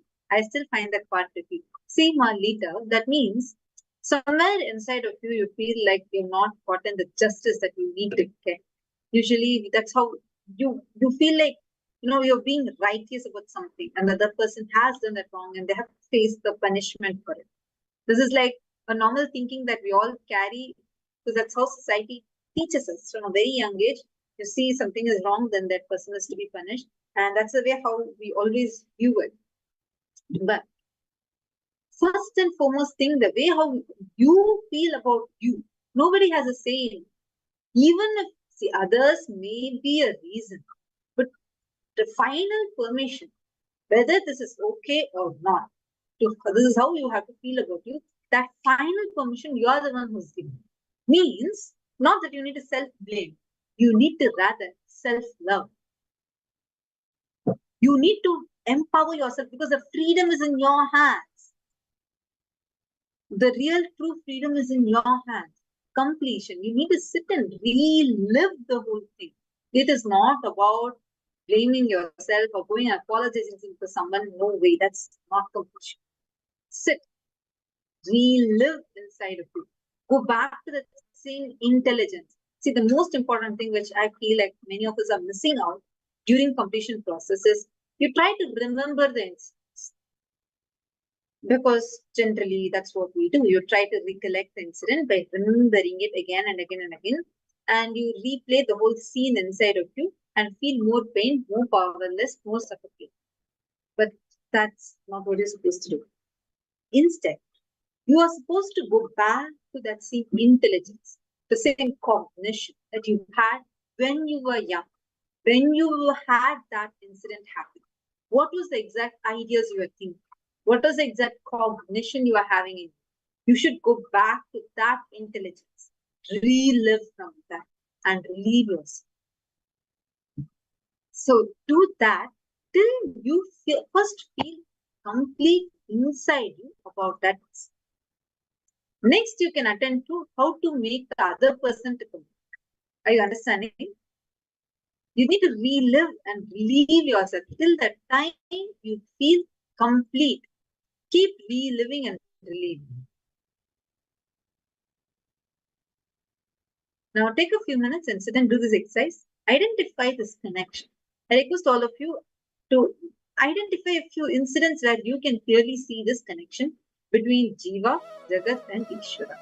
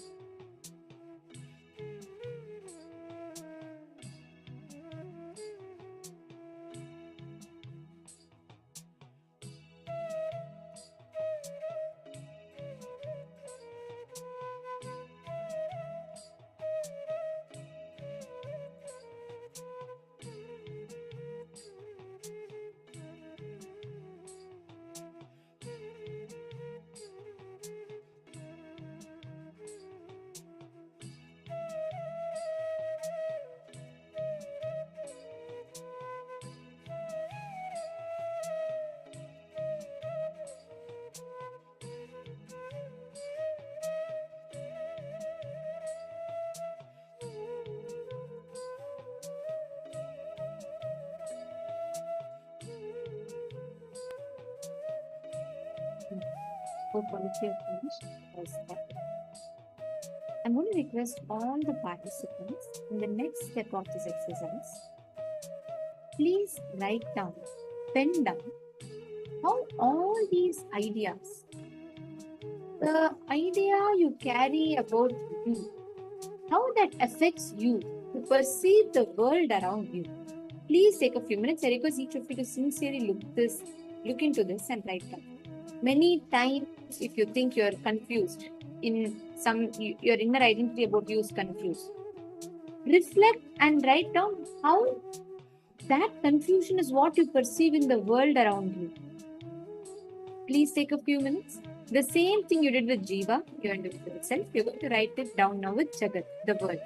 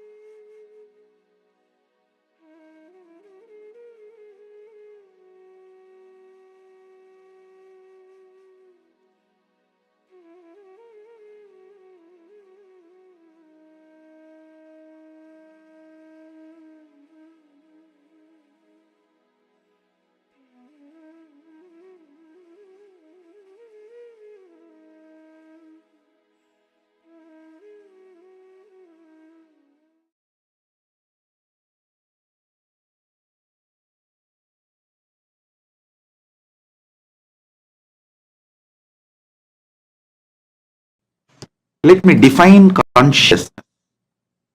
Consciousness is the strength, power of your experience about your first person, the source of your first person. How powerfully you are grounded into the experience of your first person. Who am I? What am I?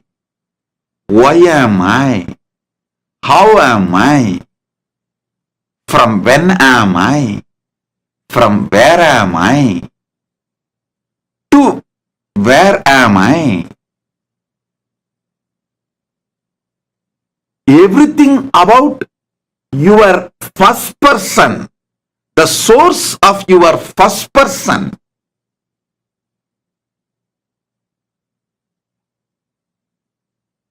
your experiential cognitions about the source of your first person is what I call consciousness. By focusing your energies, your kalas, your manifestations. What are your manifestations? Your emotions, your ability to cognize, your ability to think, means your manaha, chittaha, buddhihi, your intelligence, your manas, your chitta, your buddhi, your body. All these are different manifestations of you. Panchakoshas. Annamaya, Pranamaya, Manomaya, Vijnanamaya, Anandamaya. These are your manifestations. If you make all these five focus on the source of your consciousness and raise the frequency of your existence, that is only strength going to come with you, for you, save you during this whole AI revolution. I wanted to reveal some of the sacred secrets, nuances of this 25 states of consciousness, 5 aspects of Sadashiva, 11 dimensions of the universe. Please understand. The moment I utter these big words, you think this is going to be useful for me after my death. Let me accumulate it and keep it like a death insurance. No, please understand. Understanding 25 states of consciousness will directly help you even your day-to-day dilemma. Should I smoke or not? Should I live with this husband or not? Should I divorce this wife or not? Should I go for this diet or not? Even as simple as these dilemmas.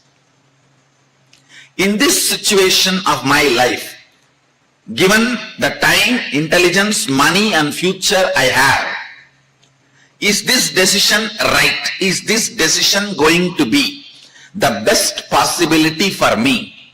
Even in your day-to-day business, career, life, relationships, everything. In every level, the 25 states of consciousness can give you an amazing breakthrough. Understand? All dilemmas and doubts are nothing but your dream state interfering with your waking state without you calling it or invoking it. Your waking state, Jagrat. Without you calling, dream state comes in attacking you, interfering with your waking state, constantly keeping you in a very low frequency, overlapping or unnecessary interference. Actually, whenever you are in dilemma, confusion, very simple, just sip 30-40 ml of neem juice. No, because of the taste of the neem juice, you may never fall into dilemma and confusion afterwards. That is secondary. Very simple. I'll give you, it's like an experiment, try. Because neem juice rudely brings you to the waking state.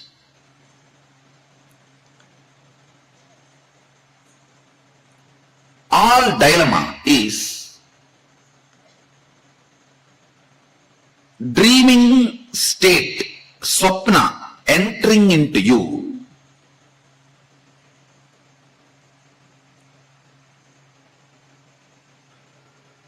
and convincing your waking state that dream state is part of your waking state.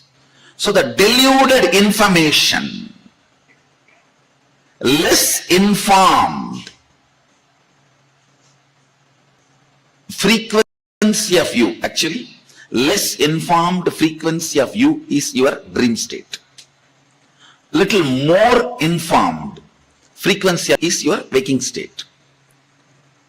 Completely, fully informed, awakened state of you, dimension of you is Turiya state. Not only fully informed, all empowered to manipulate, manifest, play with any of the, where knowledge is power, that state is Turyadita.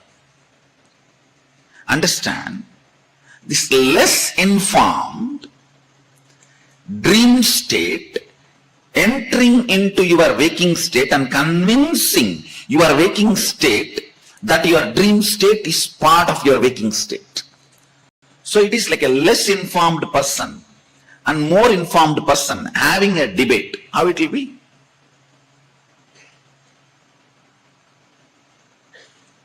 Even the logic or the frequency from which two ends of your dilemma operates will be different. Understand? For example, you are having a dilemma whether to start this business or not.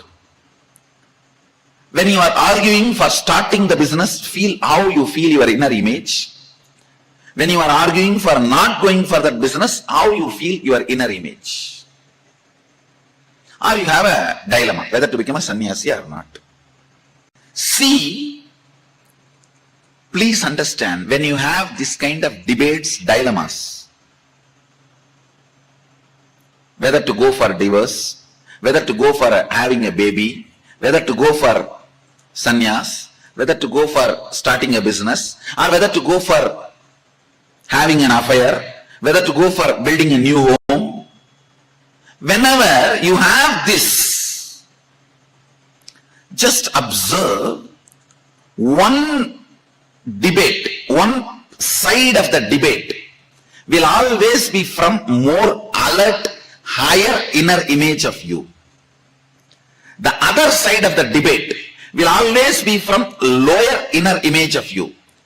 The moment you know this, just blindly vote to the fellow who is from the higher inner image. The debates and arguments which are coming from higher inner image, because he is Jakrat. The other fellow is Swapna, dream. Understand? For you to sit and have this understanding, you need little neem juice. Neem juice on the tongue, or a bay leaf on the tongue. Even the bay leaf, if you soak it in honey and chew, it will bring you to Jakrat state.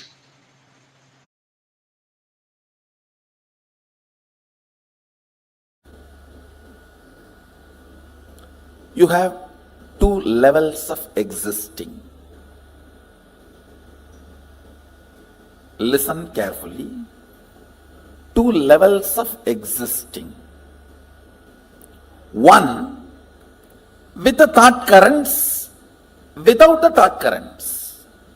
With the thought currents means an active inner image, constantly spitting thoughts.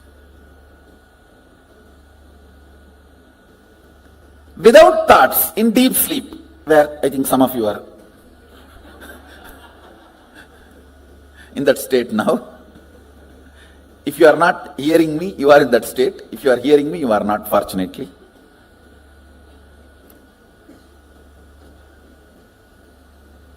I'll repeat, listen. With thoughts, without thoughts. With thoughts, all of you know, constantly picking fight with everyone, everything. Actually, with thoughts is nothing but constantly picking fight with everything. When you stop picking fight with everything, there will be no thought. Thought is Tan in your existence. When there is uneasiness and you decide to pick fight with some part of you or the other, then comes thought.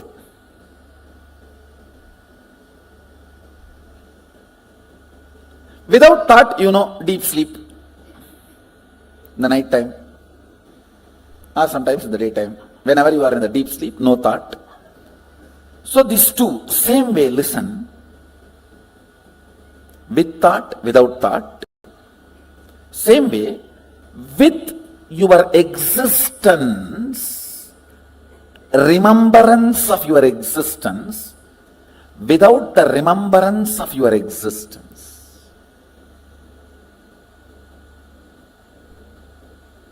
Listen. Listen. You need to listen to these words very carefully. With the idea, I exist, I consciousness. Without the idea, I exist. These two states, how many of you are able to understand? See, now, all of you have the idea, I exist. Am I right? The deep sleep, do you have that? That is why it is sleep.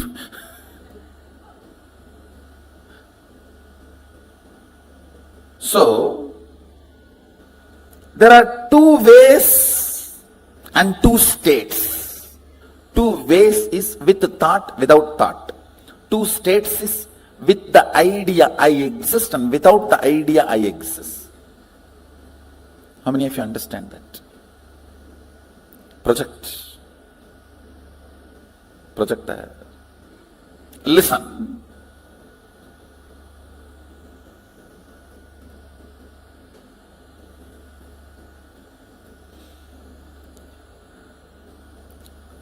With the idea,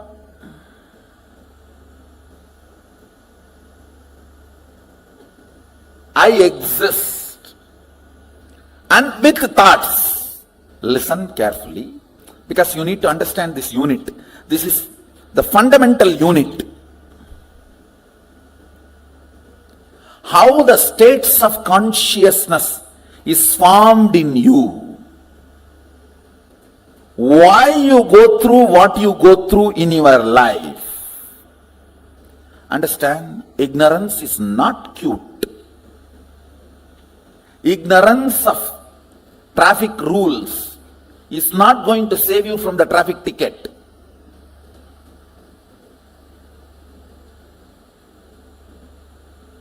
Ignorance of traffic rules is not going to save you from ticket. Ignorance is cannot be a reason for not following. Same way in the cosmos, ignorance is not cute. Yes, you can be victim, singing song, oh, I am ignorant, innocent devotee. Who is going to care? No. A devotee cannot be ignorant. Jnana varishta bhakti, devotion established on knowledge and understanding. With thoughts, with the idea I exist, I consciousness, that state is called thinking, Jakrat. All of you are able to understand the word wakeful state, Jakrat? If you understand the word Jakrat, wakeful state, raise your hand. Great. I am using the Sanskrit word so that I will not forget, and all of you also will not forget. So let me go to the next word. I am introducing these 4 words. With thoughts, without the idea that I exist. That's called swapna. You may say, no. In dream also I remember I exist. No, listen carefully. In the dream, you will be writing your college examination sitting with your son. How can that be? College exam you wrote much before the marriage. How many of you had this kind of a completely overlapping dream? You need to know the identity I you feel in the dream does not have independent understanding. It is just overlapping, crisscrossing of few thought currents.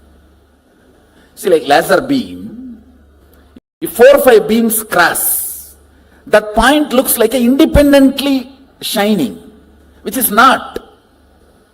Same way, in the dream, few thought currents crossing, you feel as if your identity exists, but it is not. It does not have consistency. In one dream itself, that will change 20 times. How many of you have observed? In the waking state itself, it changes. Why do dream state? How many of you say that? But in the waking state, at least little decent. In the waking state, it's more like an unstable spouse. Every half an hour divorce. And every 1 hour patch up. But in the dream state, it doesn't even behave like an unstable spouse. It behaves like a 10 minutes son, 10 minutes boss, 5 minutes brother, 5 minutes enemy. You just don't know how it behaves. Listen carefully. The number of thoughts gives idea that you exist for a spark. That's what happens in the dream state. How many of you are able to understand what I am saying? That is why the idea of I in the dream state is so illusory. Many times you don't even remember you when you come back from dream. What was your idea about you? Seen but does not exist. That's a direct translation of the word swapna. Seen but does not exist. Where the idea of I does not exist, but the thoughts exist. Means the frequency of the thoughts is much higher. The idea of I, it has no existence. That frequency is almost like a zero. Then third word I am introducing, listen, where neither the idea I exist nor the idea thoughts exist. That is what is called deep sleep. Sushupti. These 3 all of us experience in our day-to-day life. The 4th word I am going to introduce, it has no word. That is why it is called Turiya. Turiya means 4th in Sanskrit. In Sanskrit, the word Turiya means 4th. That's all. Because there is no word for it. Where the idea that I exist is there. I am there, but there is no thoughts. That is called the 4th state, Turiya. With the idea I exist, but without thoughts, is Turiya. With I plus with thoughts is waking state. Without I but thoughts is dream state. Neither I nor thoughts is deep sleep state. Only I, no thoughts words is Turiya. Now I want you to remember these 4 words. Let me repeat. Jakrat means waking state. Swapna means dream state. Sushupti means deep sleep state. Turiya means 4th state, awakened state. There's a 5th word Mahadeva introduces in Dhamma called Turiyatita, means not only you are awake, you are alive, you can move anything you want. See, if you have manifested the powers of moving a matter, how many of you are successfully able to move a matter? You have seen the glimpse of Turiyatita. Turiyatita is the state where awakening becomes power manifestation. Means you are able to play with your awakening. These are the 5 states. Listen, let me repeat once more. Jakrat, waking state. Swapna, dream state. Sushupti, deep sleep state. Turiya, awakened state.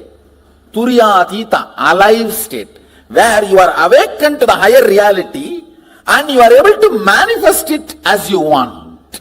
Alive with your awakening. Where when you say, hey, static matter, dynamic activity and strategic existence is one and the same. Move, you are a static matter, I am saying, and it moves.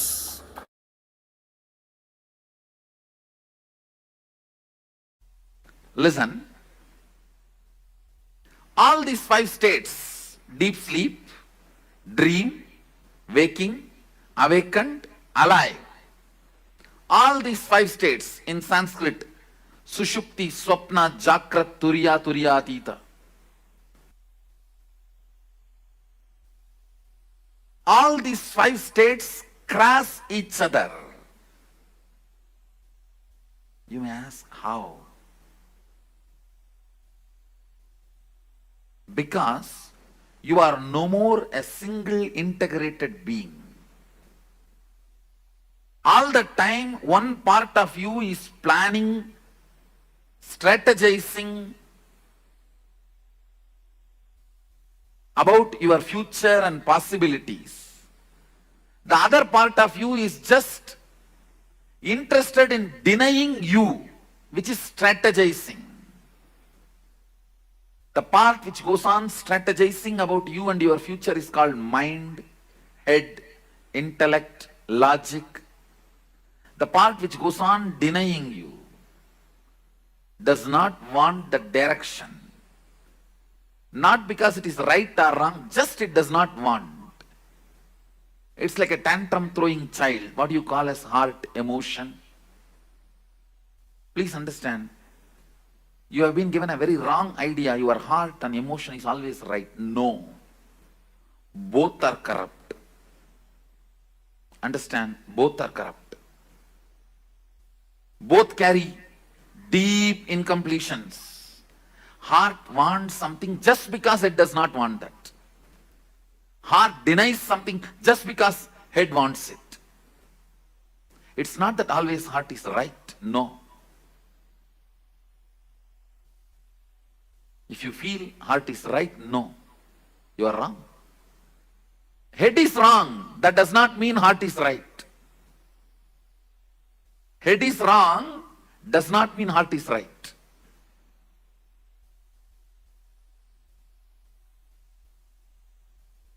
Sometimes head is right. That does not mean heart is wrong. Sometimes head is wrong. That does not mean heart is right. Both have their incompletions, both have their problems. Because you are no more a single being. See, invariably when the whole humanity has started experiencing this dual being, 2 part, that is when our masters declare the Kali started. So two parts of you experiences two different states at a time always. Please understand. If your head, which is strategizing about your future, is now awake, your heart is in dream state, sitting somewhere and doing something else. If you have to put your head and heart together, keep yourself in the waking state, you feel stressed, tensed. Oh, I can't be like that for a long time. Maybe few minutes, okay. Not more than that. How many of you understand what I am saying? How many of you experientially feel, yes, I go through this? Understand. The line, vertical line, is a heart projector. Vertical line is heart's line. Horizontal line is logic's line. Sushupti and Jakrat, Sushupti and Turiya, Sushupti and Turiyatita. Understand that horizontal line is line of logic, mind. What is your strategy? See, one part of you constantly strategizes about your future, your life, logically goes on analyzing right, wrong, how to get the maximum out of everything. The line of head, logic line. And the other part, heart, emotion. Even the word heart may not be right word, because somehow unfortunately you have that very good idea about heart. I will develop some other word. The crying child, the immature child inside you, which goes on throwing tantrum. Whatever your father says is wrong. Once you decide, just goes on saying no, no, no, no, no, that becomes mantra. The no becomes mantra for one part of you. A complete frustration about everything. Anything which can be seen and which can't be seen. People get frustrated because they can't see Sadashiva.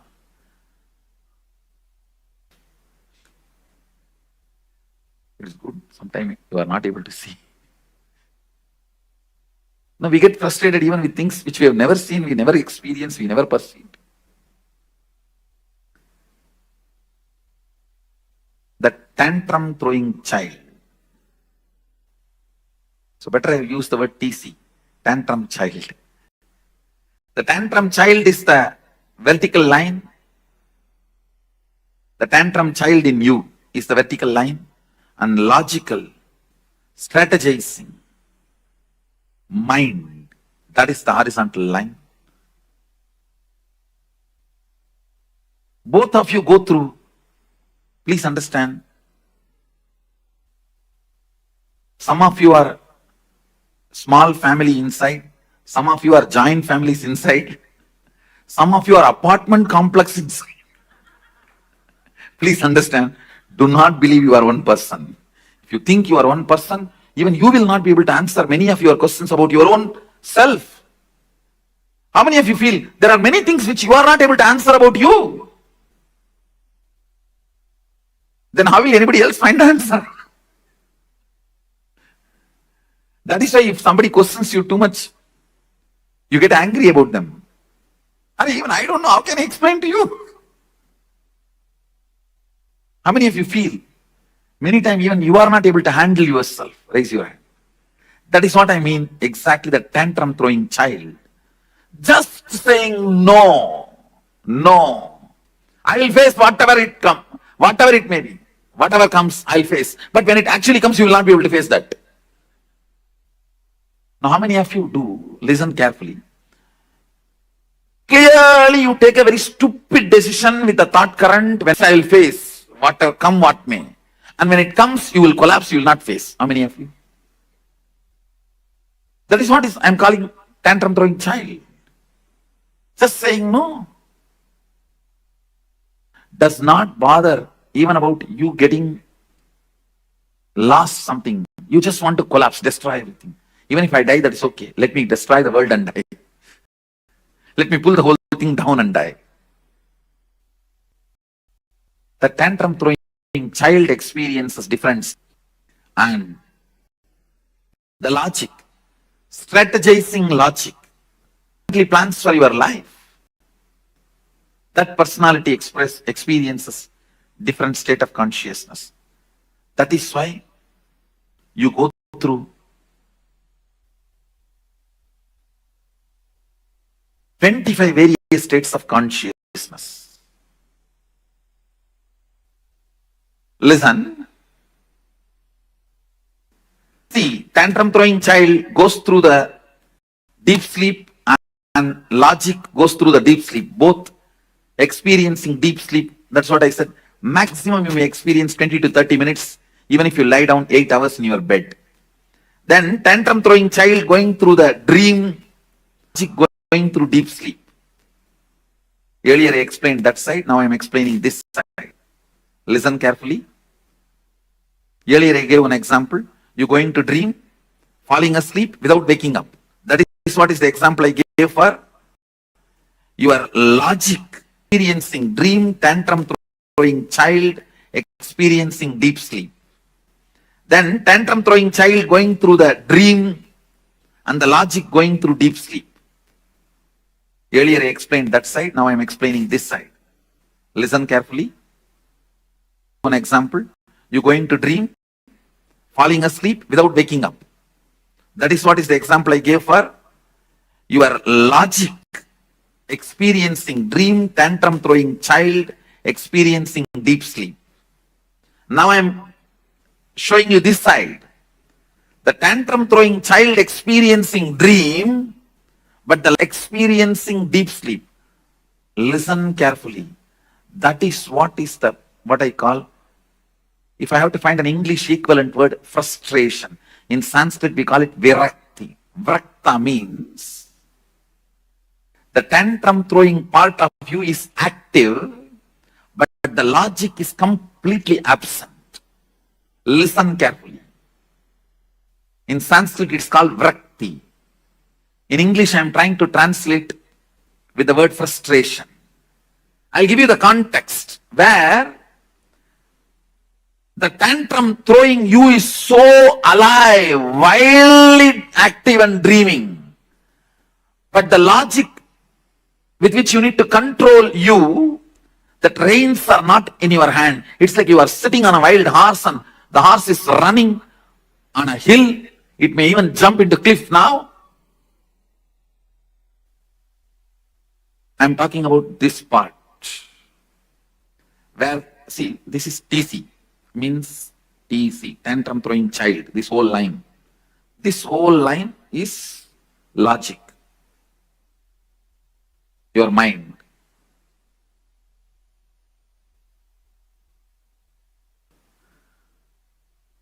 I'm talking about this state. The tantrum throwing child experiencing swapna, dream, wild, going literally wild. And your logic, which is supposed to control, put a rein, is sleeping.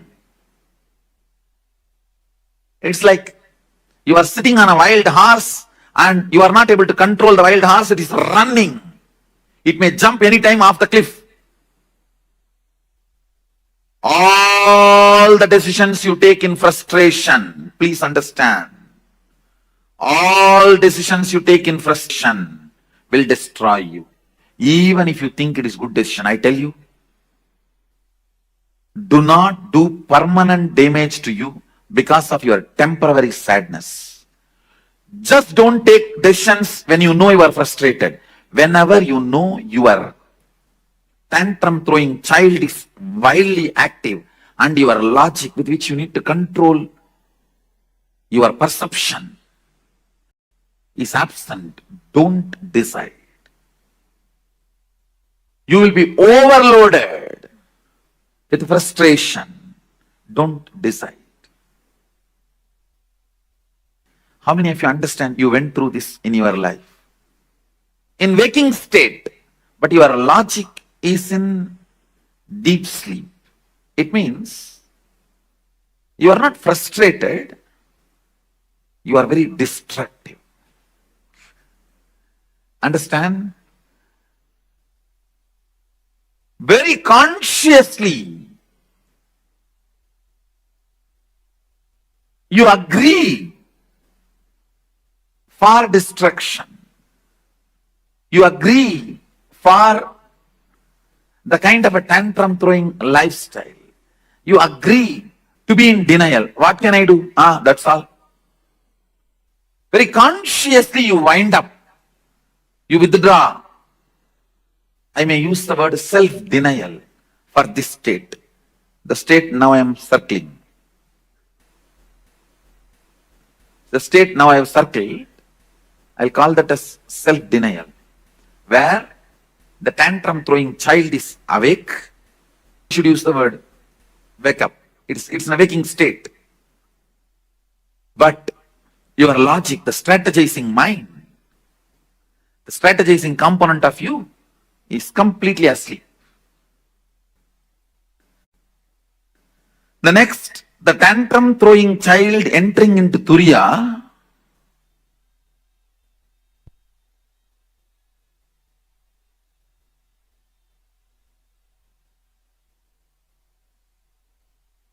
tantrum throwing child entering in Turiya, and the logic in deep sleep.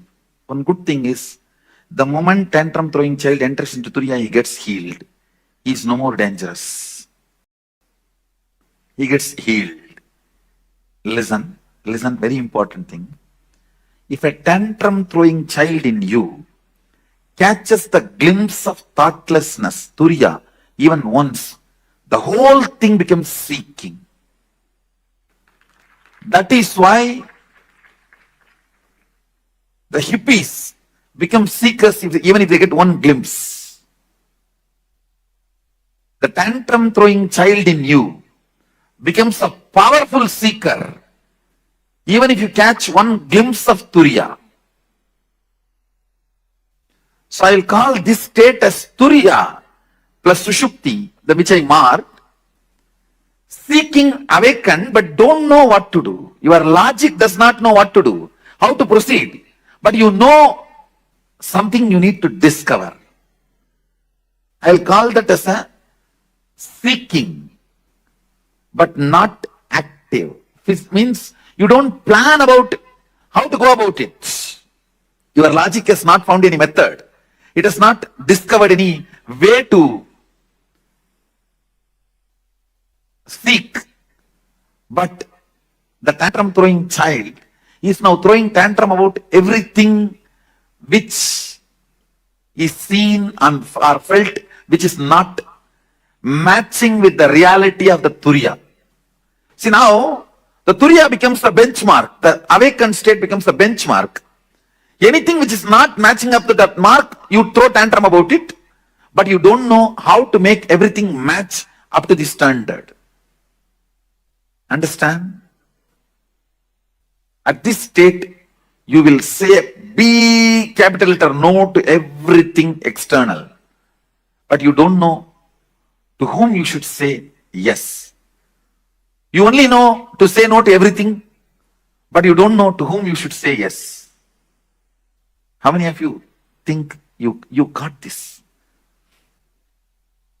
Your tantrum throwing child experiencing deep sleep and your logic experiencing dream state. Understand? This is very interesting. Just now I explained. Where you dream, but go back to that sleep. Again dream and go back to deep sleep. You need to know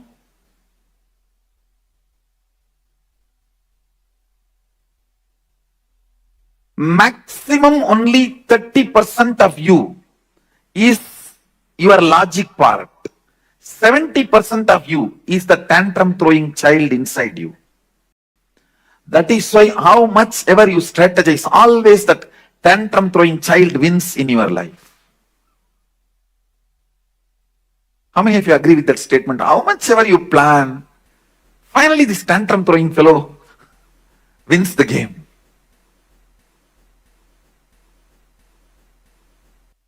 Even if your logic, for example, tomorrow you have to give a presentation. Your logic is planning for your presentation even in your dream. But the tantrum throwing child pulls you back from the dream to deep sleep state. That is what I will call this sushupti swapna, what I marked.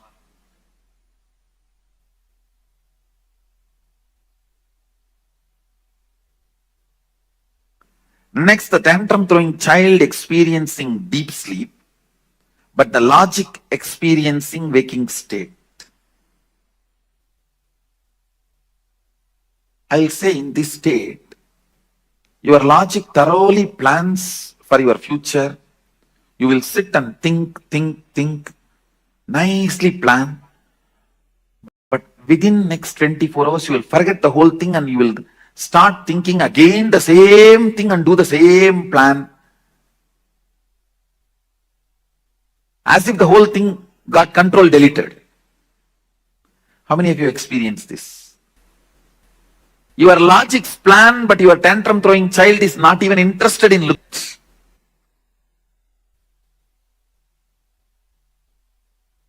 That is what this state, where 70% of you are sleeping and 30% of you is strategizing.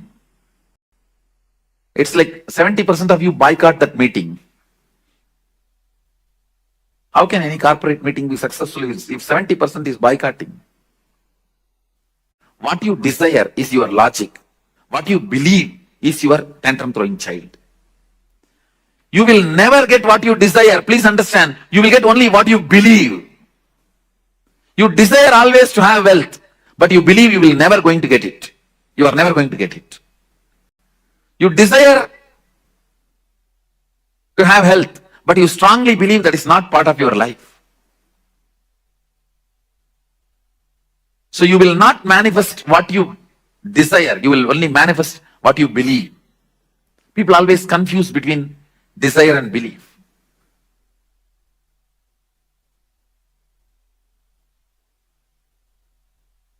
Your desire is your logic, your strategy, your future plan. Your tantrum throwing child is what you believe as you. I think now it's too clear. How many of you are catching what I am saying, this statement? Understand? Next, your tantrum throwing child is in deep sleep, but your logic is in turiya. During these moments only you get the darshan, vision of gods, goddesses, guru. But it goes away. It doesn't stay permanently, because anything only if your tantrum throwing child also cooperates only stays with you. For example, if your tantrum throwing child means the TC, if he enters into turiya and your logic is in sushupti, which I circled now, at that state if you get any experience of God, Guru, darshan, it's with you permanently, because 70% receives it. But this state, anything you get will not be permanent. It will not stay with you.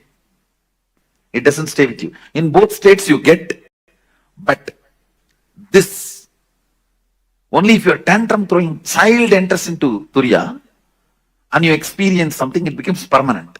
Means your belief enters into that state, not your desire. When your desire enters, your belief will pull you back. Ramakrishna gives a very beautiful example. All his examples are completely from Bengali villages, because he lived his whole life in Dakshineswar, which was a village in those days, and he was born in Kamarpukur, which is a remote village. He gives a very beautiful example. These boys will catch the mongoose. Am I right? The pronunciation? Mongoose or mongoose, how you pronounce? Whatever. The boys, when they play in the paddy fields, they catch the mongoose. If they catch more than 5, 6, they can't keep them under control.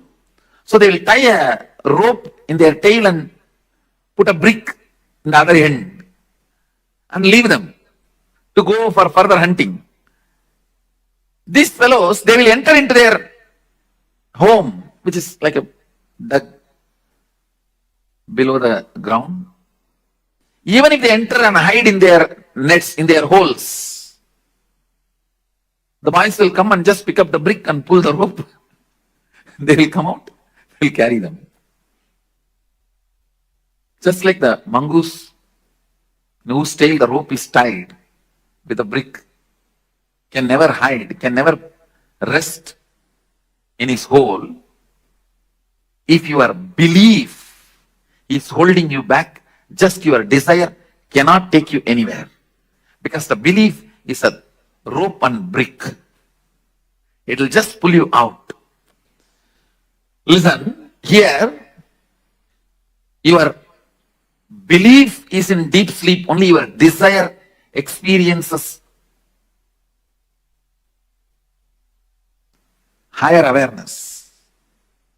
Then it doesn't stay permanently. If your desire, even if your desire is in deep sleep, if your belief enters into the higher consciousness, you don't lose it. The tantrum throwing child in Sushupti, and you enter into Turiya. The logic enters into Turiya. Again, this state also will not be permanent. It will not be permanent because the tantrum throwing child is 70% of you. That's more powerful. It will pull you out. But very good introduction, because with your logic, deep seeking, sometimes you catch the glimpse of unclutching. You caught the glimpse of unclutching, but you lost it. How many of you have that experience? This is the state you experienced. The state I have circled now, that's the state you experienced. If you got, unclutching comes by your desire, not by belief. Bhava Samadhi comes by your belief, not by desire. Understand? Unclutching comes by your desire, logical seeking. Bhava Samadhi comes by your belief, a deep feeling connection. The tantrum throwing child, when he feels connected, you experience Bhava Samadhi. Belief is in deep sleep and desire is in Turiyatita. That's the state I have circled. You do catch Satori, but which does not stay back. It doesn't stay back. It goes away. But if your belief catches Turiyatita, desire is not cooperating. That is, I can say, this state. Your belief means tantrum throwing child is catching Turiyatita, but your desire, logic, is in deep sleep, Sushupti. It's not cooperating. This will become permanent, but this will not be permanent. If you achieve this, you will always lose. Achieving this is very easy, but you will lose it. Achieving this needs little practice, but you will not lose it.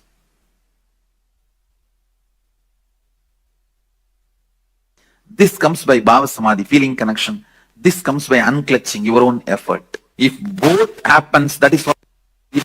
If both happens, that is what is called Turiyatita, which becomes permanent. Few basic truths. 25 states of consciousness is multi-dimensions of you. Listen. All the 25 states are part of you. Nothing is good, nothing is bad. Deep sleep is as much you need.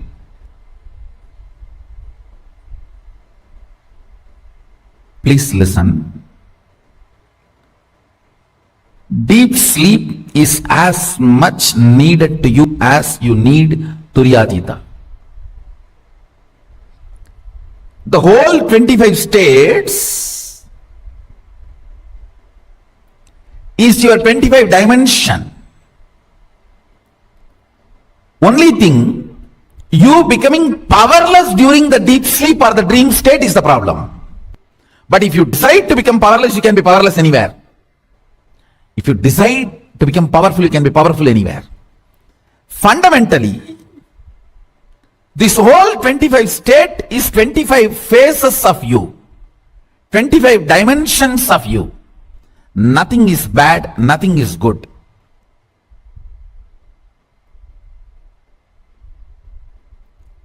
Because many times you become powerless in dream state, it looks like a bad. Not the state is bad, but your habit and pattern of becoming powerless there is bad.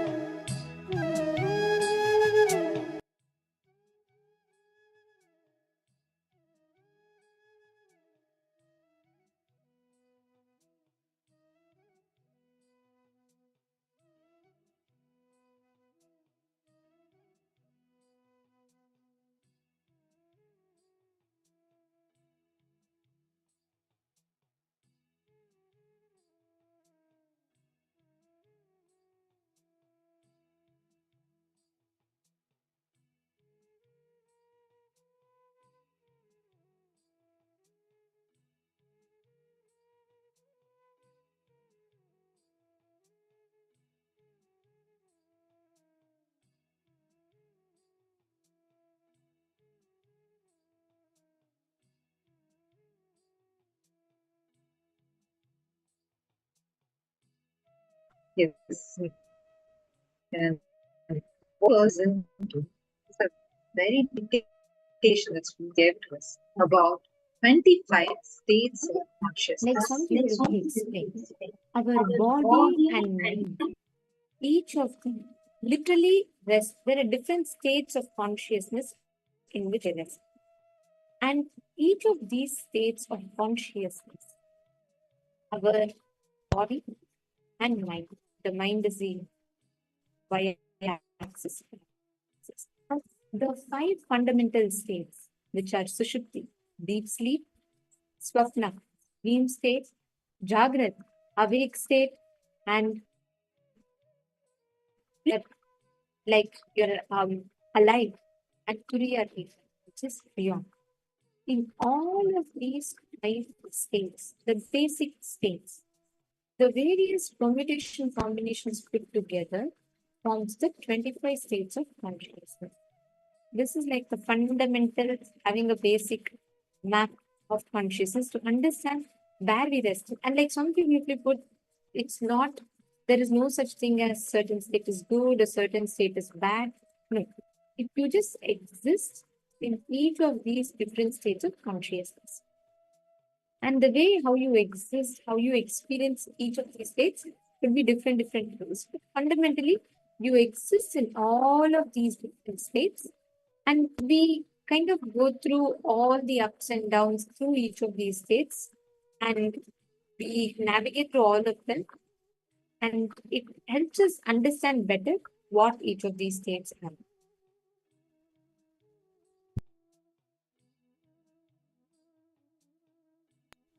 I request all the participants to please take a moment and please post in the chat what each of you have understood about these 25 states of consciousness.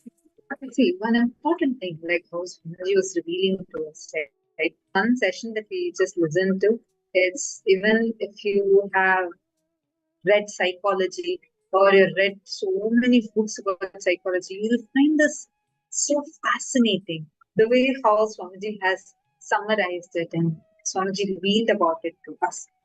The first four major states, it's based on the I consciousness that you carry and the way how many thoughts that you have.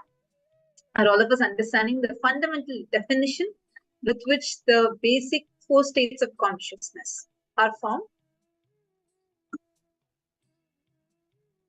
Mylin Semur, feel free to ask. Whatever question you're having, feel free to post it here and ask. Whoever has any questions, feel free to post it here. Okay, I'm just going to be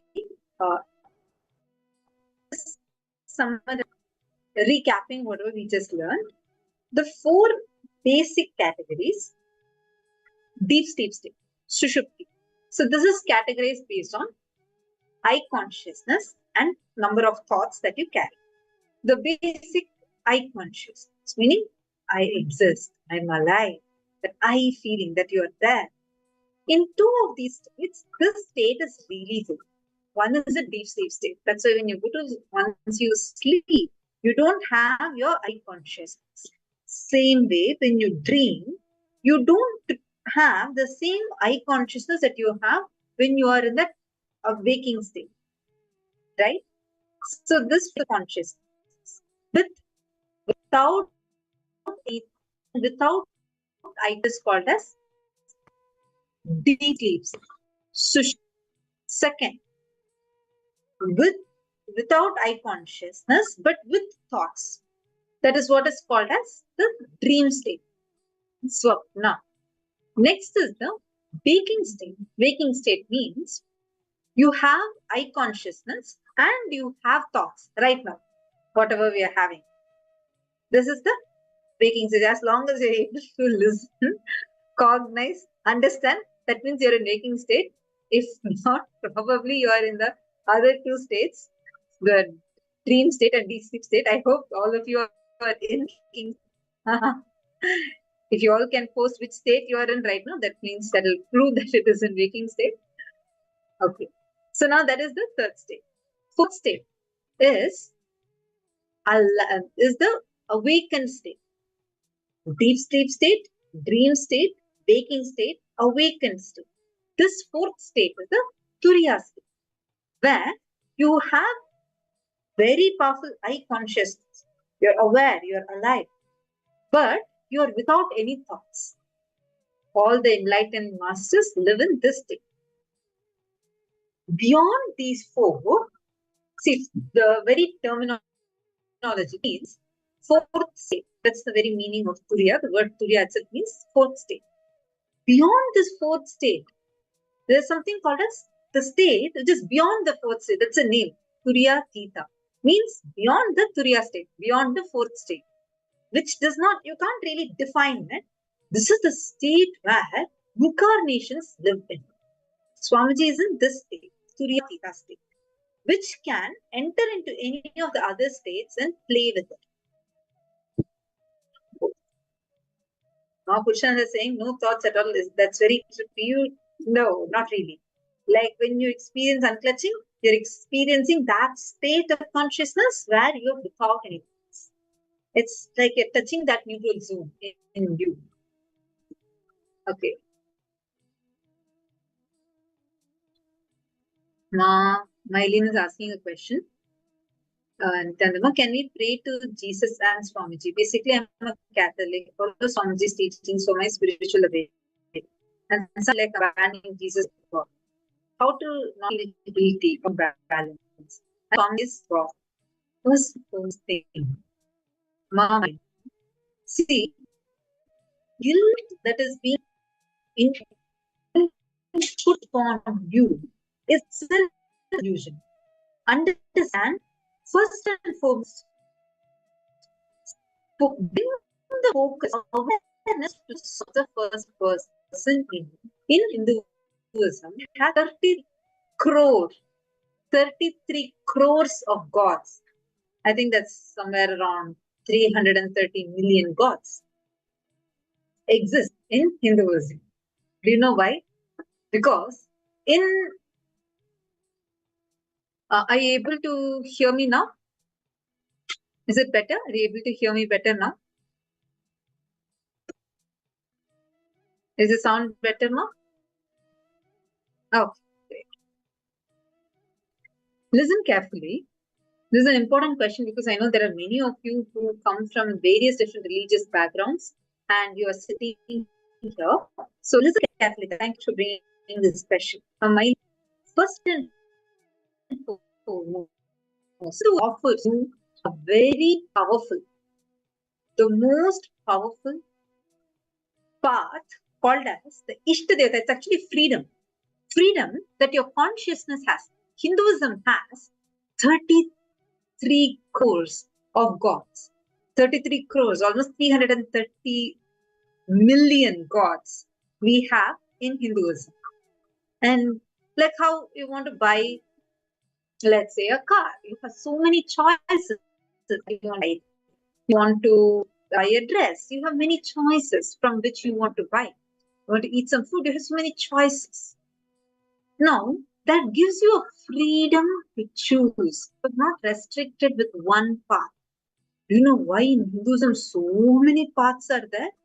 Because through each of these ways, you can reach it. Means in Hinduism, you have freedom to choose your own God.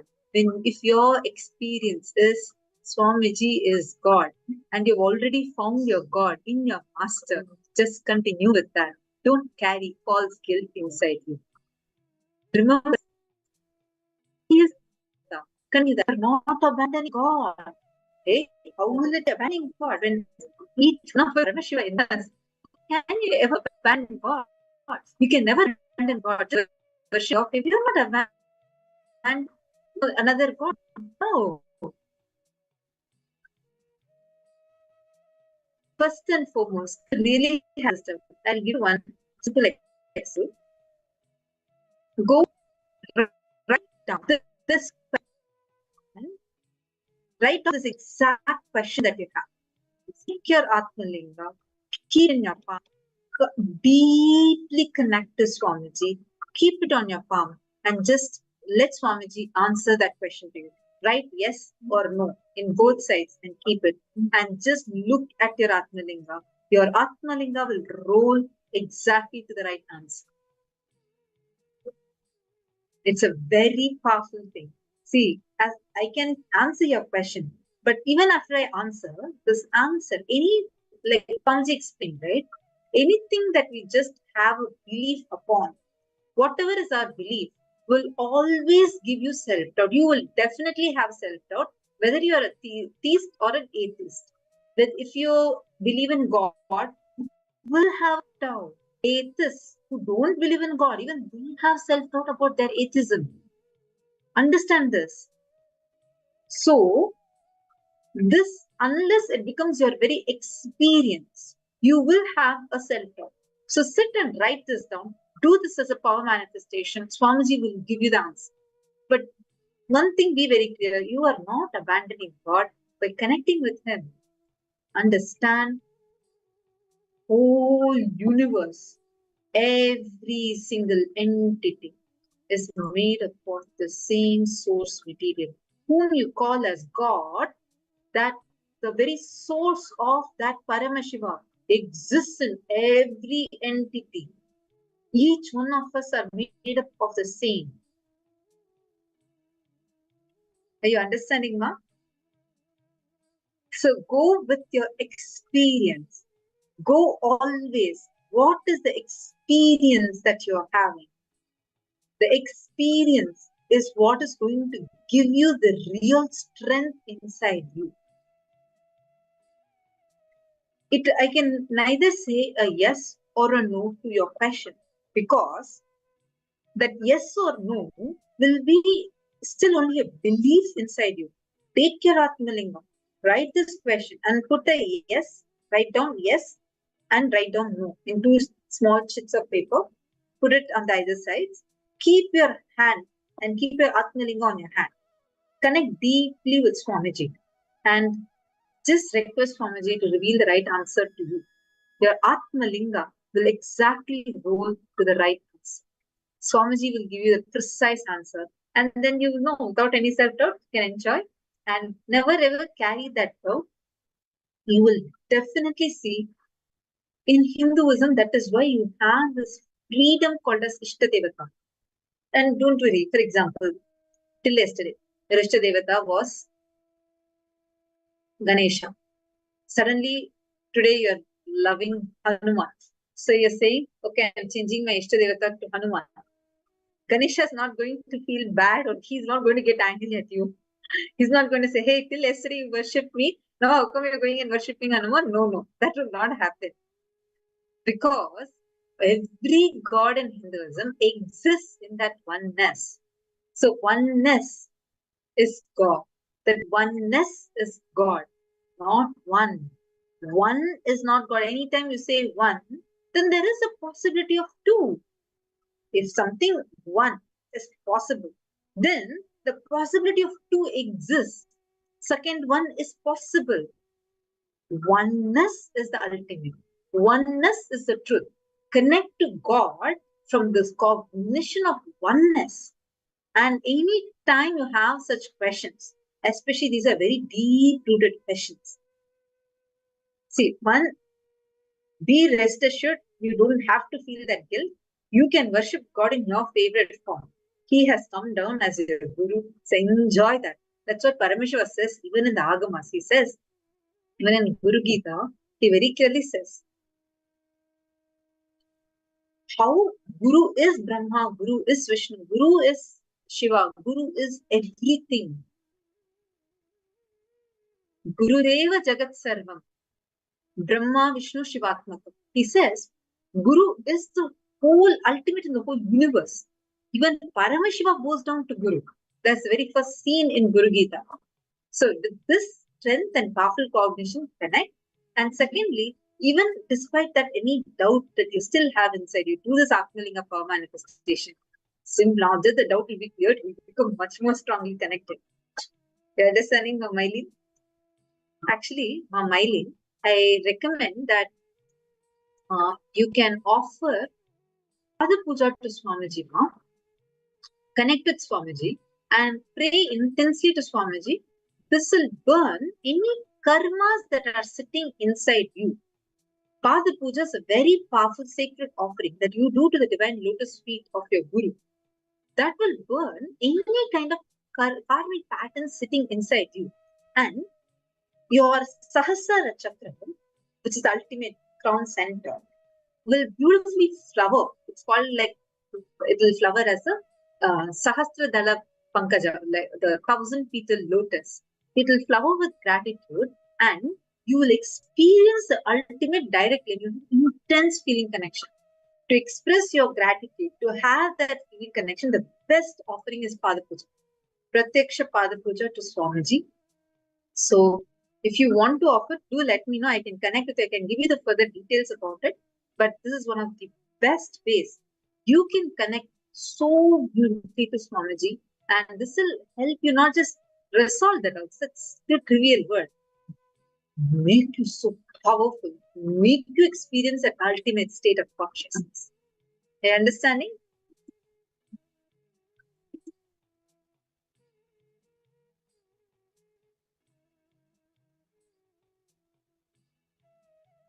Yes, Nithyanandam, Sean, hey, yeah, Nithyanandam, nice to have you here. Can I request you to please be on camera?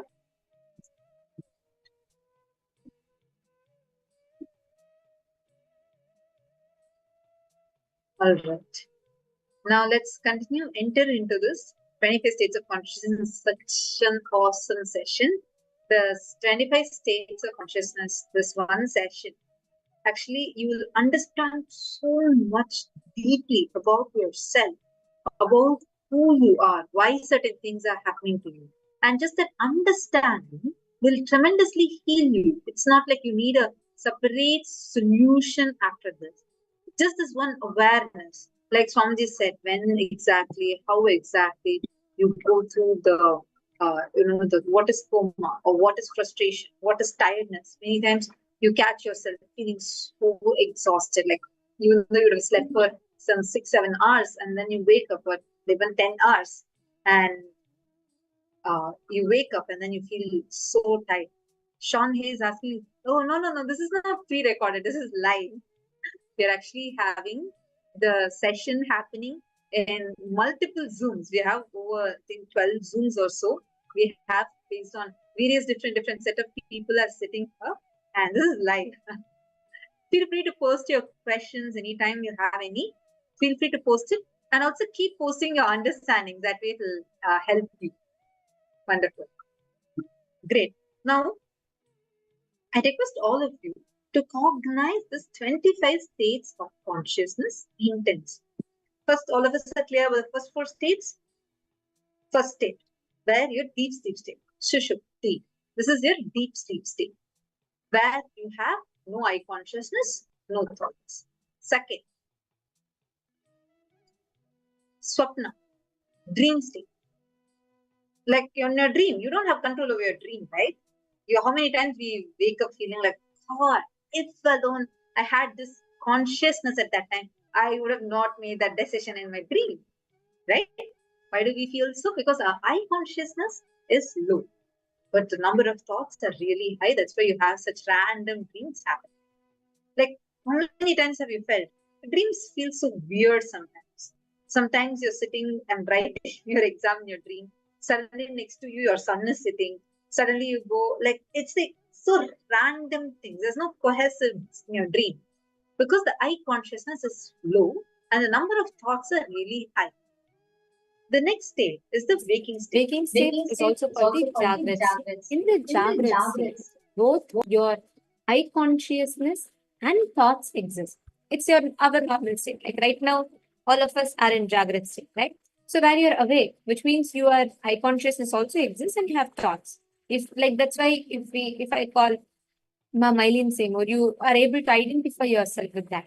And you have thoughts also. There are a lot of thoughts that's happening in you as well. So this is the third state, where it is the Jagrat state, where you're both awake, you have your eye consciousness and thoughts. The next is Turiya state. Turiya is when you have eye consciousness but no thoughts. The space where absolutely there is no thoughts, you just sit unclutched. For example, whenever you are completing, whenever you do the unclutching meditation practice, you have intense awareness about yourself, about your existence. It's not like, see, in deep sleep, even if someone calls you, comes and shakes you, sometimes you won't even know, you won't even realize. That is different. Where you have no eye consciousness, not thought. In Turiya, it's the other way. It's high awareness, extreme awareness, where you have high consciousness. You know it is you who is sitting, who is connecting, and you have no thoughts. You have absolutely no thoughts, and you're completely unconscious. And the next state is Turiyatita. Turiyatita is the ultimate state where you're alive. You are awakened, you're alive. You exist in oneness with the reality. That is where you neither have eye consciousness nor you have thoughts. You have that extreme, you're in that state of highest restful awareness and bliss. You don't recognize when you're in Turiyatita, you do not recognize yourself as an individual, independent identity, something apart from what the cosmos is. So that Turiyatita is a state literally in which Swamiji exists. Like Swamiji is that space, the highest state is Turiyatita, which is where Swamiji rests. His resting state is that is where Swamiji is, right? Now, these 25 states of consciousness, we're going to show you all very briefly the map where you all can see. So, the y-axis here is the mind, the x-axis is the body, and the permutation combination of these 5 states experienced by the body and mind forms the 25 states of consciousness. Why you behave the way you behave, and what makes you sometimes take a decision, yes for something, no for something, and so on. So I'm going to request all the participants to now take a moment and please draw this chart. We will be able to elaborately go into details, but I'm going to request all of you to first take a few minutes. Please draw this chart so that we can discuss this in detail.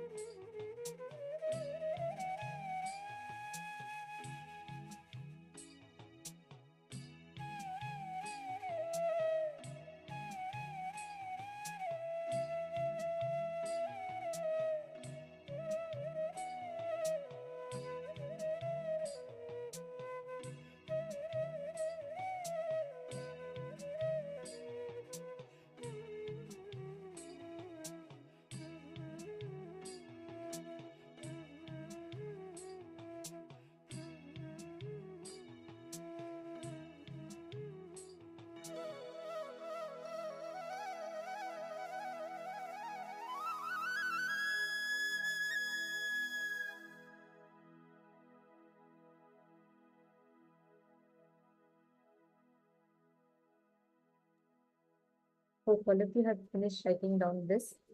Actually, this chart is going to help you identify and understand in what state you are during certain times. Like sometimes, for example, when your mind is awake, but your body is asleep, that state is experienced when during the extreme of it is when you're in coma. Similarly, when your body is awake but mind is asleep, like your body is active, awake, but your mind is just refusing to cognize anything, that's the state which happens when sleepwalking happens. People tend to do something, but they're not really aware, they're not awake, the mind is not awake. Like this, our layers of different extremes that we experience, the different moods, space, states, all of them put together forms this 25 states of consciousness. Now, when you understand the 25 states of consciousness, it will directly help you in your day-to-day dilemma, like what diet you should go for, what is best for you, what is your day-to-day business life, career, relationships, because you'll be able to understand predominantly in which layer, like which kind of state do you exist. It'll help you map it better for your understanding, and you will be able to experience this space consciously. You will be able to know which state you want to navigate. Are all of you catching it? Now, we are going to be understanding a little deeper about each of these states. Listen. In every state where your eye consciousness and thoughts exist, if you just read through your chart, now each of these 5 states of the body and mind intersects. They become the 25 states of consciousness. The 5 states of the body, the 5 states of the mind, and whenever you experience things like tiredness, boredom, each of these, see, when you're tired, basically, what state are you in? Tiredness is nothing but mind is in waking state.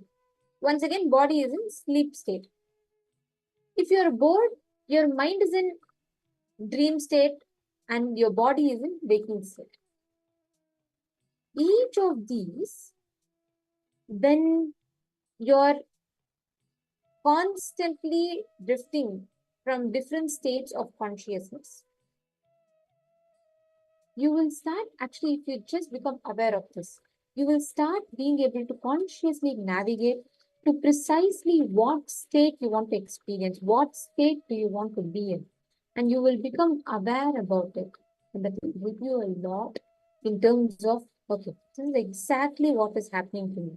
So what I need to do, I just need to relax, I need to connect, and right now I need to maybe manifest powers to feel more closer towards a state of turiya, or I need to sit and complete unclutch. You will become aware of what state you are, and you will know when you're tired, your body is, your mind is like completely active, your body is inactive. So you will start being able to analyze your emotions, your moods a lot better. Are all of you catching it?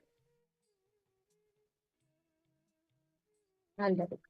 Now, with this understanding, we are going to be entering into an amazing power manifestation where you're going to be learning about how you can experience, master the length, breadth, and depth dimensions.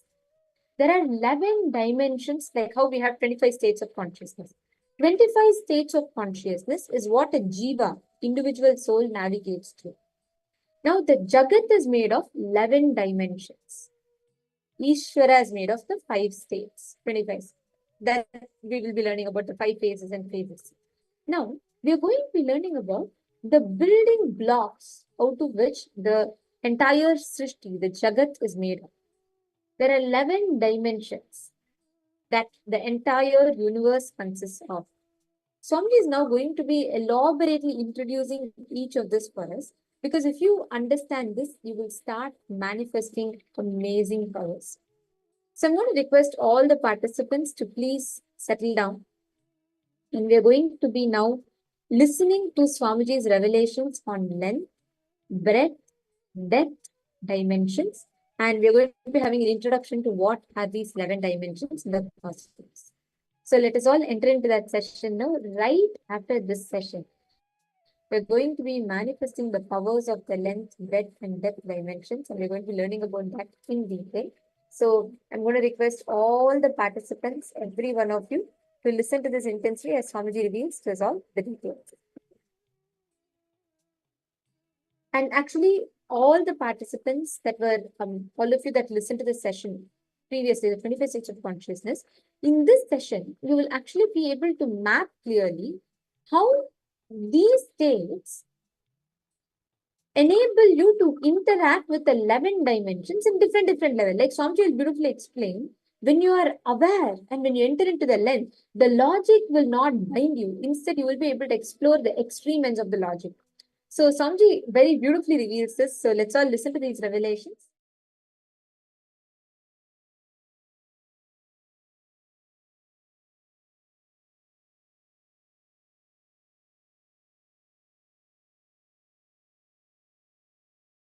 Hindu tradition is a powerful knowledge source.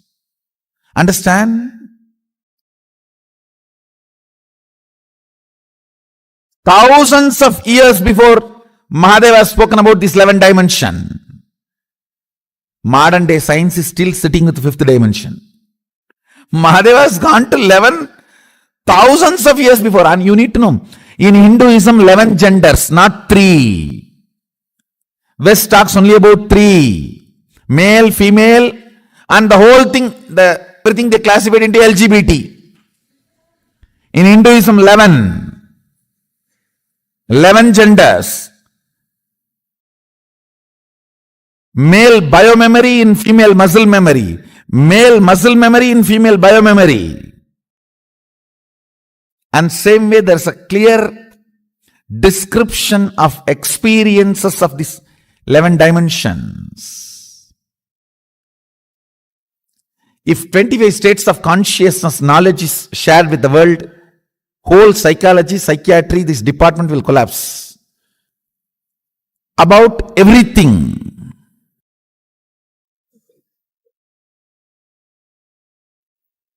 Life, desire, good, bad, purpose of life, right, wrong, about everything. Having powerful cognition, getting matured, having powerful cognitions, getting matured. Because of that powerful cognitions, manifesting powers.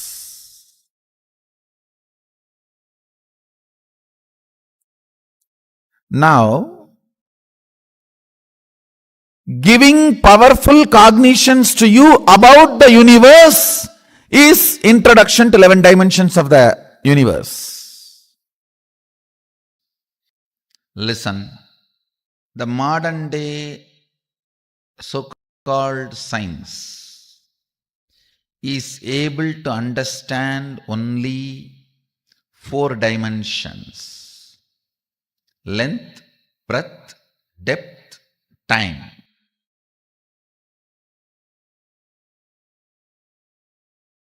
But the ancient science, the Sanatana Hindu Dharma, elaborately describes the 11 dimensions and the beings exist in the 11 dimensions. Length, depth, time and space. These are the 5 unit dimensions. And the permutation combination of that 5, length, breadth with the time space, breadth, depth with the time space, length, depth with time space, the various permutation combinations of these 5 basic dimensions forms 11 dimensions of the universe. Let me introduce the first dimension. Dimension means aspect of the universe. See, 25 aspects of you only is the 25 states of consciousness. So now internalize. 25 aspects of you is the 25 states of consciousness. 25 aspects of you is the 25 states of consciousness. 11 aspects of the universe is 11 dimension. 5 aspects of God is Panchakritya.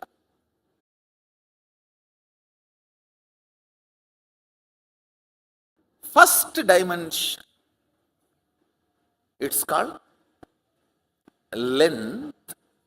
Listen.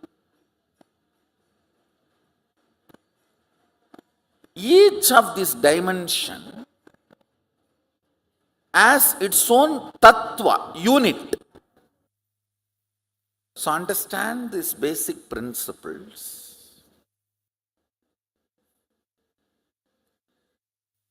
Length. Length means anything which flows with a systematic, certain logic. Whether 2 plus 2 is 4, or if you add this acid and this acid, this is the product, comes out. This chemical and this chemical, this is the chemical, comes out. Anything repeatedly flows in the same logic is length dimension. Whether 2 plus 2 is 4 or the Ganga moving from Gangotri to Ganga Sagar. It's all logic. Listen carefully.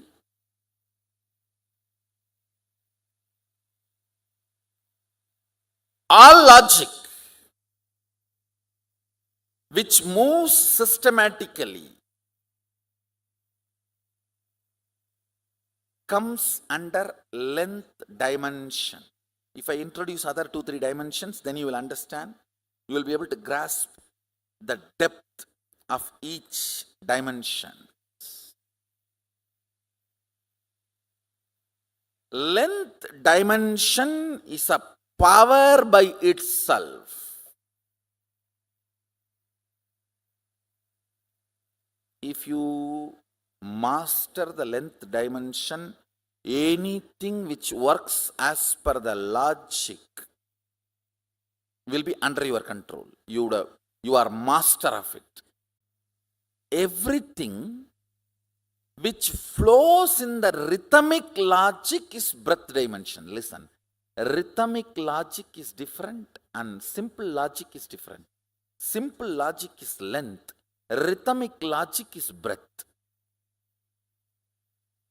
Breath does not mean, it does not have a logic, and it does not mean it's a rigid logic.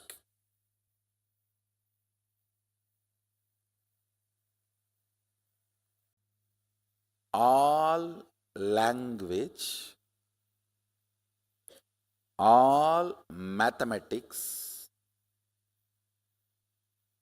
all data analysis, all the statistics, all this comes under length dimension.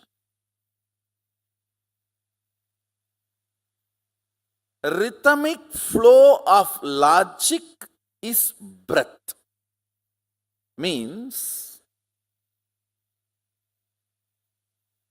it's not that length is not there, but it is not rigid length. It's not rigid logic. like dance, music, poetry. Poetry is the breadth dimension of language. Silence is the depth dimension of language. Speaking is the length dimension of language.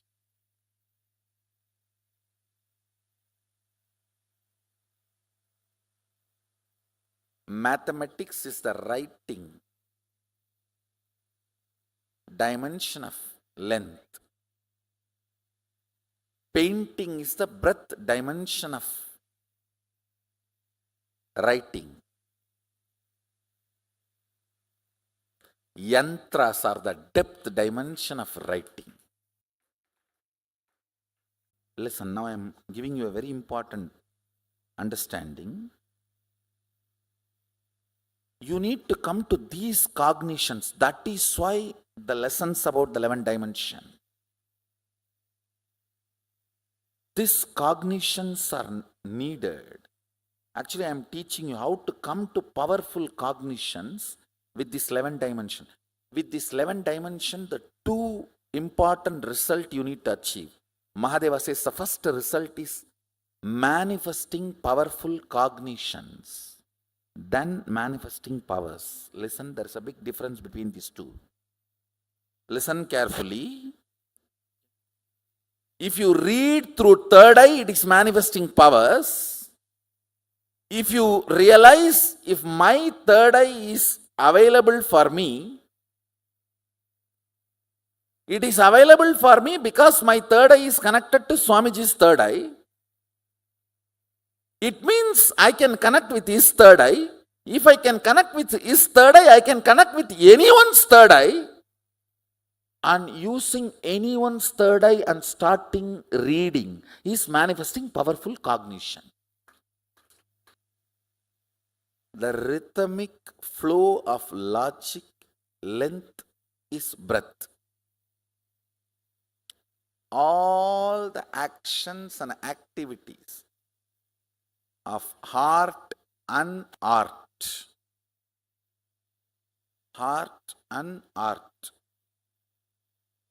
goes into breadth dimension, where there is a logic, but there is a flow, not rigid logic. Listen, all your patterns function from breadth dimension, not from length dimension. Like if I sit in cold, tomorrow I'll get fever. Because my father had diabetes, I will also have diabetes. This kind of stupid cognitions. Rhythmic flow of the body language is dance. Rhythmic flow of the verbal language is poetry. Rhythmic flow of the sound is music.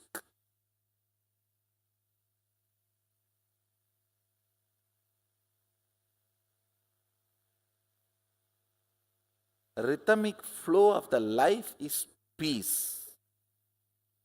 But depth of life is bliss.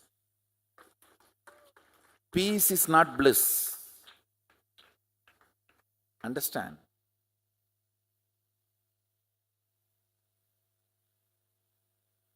Powerfulness of the length is relaxation. Powerfulness of the breadth is peace. Powerfulness of the depth is bliss. Length is your logic, breadth is your emotions. What is emotion? A logic out of which you functioned many times, now you automatically function based on that logic is emotion. Packed logic is emotion. How many of you are understanding what I am saying? You know, in this situation, this is the way you have to behave. Because many times this is the way you have done. This way your father has done, your grandfather has done, your grandmother has done.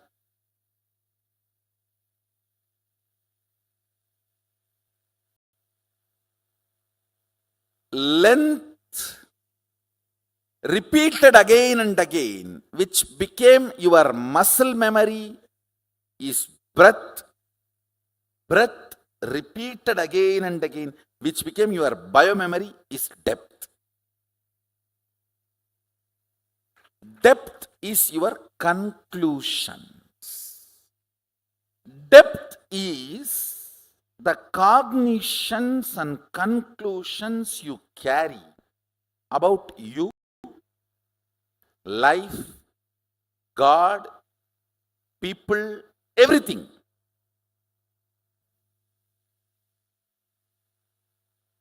I'll repeat. Logic of you and the universe is length dimension. Rhythmic logic of you and the universe is breadth dimension. Cognitions from which the logic and rhythmic logic of you and the universe manifests is depth dimension.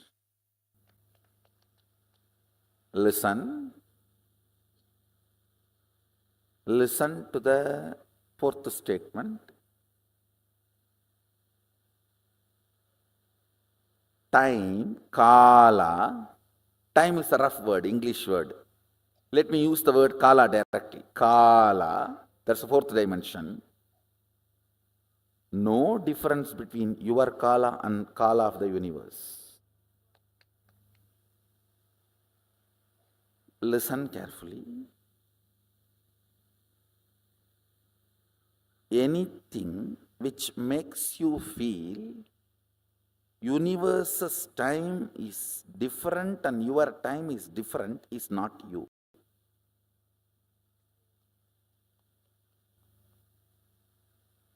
Your length, when its frequency increases, becomes breath. Your breath, when its frequency increases, it becomes your depth. Your depth, when the frequency intensely increases, it becomes your time.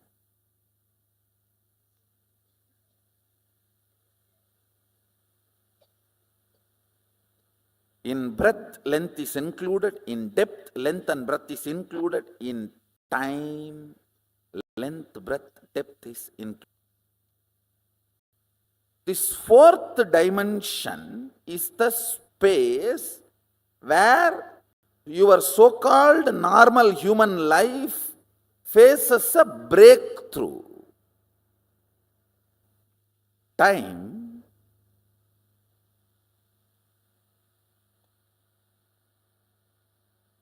is a frequency, dimension of the universe, aspect of the universe, where you and universe are reverberating in the same frequency.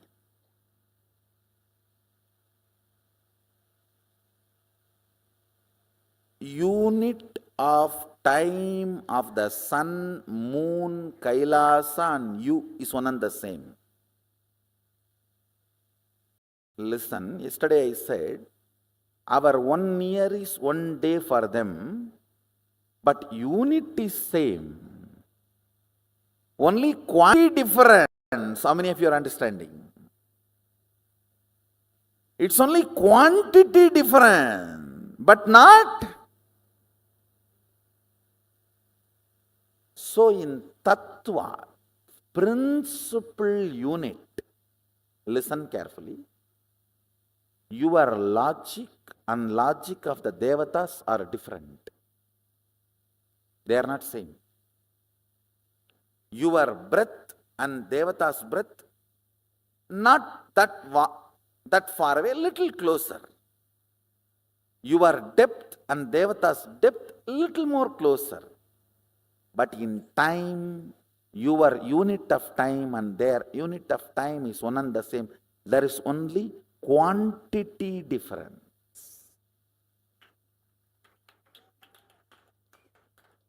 Tattva, fundamental principle unit is same. How many of you are getting it?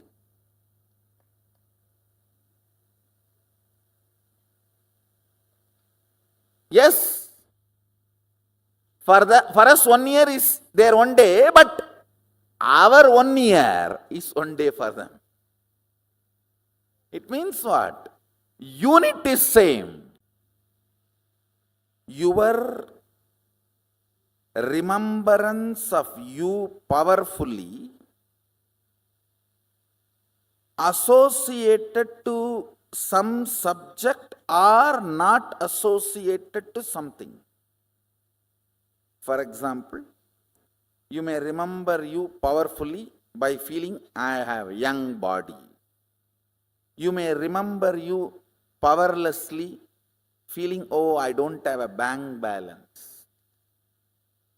If you associate yourself with some things, you remember you powerfully.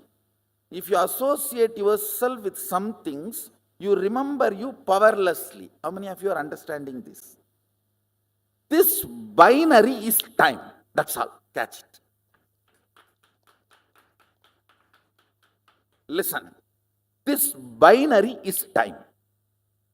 Kala.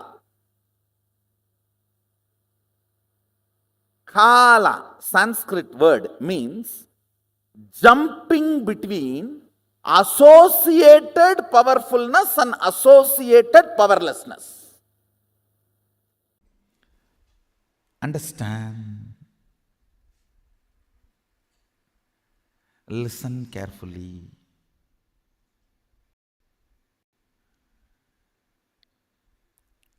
Length, breadth, depth of a person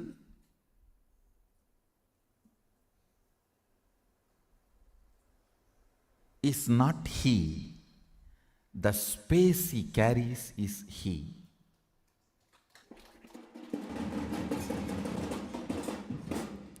When I say length, breadth, depth of a person, I speak in both the meanings. One, logic, heart, and cognition. Length, logic, breadth, heart, depth, cognition. This three does not really constitute a person. And length, breadth, depth of the size, shape. Size and shape does not constitute a person. That is why you fall in love with the size and shape, get frightened when you see the space.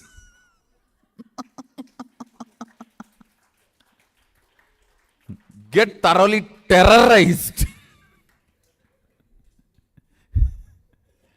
Getting mesmerized by the size and shape and getting terrorized by the space is called marriage. A full cycle of marriage is getting thoroughly mesmerized by the size and shape, length, breadth, depth, and getting thoroughly terrorized. I have seen some of the people getting terrorized by the marriage so strongly, they decide forever in any janma no marriage. A lot of people are deciding that. That is why more and more by birth the attitude and aptitude moves away from male female. Length, depth does not constitute a person. The space constitutes a person. Understand, the space you carry decides who you are. Your polished vocabulary, your sophisticated poetic body language, your cute romantic behavior, you will not be able to keep all this consistently, even if you are an amazing actor. No. No. Be very clear.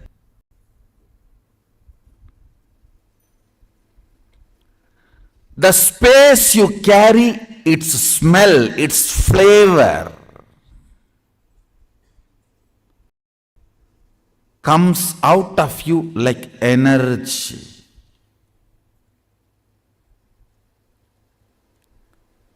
Like energy.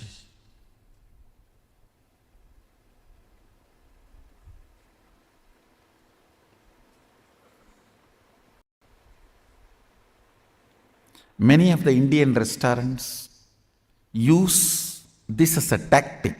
They release a certain masala flavor. That whole area will have that masala flavor. The moment you enter that zone, you will feel like eating. That is also again like a marriage only. You go to the restaurant and you order what do you want. Then when you see what the other person has, you always wish you had ordered for that. And the other person is feeling the same.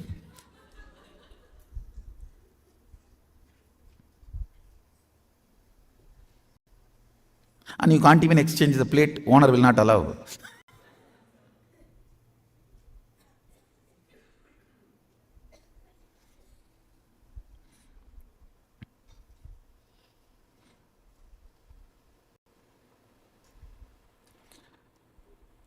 The smell, the flavor of your space. The flavor of your space is what I call Shakti. Understand? The explosion happening in your inner space is Shakti. Please listen. This is the good news for you.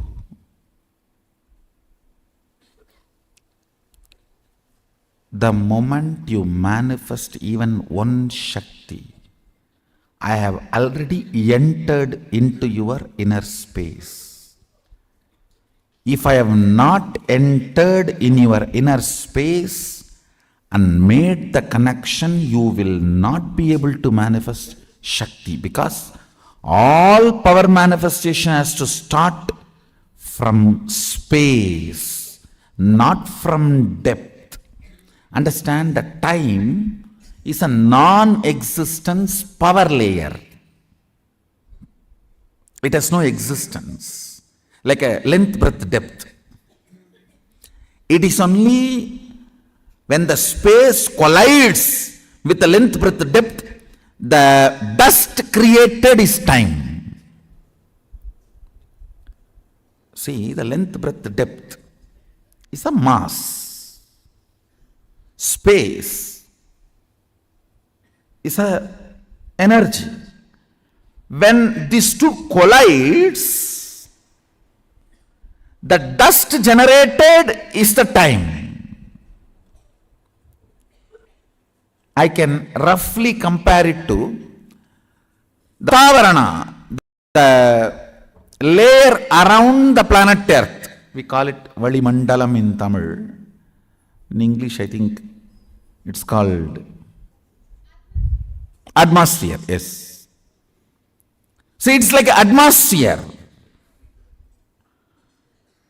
Length, breadth, depth, and space, when they collide, the atmosphere created is time. It has no independent existence. If the length, breadth, depth moves away from the space, the time will not have its existence.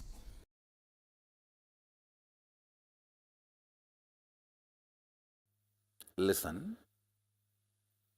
If something is a straight logic,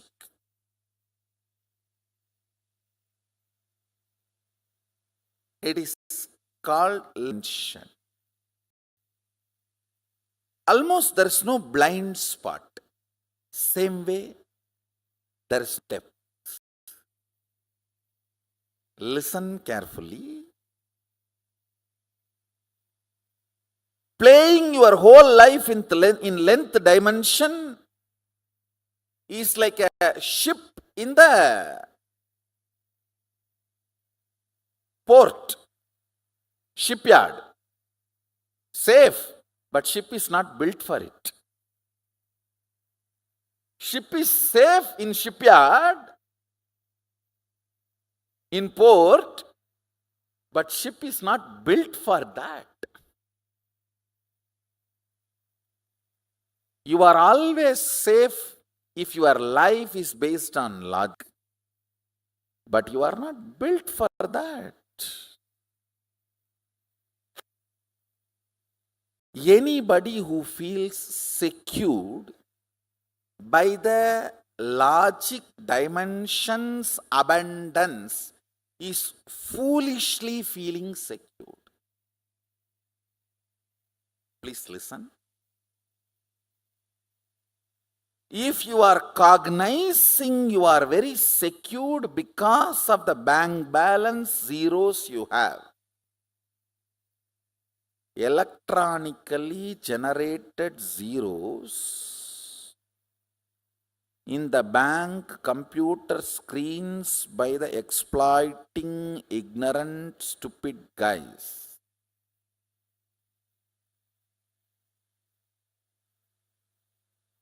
if that is giving you the concept of security, you are stupidly secured.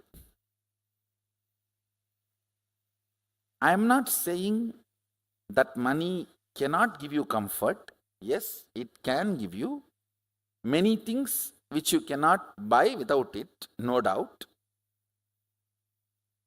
But if you cognize that is going to give you a complete security in life, you are fool. It can give you painkiller, it cannot remove pain. Bed is not equivalent to sleep.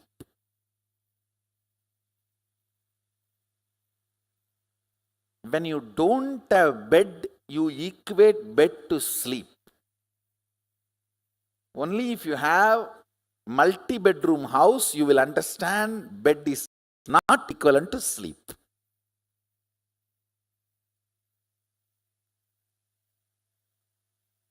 Same way,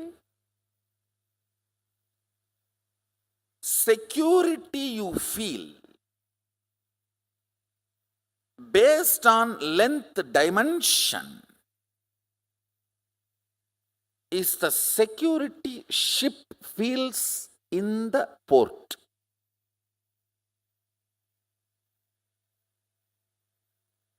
Is that security for the ship? No. Security of the ship is its ability to handle everything of the ocean.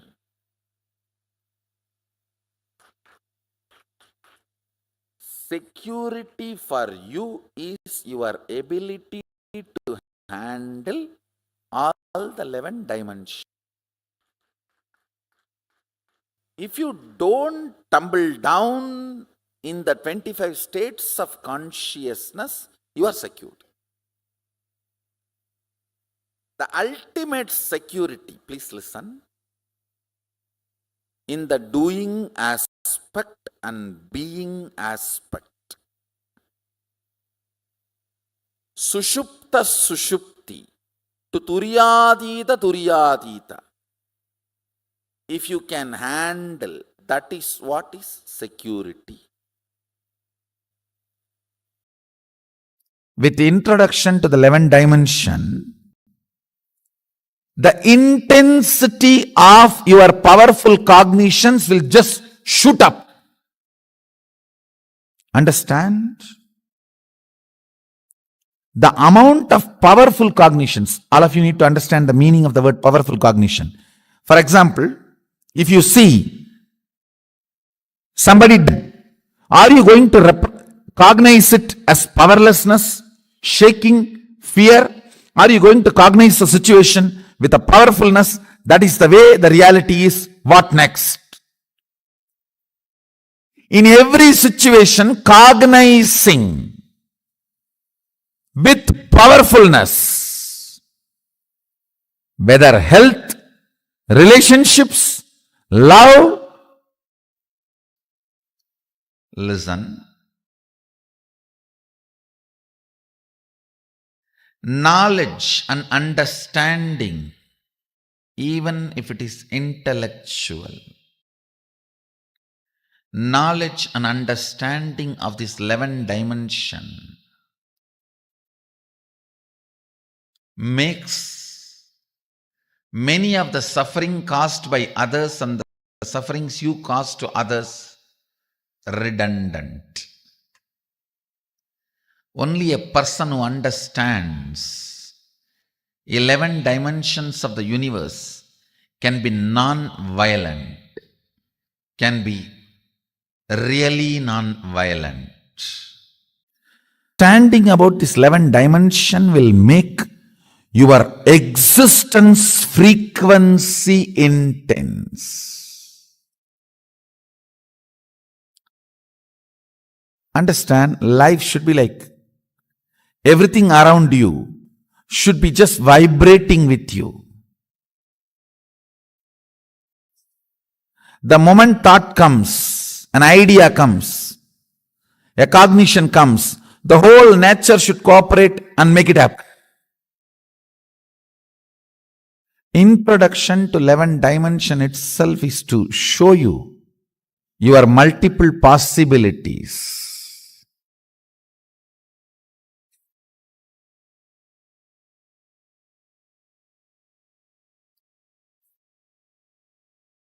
Actually, I am interested in you, not your identities. That is why when people try to come and tell me, Swamiji, I am this, what can I do for your mission? I tell them first, your consciousness, let you make it to the higher frequency. Taste what I am teaching, what I am standing for. Substantially, even you will not be able to doubt you to that level. Experience the depth of your consciousness. You should feel you have become big. Wow, existence is really nice. The way I exist now feels great. Depth of personality is joy. Depth of personality is bliss. That consciousness you are carrying, that chit you are carrying, should be constantly manifesting powerful cognitions and power. That is the biggest help you can do to me. See, I want you to know these dimensions, only then I can take you to the next level of experience. Otherwise, when I give you the experience, you will be overwhelmed. See, with understanding about these dimensions, you yourself will know how the powers are manifesting. And you will start playing with them. You getting comfortable with your consciousness and manifesting powers will start happening once you understand these 11 dimensions. Now, see, I have responsibility. I have to give you this knowledge without giving you suffering. Mahadeva puts that word. There's a clear command. Knowledge has to be given without suffering.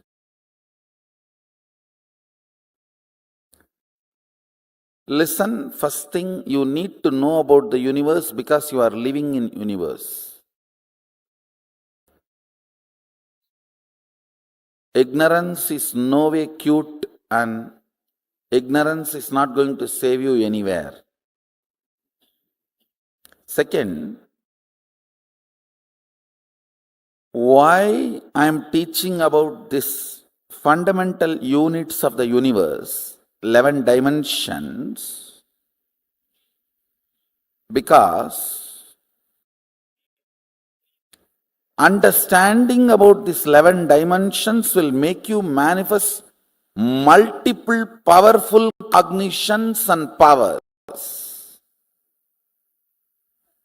I'll repeat.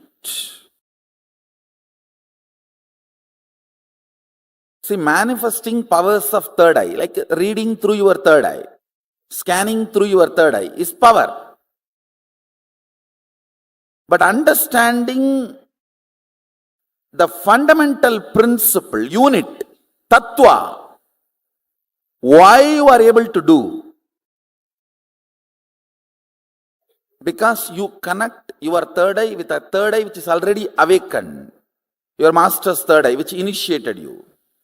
And that third eye is connected with all the existing third eye. Then, the power you manifested through your third eye is not limited to your third eye. You can read through any third eye. That is what is powerful cognition. Understand? So today you are going to manifest powerful cognitions. Only then you will understand how understanding about these multi-dimensions makes you start functioning in multi-dimension level.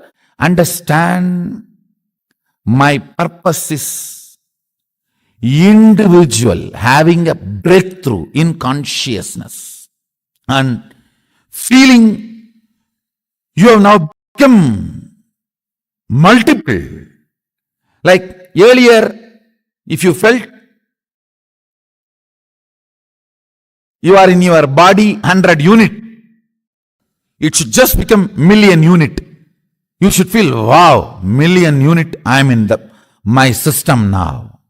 That's all I am interested. If you have become million from 100, then you will know the whole dimensions of the universe, possibilities of life, powers of the consciousness. Everything starts manifesting. It's all fundamentally integrating you and making you experience superconsciousness. I am interested in you, not any adjectives added to you.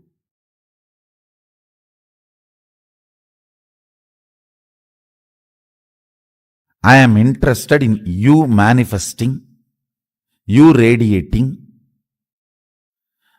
My project plan is only one.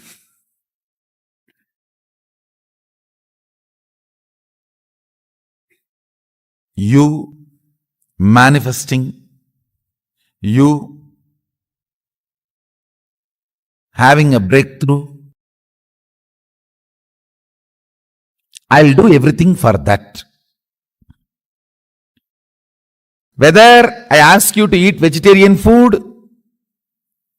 or I ask you to apply the aushadas and take bath, or I ask you to do the yoga on the pole and the rope, it is all centered on one. Now, I'm going to introduce you the 11 dimensions of the universe, all only this purpose. Breaking the barriers you built around you and experientially manifesting, not just theory, word.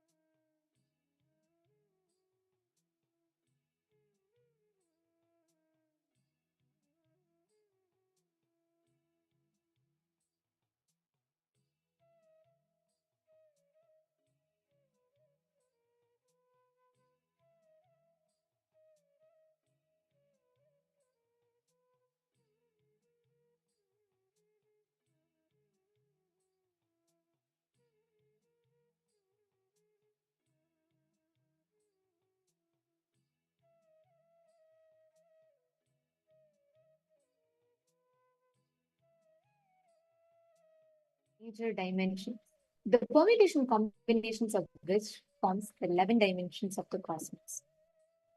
Who all can list? Can I request all the participants to list what are all the 5 major dimensions of the cosmos?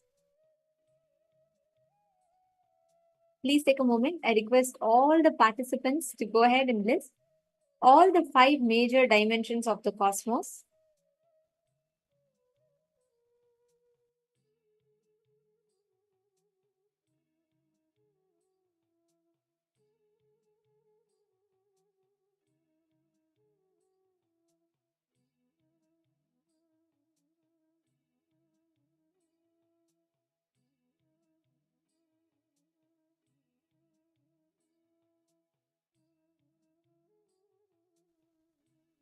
Nithyananda, we apologize for the technical glitch. Hope all of you are able to see us and hear us better now. Okay, so I'm going to start with a question, right? In this session, Swamiji revealed to all of us elaborately about the 5 building blocks, which together forms the 11 dimensions. Who amongst you all can list what are these 5 unit dimensions which forms the 11 dimensions of the cosmos?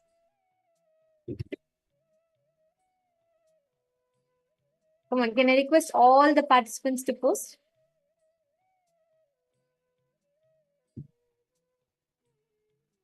What are the 5 unit dimensions? I'm going to request every one of you to post.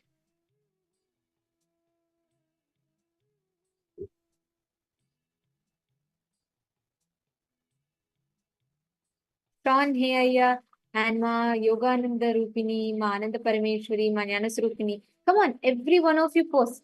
What are the 5 unit dimensions? Samji revealed about the 5 unit dimensions which together forms the 11 dimensions of the cosmos.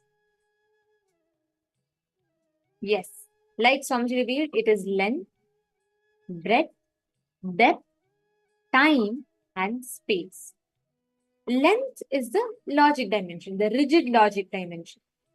Breadth is your emotions, what you feel. The logic, the same logic, but when the logic is not rigid and it is more flowing, that is breadth.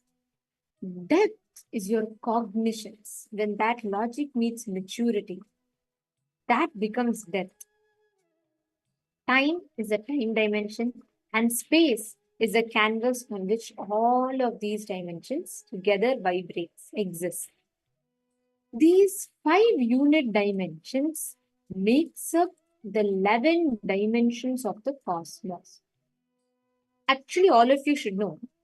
There's a study called using like advanced mathematics. There's a study called algebraic topology, right?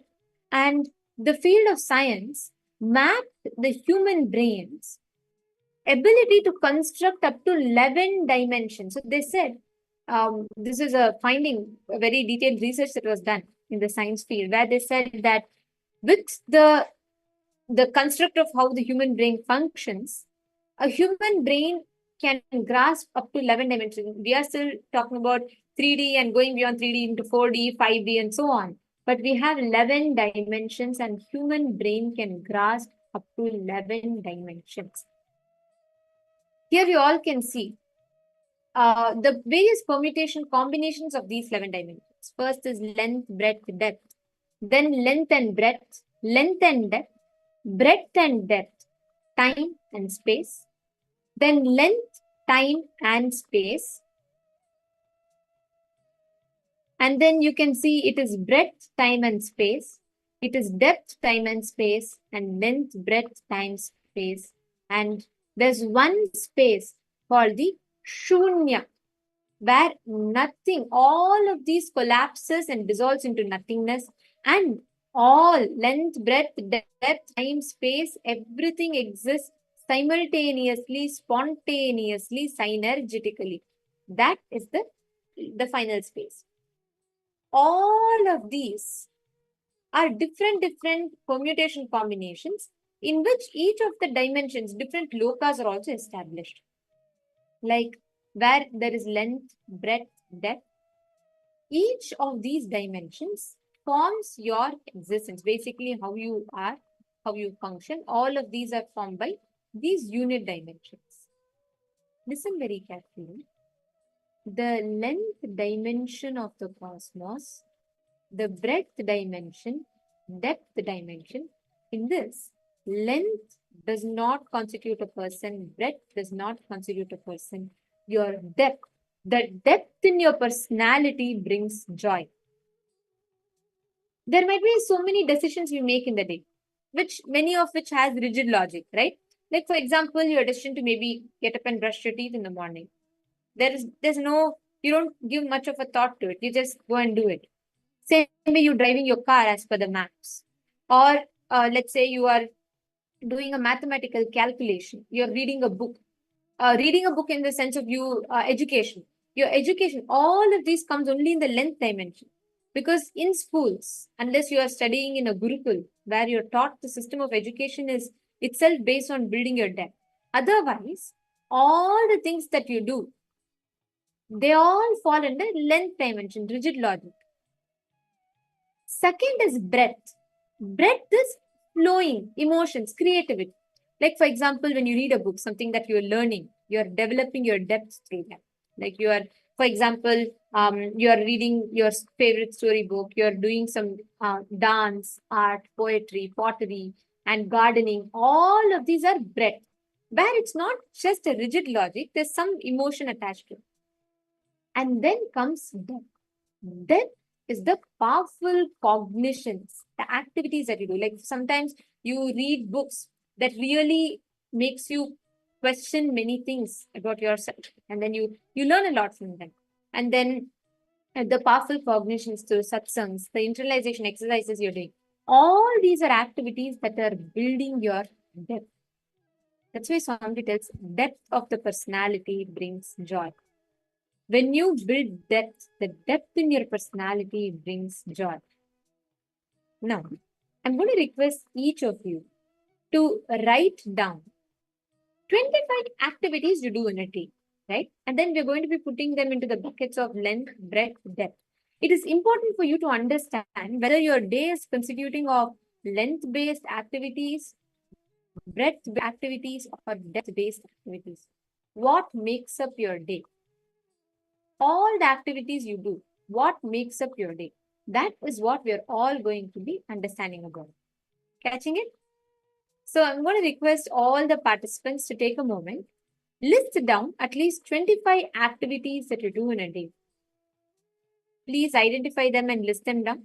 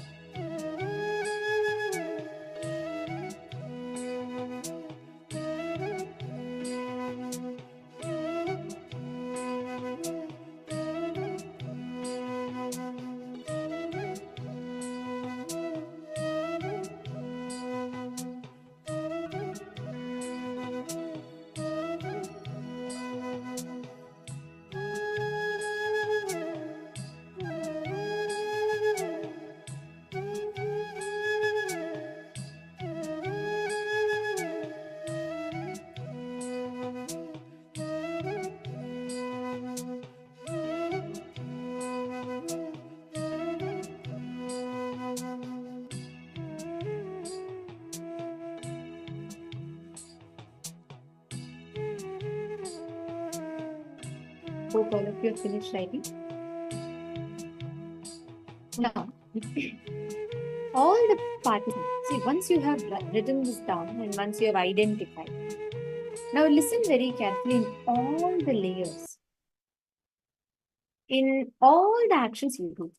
Identify which are all length, breadth, and depth based. And all the activities that you do, whichever again and again and again, is only bringing you back to your length dimension, like the logic dimensions, which you normally do whenever, there are different things that you do, right? So, at all those times, wherever you limit yourself to experiencing just the logic based dimension,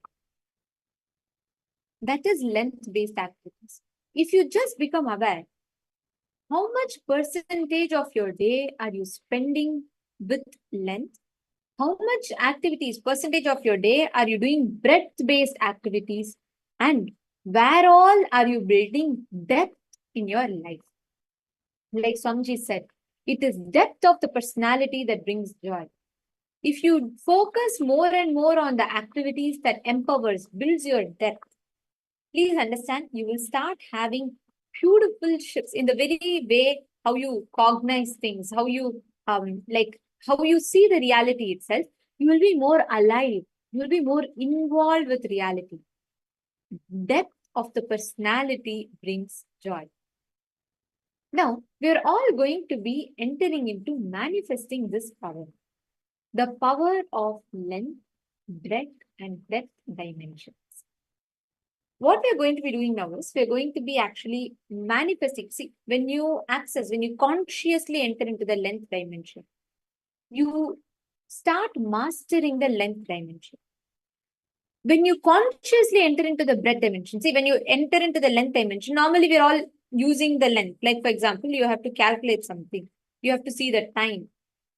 Or you have to calculate the distance between two places. Or let's say you're just getting information from something. All of these, the logic dimension comes in the length dimension of the cosmos. Now, what is happening is your logic has like power over you.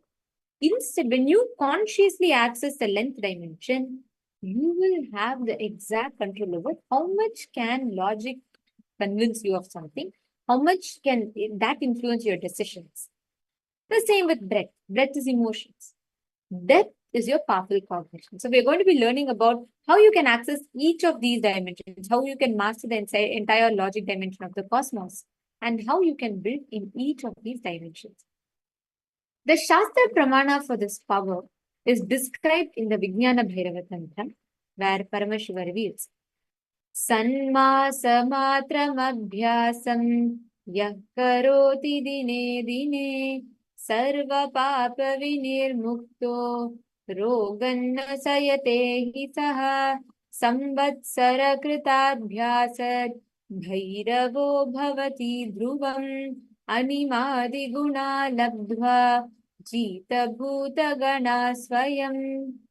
It says, when the yogi continues to manifest the power of the drinking the nectar, manifesting power over body physiology for 6 months, he becomes a Bhairava, independent cosmic power of Sadashiva, who is a lord of completion, time, and space.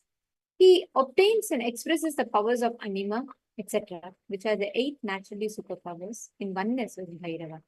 And by his own self, conquers all elements in length, breadth, and depth dimensions. He becomes a Jita Bhuta Gana, conquers the length, breadth, and depth dimensions.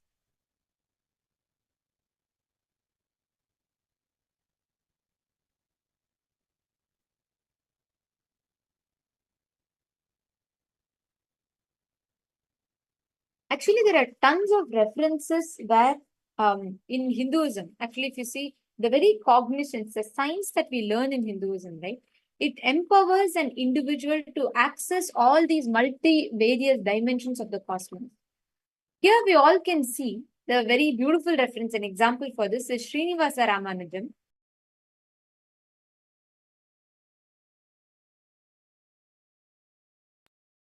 Actually, Srinivasa Ramanujam is a great mathematician.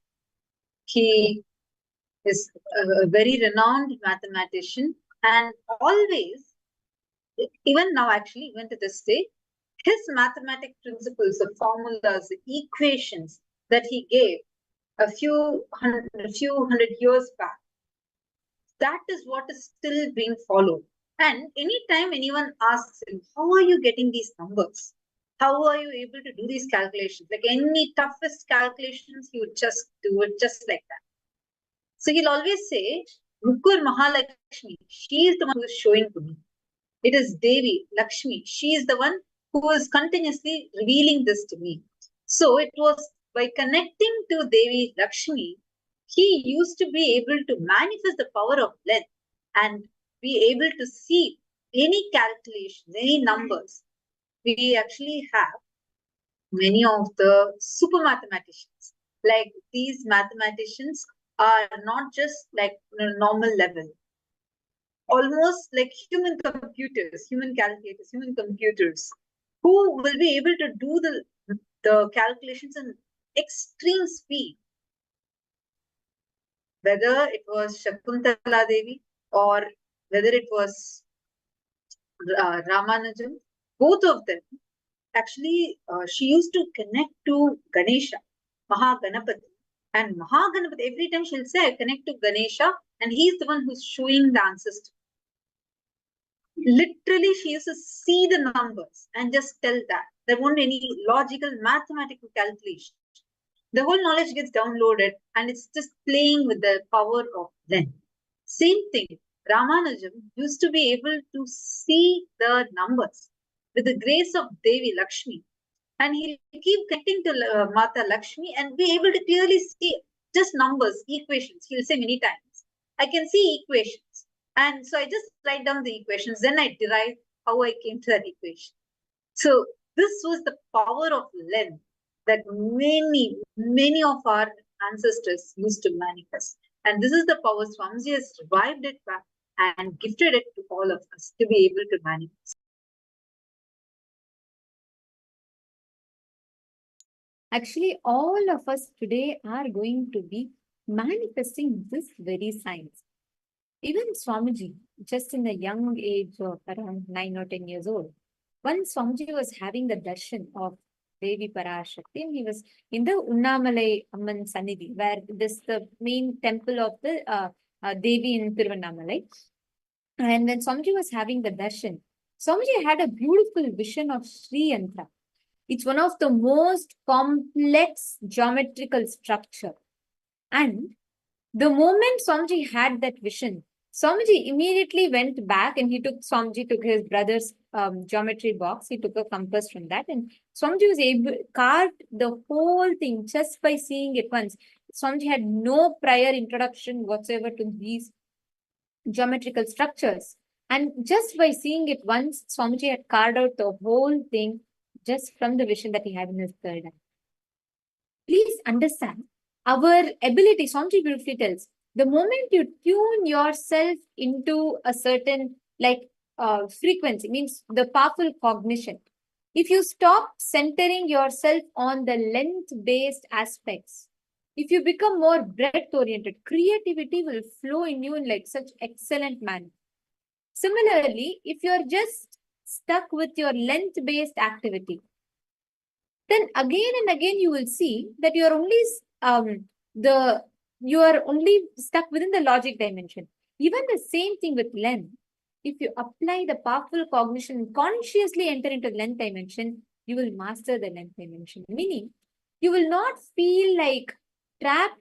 You will not feel like you're trying to, stuck. You are stuck with the logic. Instead, you will have the power to manifest anything you want within the length dimension. The logic will be under your control. So now what we're all going to be manifesting is the power to be able to see, scan, and identify the height of any structure just by seeing it. We have a list of buildings and different structures that we're going to show you all. And I'm going to request all of you to scan and identify the height and the number of floors in this building. All right, shall we all enter into this? I request all the participants to please connect to Swamiji. Chant the Mahavakya. The moment you see it,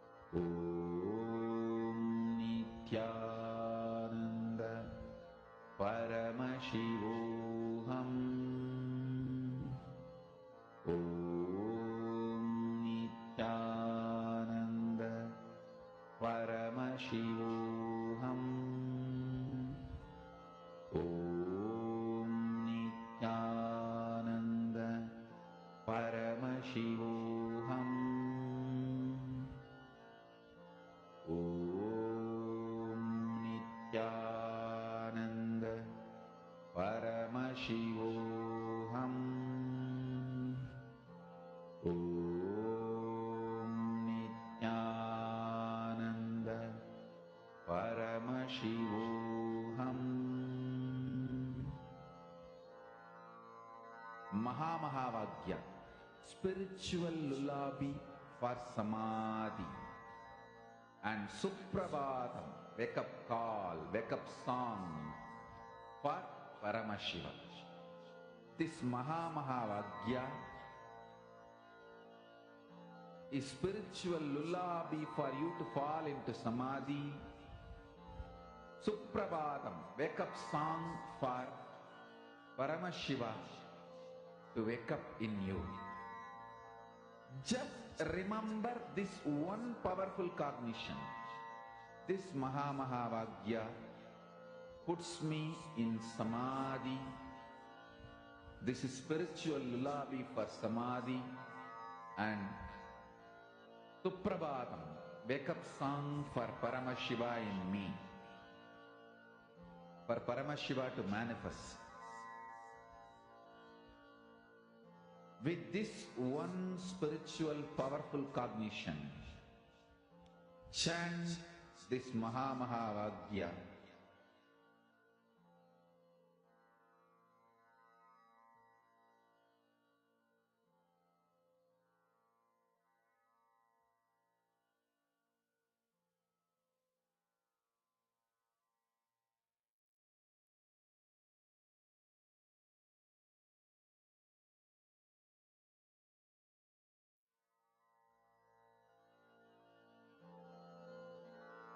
Mahamahavagya, spiritual lullaby for samadhi, and Suprabhatam, wake up call, wake up song for Paramashiva, for Paramashiva to manifest.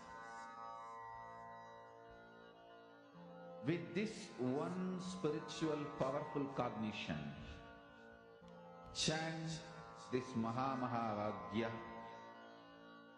Om Nithyananda Paramashivoham Om Nithyananda Paramashivoham Om Nithyananda Paramashivoham Om Nithyananda Paramashivoham Om Nithyananda Paramashivoham Om Nithyananda Paramashivoham Om Nithyananda Paramashivoham Om Nithyananda Paramashivoham Om Nithyananda Paramashivoham Om Nithyananda Paramashivoham Om Nithyananda Paramashivoham Om Nithyananda Yes. I request all the participants to please post the answer, what each of you saw through the third eye. Please go ahead and start posting in the chat. Paramashivoham I request all the participants to start posting in the chat. Okay. I see various different answers. I request all of you to please post it with the units. Some of you have posted just numbers without the units. I'm going to request all of you to please post it with the units. And actually, this exact building is called the Citic Tower, which is in Beijing. And it's 528 meters tall, which is 1,731 feet tall. And it has 109 floors. This is the answer for this. It is called the Citic Tower, which is in Beijing. Okay, let's see.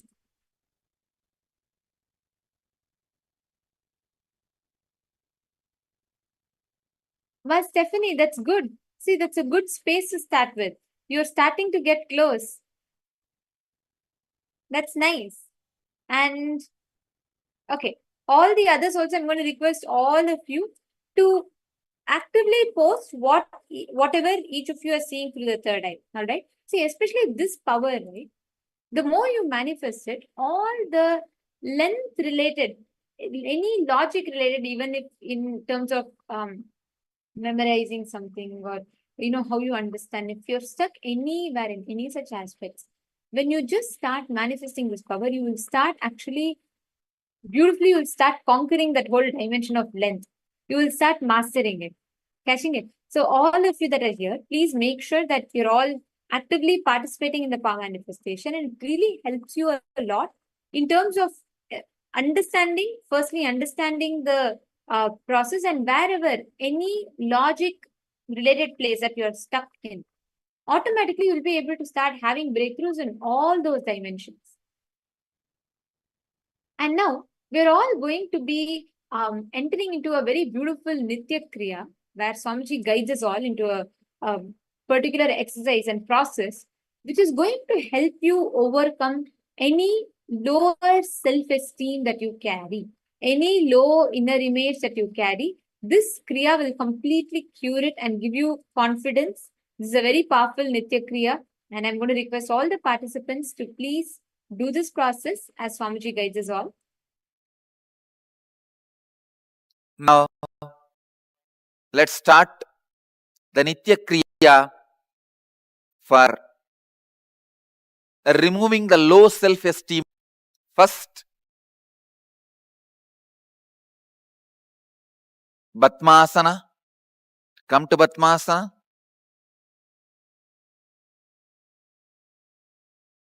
In Batmasana, Jalandhara Bandha. Jalandhara Bandha means put your chin on the chest and lock yourself. Lock the breath as long as you can. When you can't hold anymore, relax. Do this 21 times.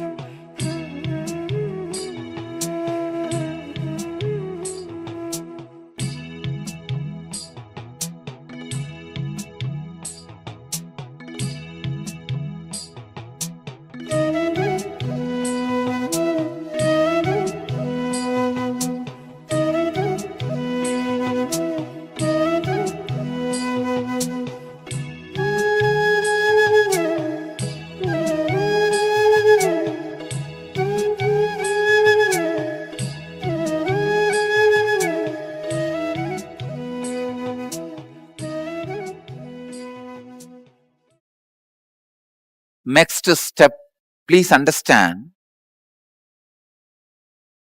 Yesterday in the process, I asked you to visualize yourself as huge, expanded. Now, I'm adding one step further, taking you one step deeper. Not only visualizing you huge, alive. Please understand. Visualize yourself at least 20 feet tall and 15 feet wide, heavy and alive, living. Sit with this visualization. The low self-esteem pattern will be completely broken from your very unconscious and subconscious. Sit. Close your eyes. Feel huge, like Vishwarupa, Virat Purusha.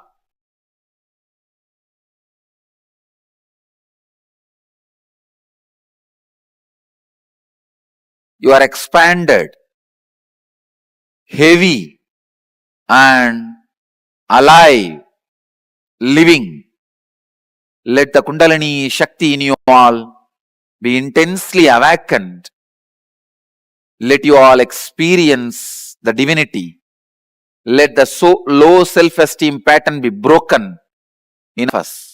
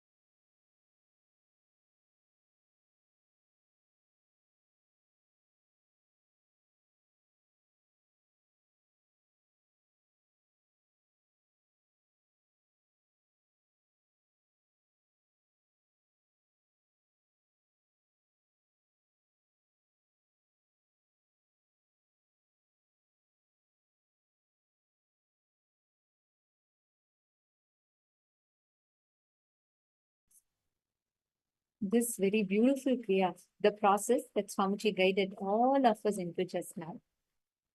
It prepares us. See, understand, any kind of a low self-esteem, low inner image that you might have been stuck in.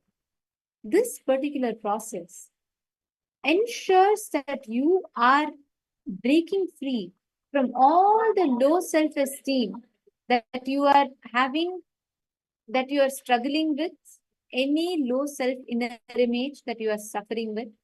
Doing this Kriya consistently makes you start manifesting this amazing, powerful cognition, experiencing these beautiful truths, and which will completely, like if you are having stuck with any low inner image, it will completely liberate you from all of that.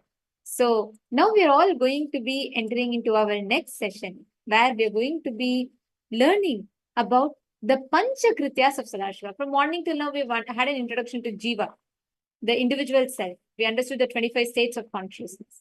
Then we learned about Jagat, the universe. Now we are going to be learning about Ishvara, Sadashiva, the God. We are going to be understanding about the Panchakrityas of Sadashiva and how to establish yourself in that Panchakritya by owning up the Panchakrityas. So let's all enter into the session now.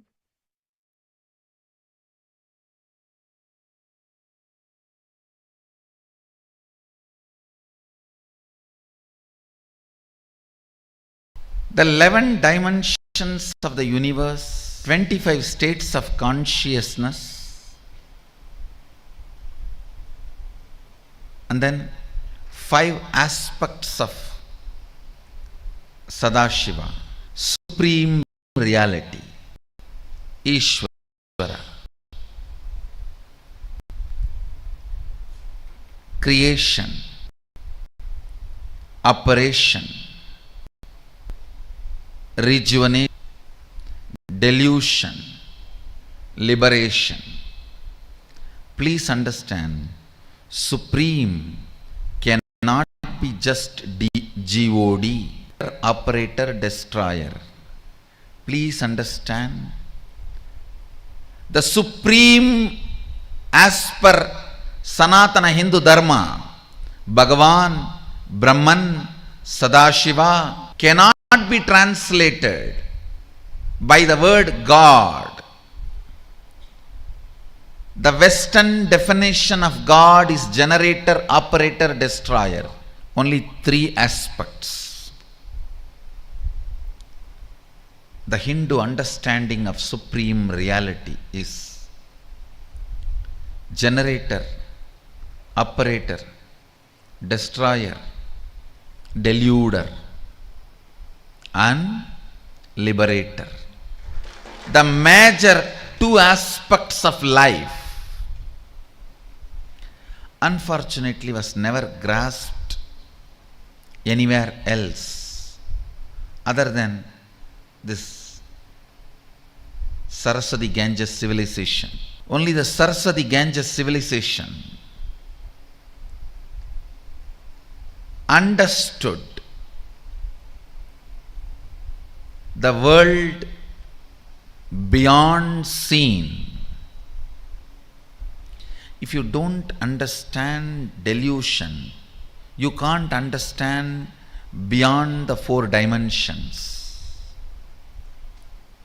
You can't understand reality in its completion.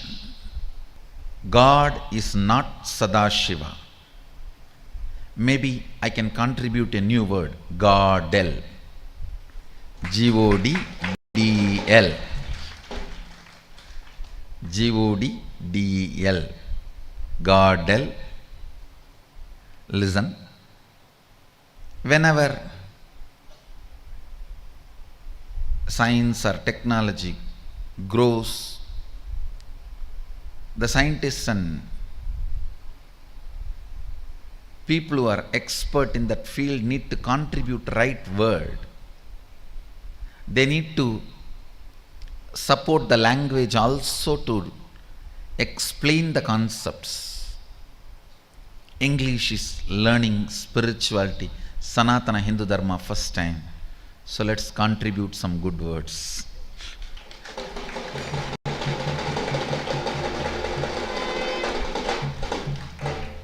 English is learning Sanatana Hindu Dharma from the source, I think first time.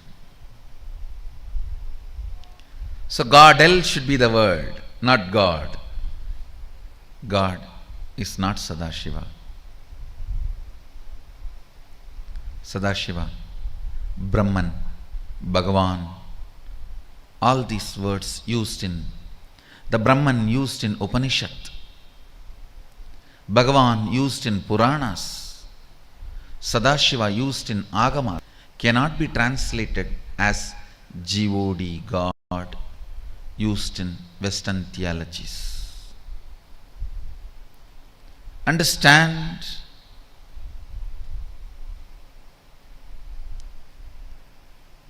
these 5 aspects of Sadashiva in the manifest form is called Ishvara, unmanifest form is Avyakta. Even this 5 is only the manifest form of God-el, Sadashiva.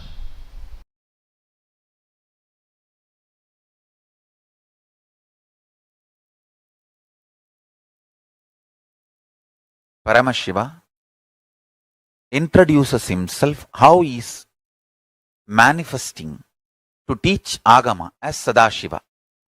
As Sadashiva, he manifests with 5 heads, 10 hands, teaches Agama.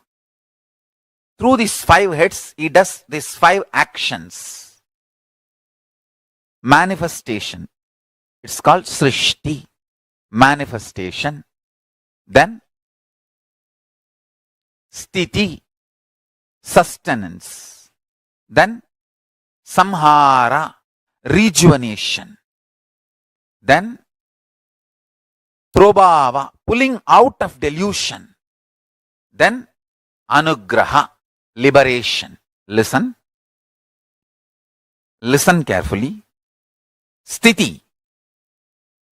Sthiti means maintenance. The first action is Srishti. Second is Sthiti. Third, Sthiti means maintenance. First, Srishti, manifestation. Sthiti, maintenance or sustenance. Samhara, rejuvenation or dissolving or destruction, whatever word you want to use. Samhara, literally the word Samhara means transformation, rejuvenation. It one becoming another. So listen carefully. Srishti, manifestation. Sthiti, maintenance. Samhara,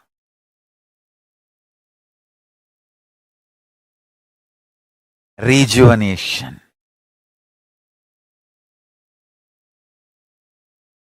Prabhava, pulling out of delusion.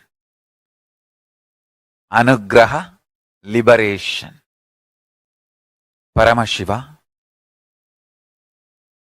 does manifestation, maintenance, rejuvenation, pulling out of delusion and liberation. Satyojata, Tatpurusha, Vamadeva, Ahora, Ishana. These are the 5 phases. He resides in his supreme Paramashiva Swarupa as Ajomuha or Adhomuha, unborn,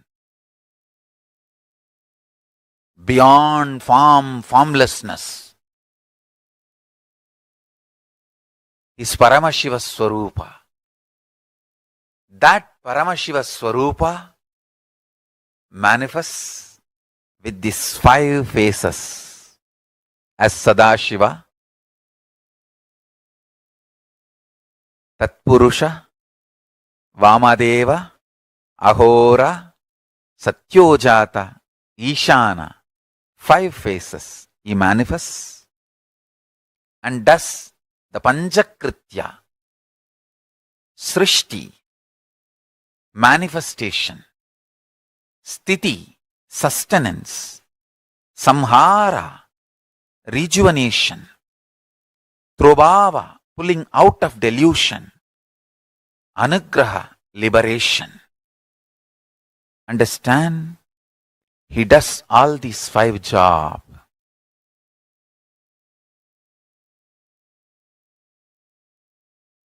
Through these 5 phases.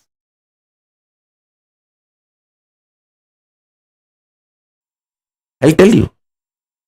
In the cosmic level, Paramashiva has 5 of his dimensions: creation, sustenance, rejuvenation, destruction and rejuvenation, putting in and pulling out of delusion, and liberation. All these 5. In your microcosmic life, in your Pindanda microcosmic level, you play the same game. Every day, the new cells getting created, new organs getting manifested in your body is your creation. All of you need to know.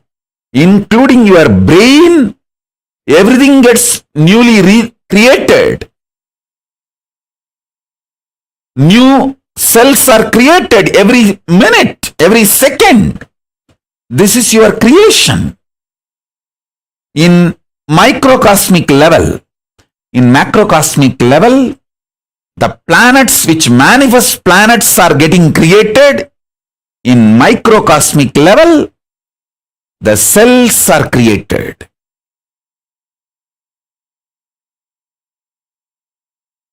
In the macrocosmic level, whatever is created is continuously getting sustained. In microcosmic level,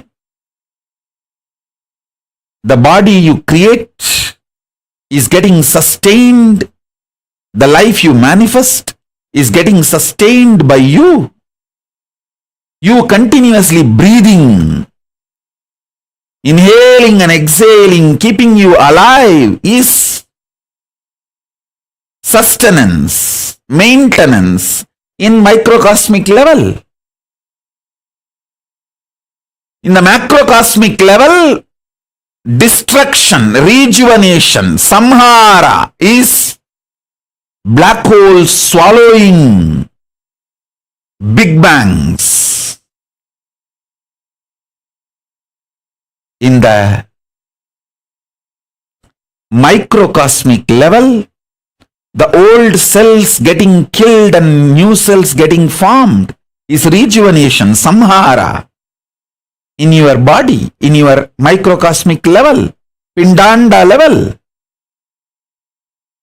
Same way, in the Brahmanda level, the delusion is cosmos creating deluges, pralayas to rejuvenate itself, clean itself. You can see the heat wave all over the world. All the Panchabhutas playing and aligning itself. In the cosmic level, this is the delusion. Trobhava going on. In the macrocosm, Pindanda level, you forgetting your existence as Paramashiva, higher reality, falling into the nightmares and going through, is the small scale Trobhava. Delusion in the Pindanda microcosmic level you go through. In the cosmic level, Brahmanda level, liberation, anugraha is Paramashiva himself manifesting as this Nijavadara Nithyananda and making this KAILASA happen.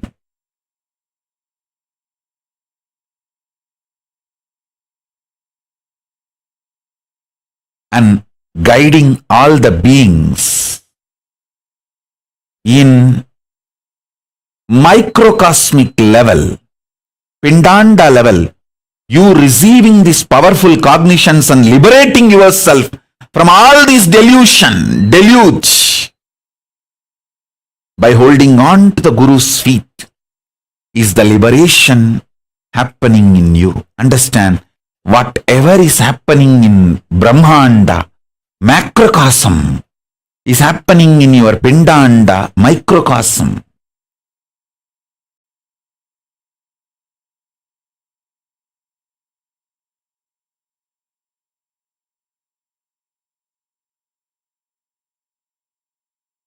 So don't worry about your delusions. Don't be powerless about it. Don't try to work with the facts and figures externally. Don't try to work with the seen. Work on the seer. Paramashiva does 5 action: creation, sustenance, rejuvenation, putting in delusion, and liberation. First 4, creation, he does by sitting in Brahmaloka. As a Brahma, he manifests and creates. Maintenance, he does by lying down in Paramapada as Parandama. Rejuvenation he does as Maharudra in Kailasa, from Kailasa itself. Putting in delusion he does through many of his forms like Bhikshadana, all those forms he took just to put people in delusion. Liberation. For liberation, he always comes down to planet Earth. He has to assume human form. The form he assumes for liberation is Guru. Keeping liberation as a predominant activity, the form he assumes is Guru.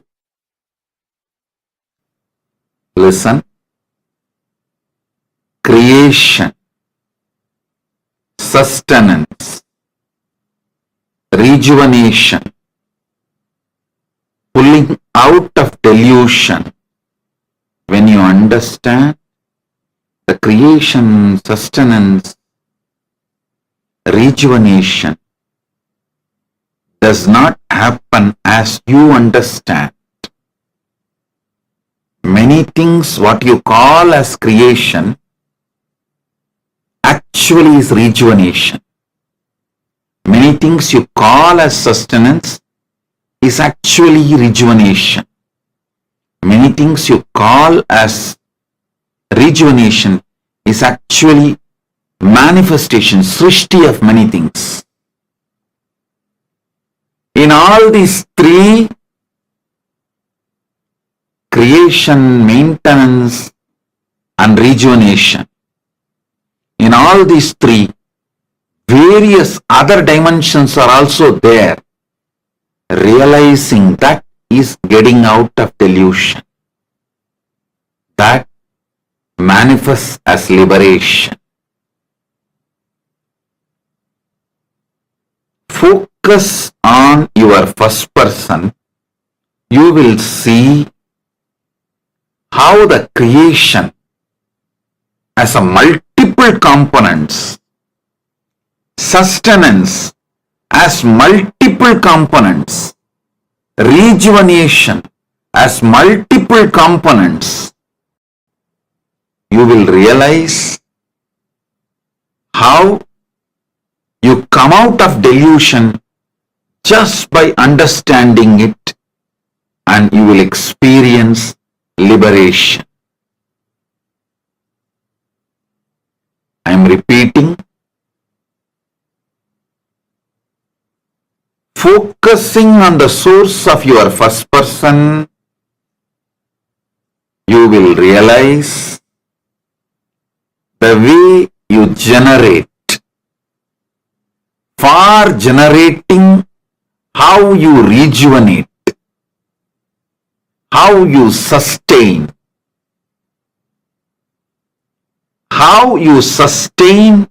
for sustaining, how you create and how you rejuvenate, and for rejuvenation, how you create and how you sustain. When you understand this deeper nuances, you are liberated from all these three. You are pulled out of this delusion. You will realize this creation, sustenance, rejuvenation, this three itself is a delusion. That is what is pulling yourself out of delusion. Then you will experience liberation. Listen, this is the truth, ultimate truth, directly from Paramashiva, from KAILASA. I am revealing this for the first time. So meditate on it. Internalize this. This is Nirvana Diksha.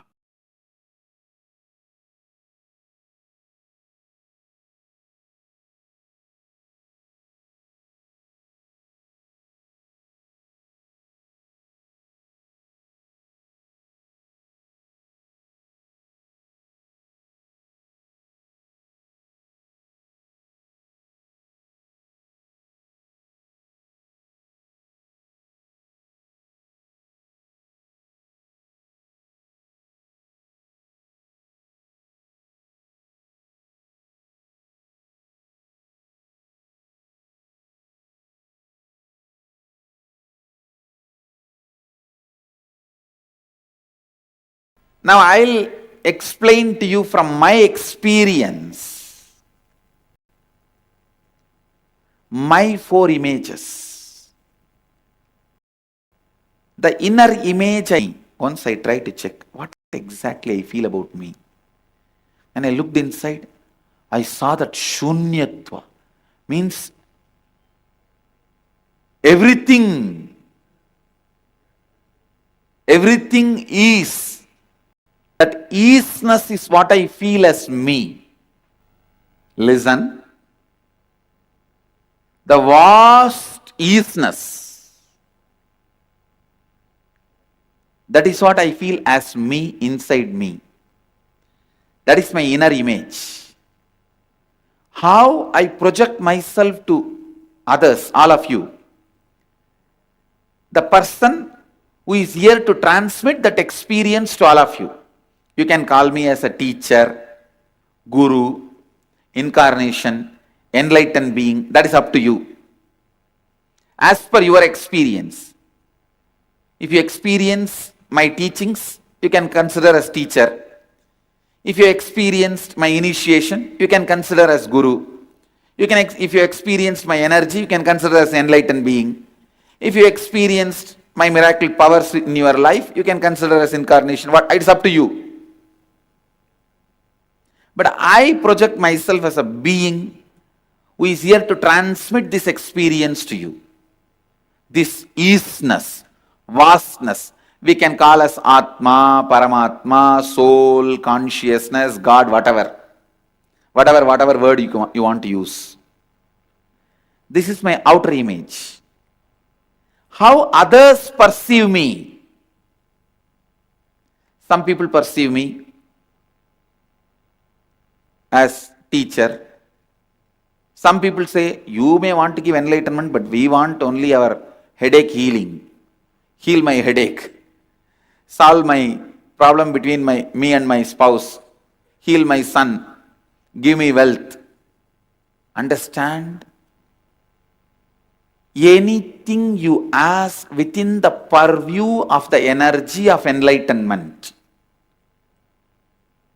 Even though I have not told directly that I will give you, see, I declare I am here to give you that enlightenment, that easiness experience.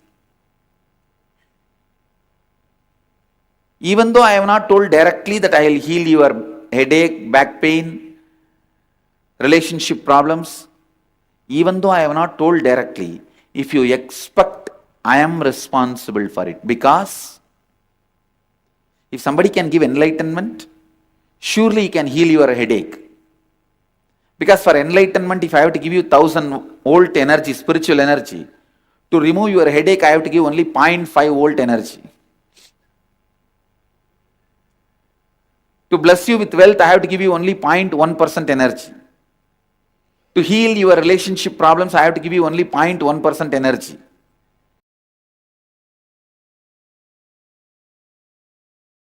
Listen. Length, when it becomes intense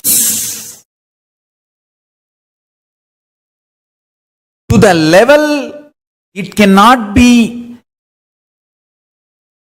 experienced just as a length, it jumps into the dimension of breadth. Like if you keep line, infinite number of lines, then it cannot be measured, understood just by one length. It, by its very reproduction, understand? Reproduction is survival need. Anything which is alive has to be reproducing itself. Otherwise, it will not be alive. It's law of life. It is one of the fundamental law of constant, nitya. Easiness expands. So the easiness of the length, when it becomes infinity, it cannot be any more cognized just by one idea of length. It gives birth to the next dimension of itself called breadth. Understand? I'll repeat. Just imagine one thread, 1 meter thread. You call that as a length. By its nature, it is becoming multiple number of 1 meter thread. So, when it becomes infinite number of 1 meter threads, 1 meter, 1 meter, 1 meter, 1 meter, 1 meter, what happens?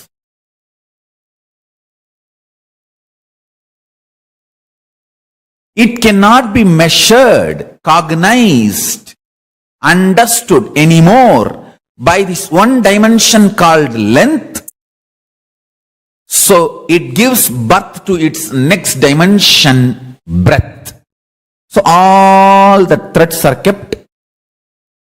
So now length and breadth is formed. Now, because of its very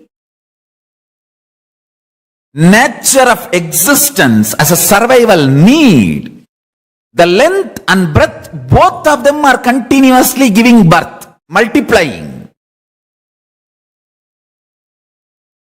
Understand? Even if you are a sannyasi, only when you reproduce more sannyasis, means making more people sannyasis, you are living sannyas life. Otherwise you are not sannyasi. Be very clear. Anything by its survival easiness has to reproduce and expand. If you are a man, you are going to reproduce another human being. If you are sannyasi, naturally you will be producing the consciousness of sannyas in so many people's life, and so many will becoming sannyasi. How many become sannyasis is the proof of your integrity to sannyas. Understand? This is law of life. Success for a normal grihastha is what he achieves. For a sannyasi, success is what he inspires others to achieve. So, only if you are intensely making more people sannyasis, you are really in the easiness of sannyas. Otherwise, maybe you will be sannyas, not ease sannyasi. The easiness multiplies by its existence. So the length by its easiness multiplies. When the multiplication breaks a point, it gives birth to the next dimension, length and breadth. Then these two go on multiplying. They give birth to the third dimension, means tons and billions of 1 meter thread kept. So length gives birth to breadth, and length and breadth multiplying gives birth to depth. Understand this example? This is the way the dimensions manifest and gives birth to the next dimension. Length gives birth to breadth. Length and breadth together give birth to depth. And length, depth together give birth to time. That is why I am saying time is not linear. There is no past, present, future. There is only time. What you perceive now as your experience, like you are inhaling and exhaling, you call as present. What you can recollect from your stored memory, you call as past. What you expect or hope inside your head, you call as future. Understand? That is why I am saying 99% of us live 99% of our life inside our head. So keep it worthy to live. No shit inside the head. No shit in the stomach and no shit in the head.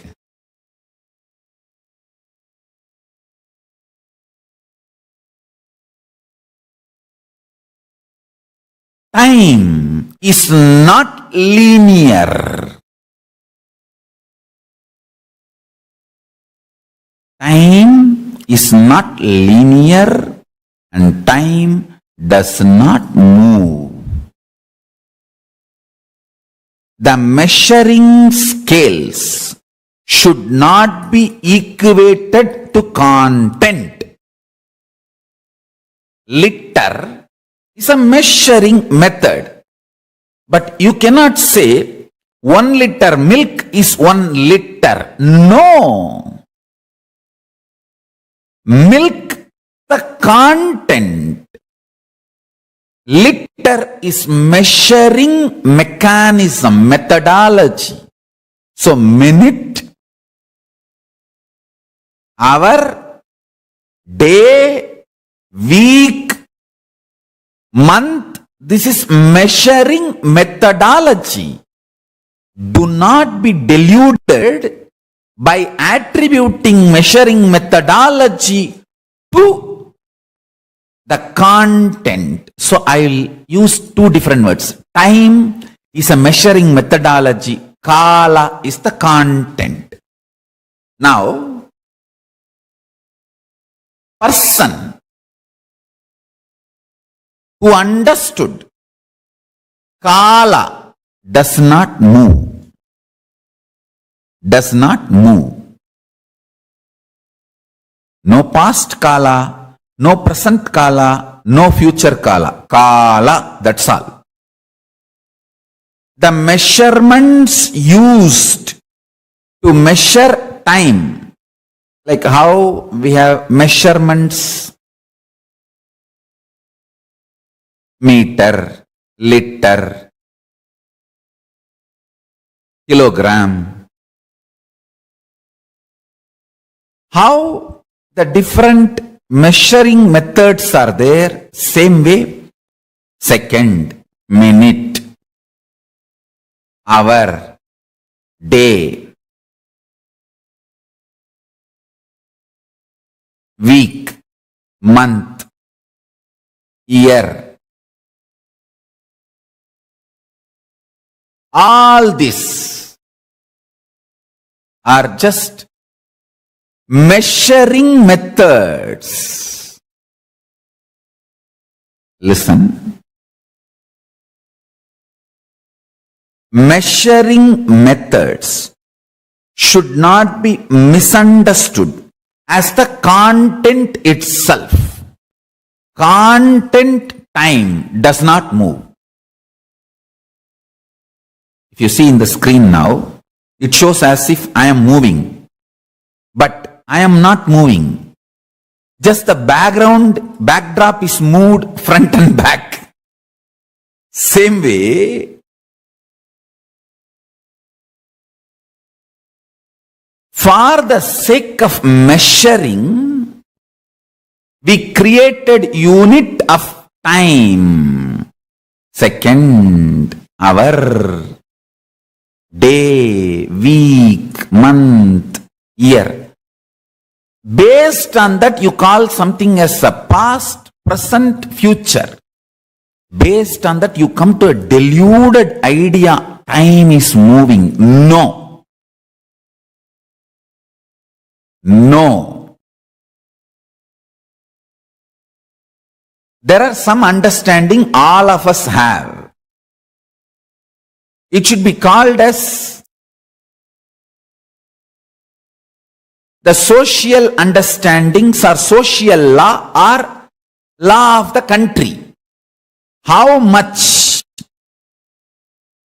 a social law is true only for that society, law of the land, the country is only true for that country. Same way, I should say, there are something universally human beings, all human beings accept. Maybe to that level, time idea can be accepted. Like a second, minute, hour, day. This is accepted the whole globe by all human beings. So, you can use this to understand about time, but don't be deluded. Time is actually linear and moving. No. Understand? Collective human understandings are not cosmic reality. So, Kala is the purer version of isness. I-S. Isness. Purer version of isness. See, these dimensions, length, breadth, depth, time, space. Next to space is Nithya. Nithya is the sixth dimension. Then after that, Nadakala, Bindukala, all the other, totally 11 dimensions. The 11th is the Paramashiva Swarupa, Paramashiva, Paramashivatva, Paramashiva, ultimate. The sixth dimension, Nithya, is isness. That isness's purest, almost 90% isness is space. I should say 80% isness is Kala, time. Alright, time is a poor word, but anyhow, I am using it. Kala. Not the unit of time, time. So be very clear. The whole humanity knows only unit of time, but not time itself. You may know the liter, but not about the milk.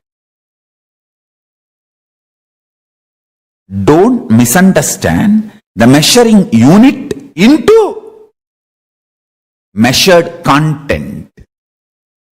The delusion of thinking. The measured content in the language of measuring unit led to the confusion that time is linear and it has past, present, future. Forget about it. Time is. It is neither static nor linear. It is existentially functioning. Life is not alive just inside your body, in your every action, in your every decision, and its impact on the others' world. That is why when you can impact more people, you feel more alive. Listen.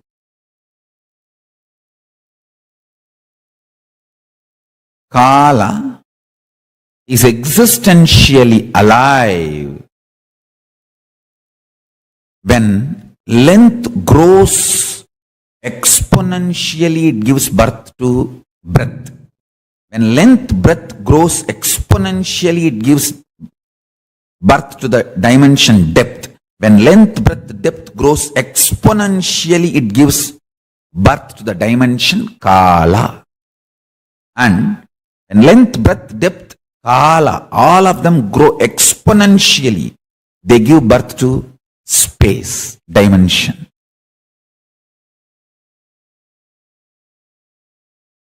Quality of the isness is Ananda, and the quality of Ananda is sharing. Understand? The quality of isness, Nitya, is Ananda. Anything which is in you is always celebrates its existence. Somebody was asking me, what is exactly isness, Swamiji? Other than your body, what you think as is. See, you think your body, you are your body. And there are something more you think you are. Because many times when you feel depression, you feel you are your mind. Excited, you feel you are your mind. So it is not that you feel you are only body. You feel many things are you. Other than your body, whatever you think as you, that is called your isness. And that isness, in its core, is excitement, bliss.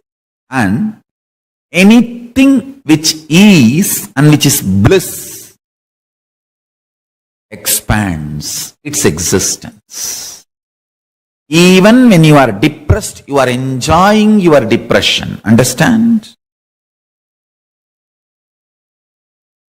Be very clear. You are enjoying your depression. You may have your own reasons.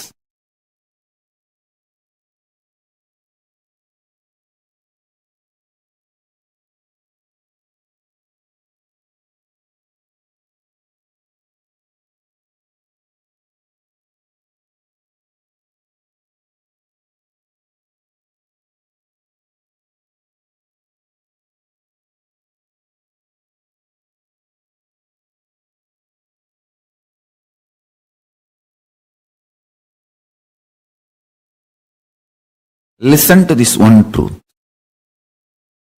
Enjoying your depression, you will reproduce more depressed people. If you are enjoying your isness, you will reproduce more isness. If you are enjoying your sannyas, you will reproduce more sannyasis. That's it. Isness celebrates its existence, and Anything which celebrates its existence reproduces by its very nature. Principle of existence of Ishvara is owning up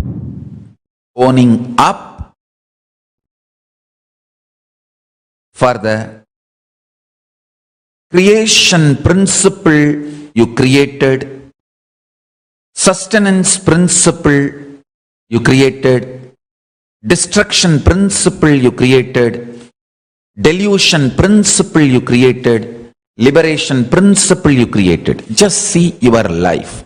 I will start teaching you from Pindanda, your life, so you understand this. Owning up is the Adhomukha. Sixth phase means the unmanifest phase of Paramashiva. Understand? First, understand what you created. Please understand, only if you are in a Paramashanta Swarupa, you will own up for what you created. You have created so many wonderful things, understand? The mechanism which converts blood into blood, which is functioning inside your body, you created. Nobody else created, you created. You learnt the science from cosmos and you created. Understand one thing. The greatest creation in the known universe is human body, and you created yours. Anybody who owns up that you created your body will manifest the power of altering it, healing it, updating it, upgrading it. All the powers related to altering, manipulating, upgrading, awakening, healing, powers related to body. So, if you want to manifest the powers related to your body, bring this cognition and own up for what you created. I tell you. For example, if you have a fatty liver, sit with your liver and say, yes, I created it. What for I created? Did I put myself in some delusion and allowed this to be created? Or did I actively cooperate and created this? What for I created this fatty liver? Just see, I tell you, owning up starts healing. And I tell you, fatty liver is such a simple problem. You just need to tell your stomach, hey, can you burn little more? I'll give you mantra as the feed material. You can use any mantra. You see, in Vedagamic tradition, any mantra described in Vedas and Agamas can be used.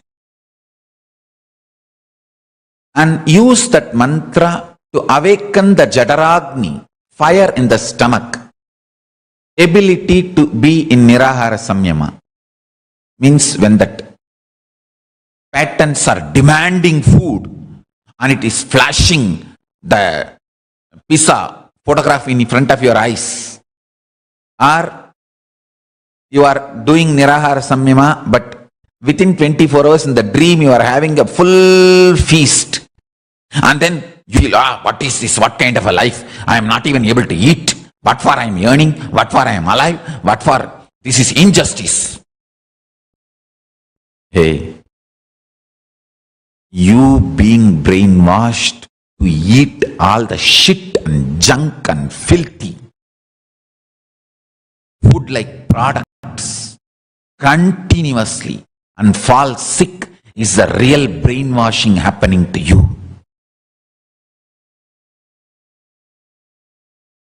Nirahara is not brainwashing you, it is stomach washing you, detoxing you. I am only asking, go for healthy juicing. for few days, when the patterns are pushing and demanding, aggressively forcing you to eat, and you being in Paramashanta Swarupa and managing Nirahara is a power, conscious power. When the tamas, inertness, dullness, Mudevi, you should not even give the title Devi for it. Inertness, tamas is pushing you to the bed. And depression, literally sulking and sucking your energy. You waking up and deciding to do yoga and start doing is a power. How much ever abuses, attacks, injustice,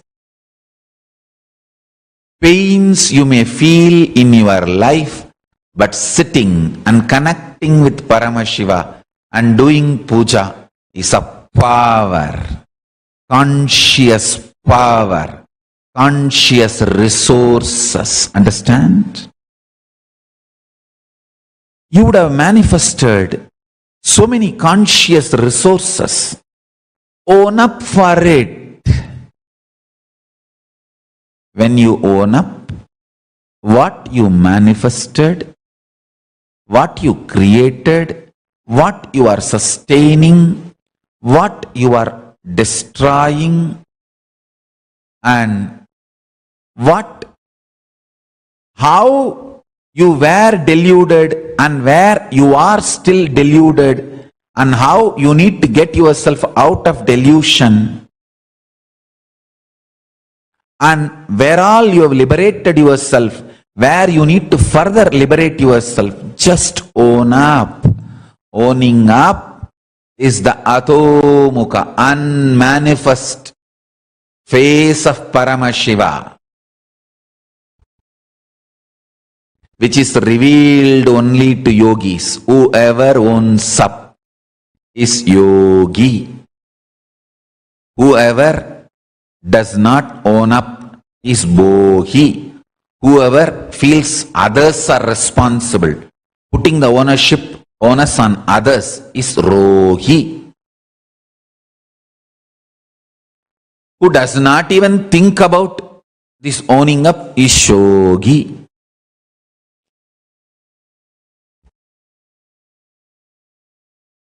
When you own up,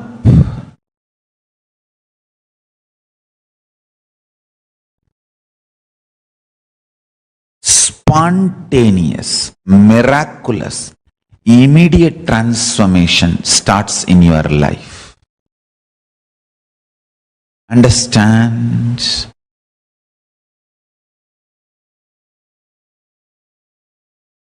If you are tired, bored, feeling overloaded, overwhelmed, own up that. Own up that. Own up. Owning up is the secret of Ishwaratva.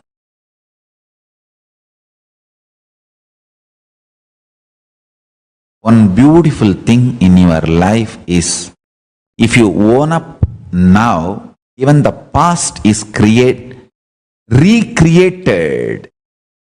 Understand? Even the past is recreated, because past is not dead as you think. Past tense is dead, but past is not dead. Future tense is yet to manifest, but future is not yet to be manifested. Future is as much as happened as past. Past is as much as yet to happen as future. Future tense is will be. Past tense was. But past was not was. Past is. Future tense is will be. Future itself is not will be. Future is. Past, present, future is. Past tense was. future tense will be, but past, present, future is. Tatata nityatva isness.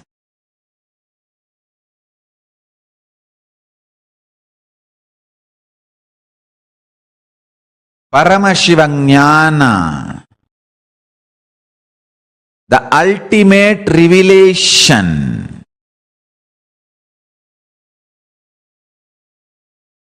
From the space of Paramashiva, just settle down and sit with Paramashanta Swarupa and look around. Don't be afraid. That is the first thing. Understand you have amazing resources. As I said yesterday, death is a conscious resource you have.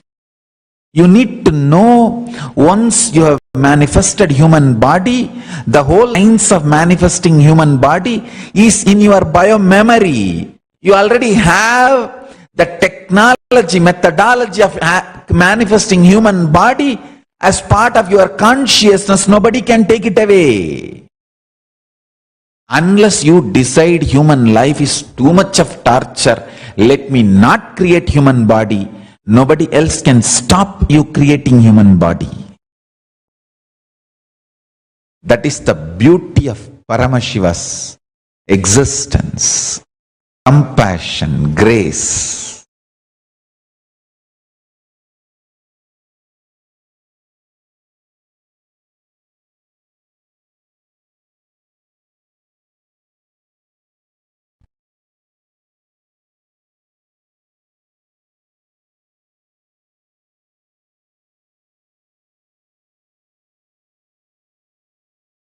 Owning up. When you sit and start owning up from Paramashanta Swarupa, you will see 25 heads of Paramashiva starts operating in you also.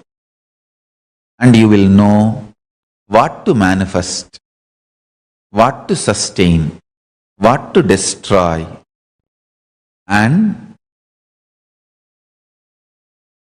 what to put in delusion, how to get yourself out of delusion, and from what you are liberated, from which you need to liberate yourself more. That's it. That's all. Nothing else.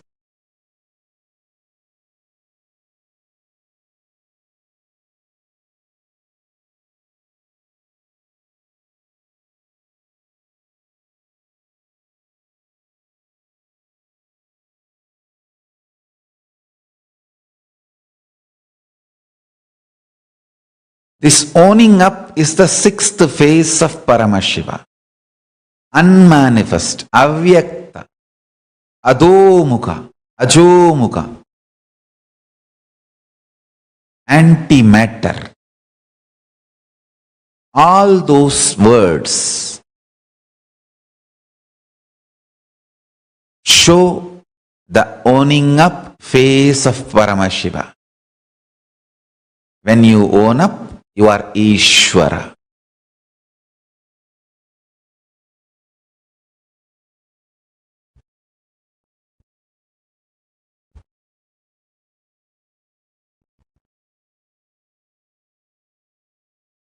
I want all my disciples to come to Paramashiva's space of Paramashanta Swarupa and own up.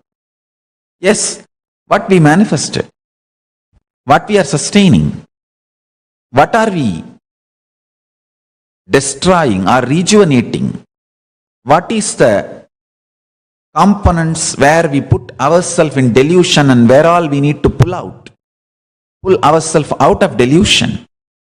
What all we already achieved liberation, where all we need to achieve liberation. Tatpurusha Ishana, Satyojata Vamadeva Agora.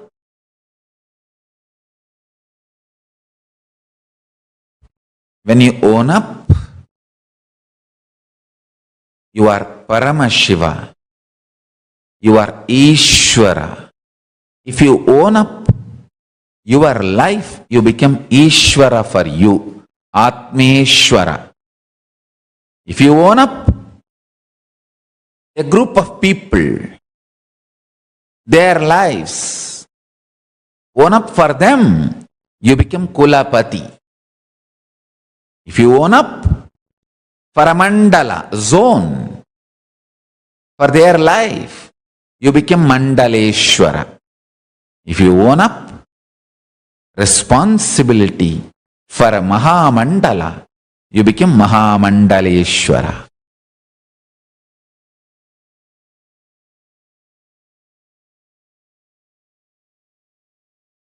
I tell you, I want all my disciples to take it very seriously.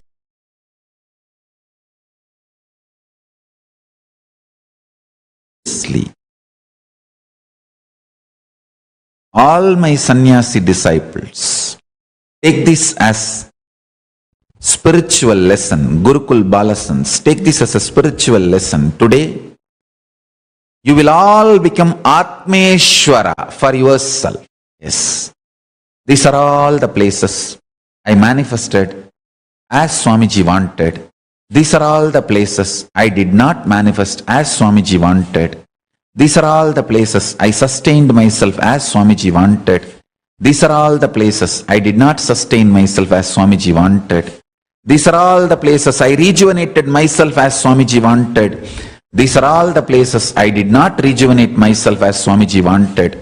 These are all the places I pulled myself out of delusion as Swamiji wanted. These are all the places I missed and put myself in delusion even though Swamiji warned me. These are all the places I liberated myself as Swamiji taught me. These are all the places I missed it even though Swamiji taught me. Bring that understanding and own up. If you own up today, you will become Atmeshwara, Ishvara for yourself today. This is the way in KAILASA. You become Atmeshwara first, Ishvara for yourself. Then you become Ishvara for few people, Kulapati. Then you become Ishvara for a zone, Mandaleshwara. Then you become Ishvara for Mahamandala, larger zone, Mahamandaleshwara. Helping people to own up is making them become Ishvara for themselves.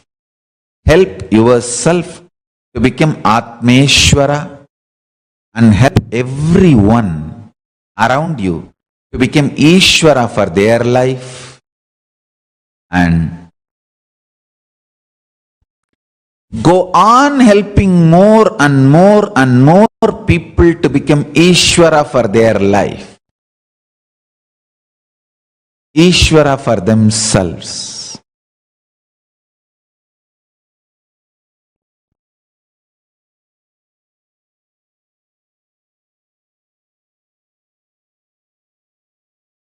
I tell you,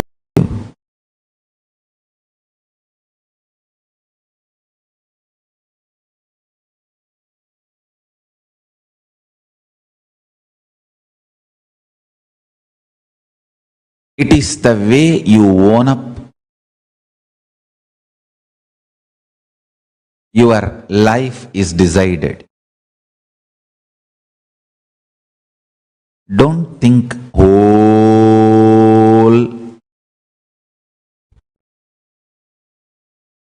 Don't plan to become Ishvara for the whole universe. Immediately first, become Ishvara for your life, Atmeshwara.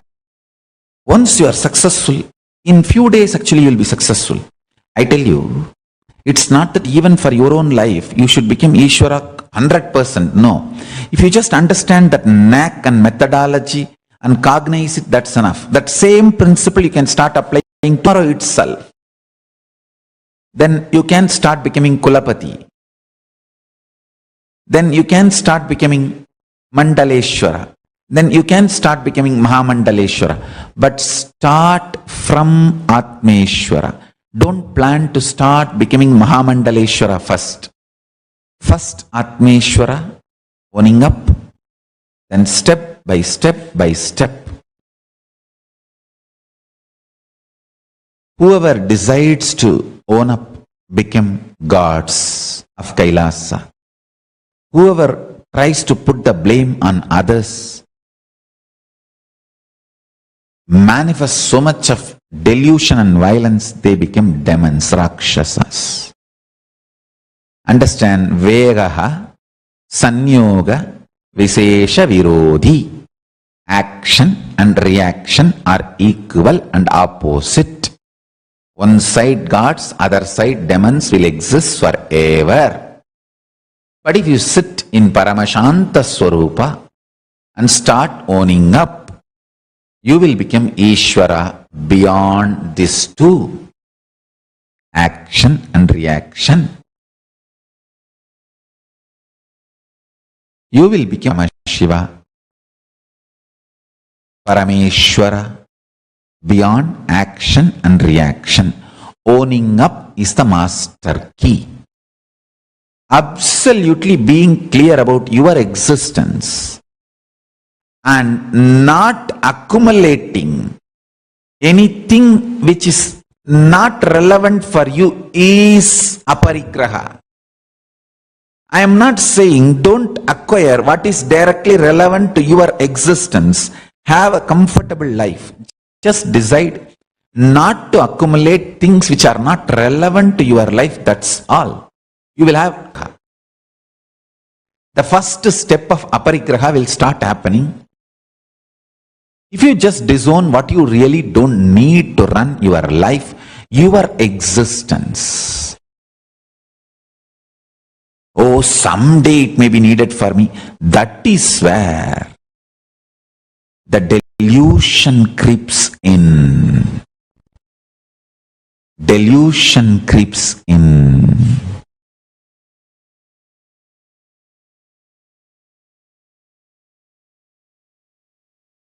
What is not needed for you, decide to disown. I just know what is the freedom I need. I don't need freedom to walk around in the mall. I may need freedom maximum to walk in the beach in the evenings in Paramashanta Swarupa, in the space of Paramashiva Samadhi.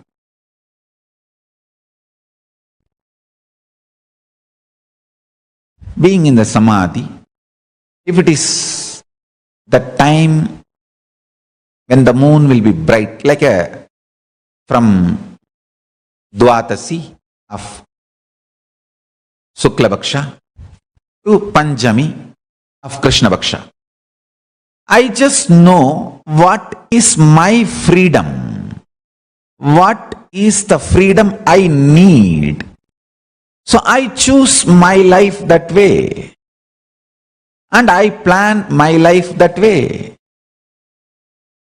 So I feel I am absolutely liberated, free.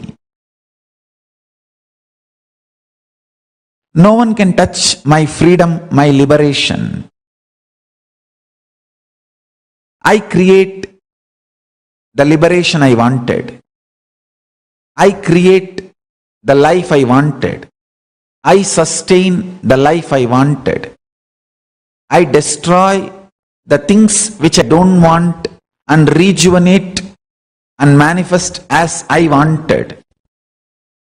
I pull myself out of delusion wherever the delusion tries to be pushed on me, or wherever the delusion gets engaged or entertained, and I liberate myself more and more the way I want. So I own up. I become Ishvara for my life. And I teach everyone to become Ishvara for your own life. Understand? Each of the creative aspects of life, love added to your system, leads to enlightenment, leads to liberation,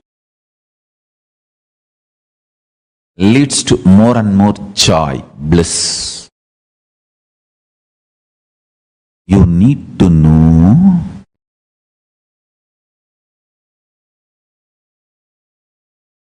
life as such is beautiful, absolute Paramashiva. Understand? Whether the air you are breathing in or the people happening in the life is absolutely beautiful. You just need to know what you need to manifest, what you need to sustain, what you need to rejuvenate, what you need to pull out of delusion, what you need to liberate. That's it. Owning up is key.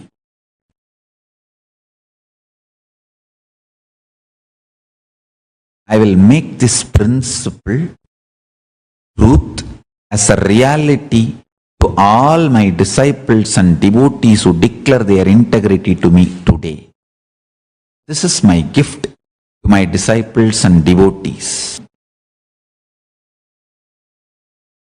Understand this truth.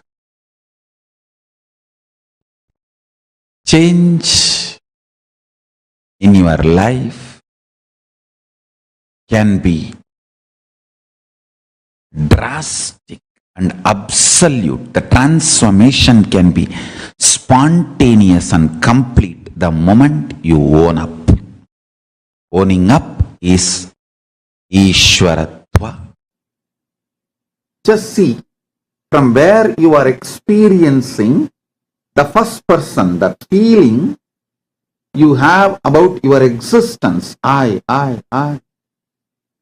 From where am I experiencing?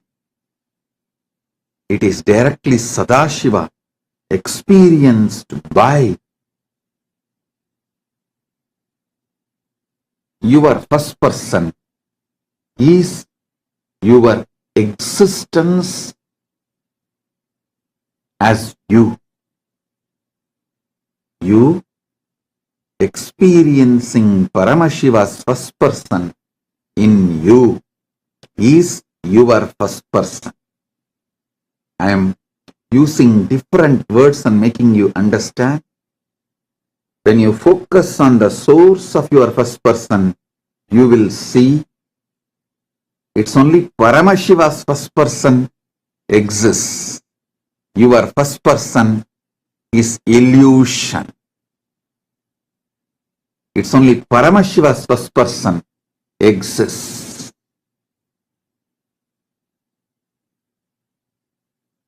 Realizing only Paramashiva's first person exists, your first person is delusion, is what is mastering the delusion. Realizing Paramashiva's first person alone exists is liberation. Your first person is just a shadow of Paramashiva's first person exists in you. Now, sit and focus on Paramashiva's first person who is residing inside your first person.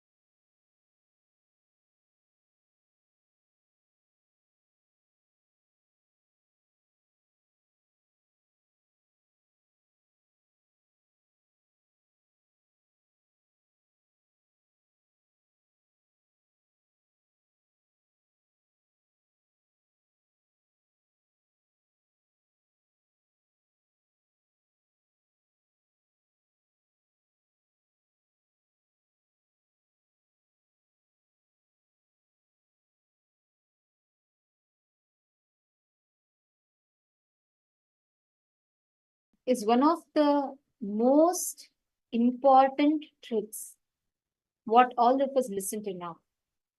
Establishing yourself in Tathat, establishing yourself in that easiness, in that space in which Paramashiva exists.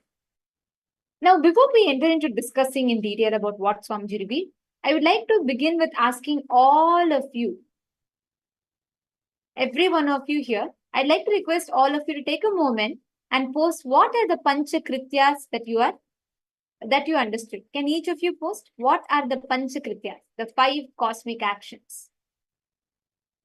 Sanjay Oraya, Nithyanandam, what did you understand? Sean Hey Aya.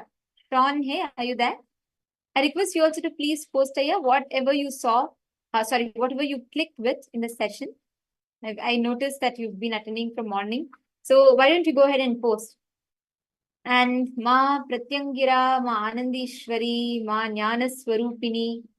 Okay. To all the participants that are here, listen very carefully. The space that you are in, how you start manifesting, listen very carefully. This is one of the most important things. All the good things in life, everything, you created it. All the bad things in life, so-called bad things in life, you created it. You sustain it. You are the source of the Panchakrityas in your life. And what are the Panchakrityas? Srishti, which is creation. Sthiti, which is sustenance. Sthiti means maintenance. Samhara, rejuvenation. Trobhava, putting in delusion and pulling out of delusion. And anugraha, liberation.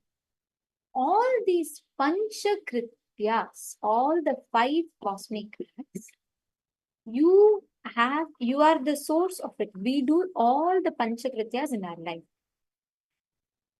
And one of the most important truths in this is that all the 5 Panchakrityas, we are the source. We do it.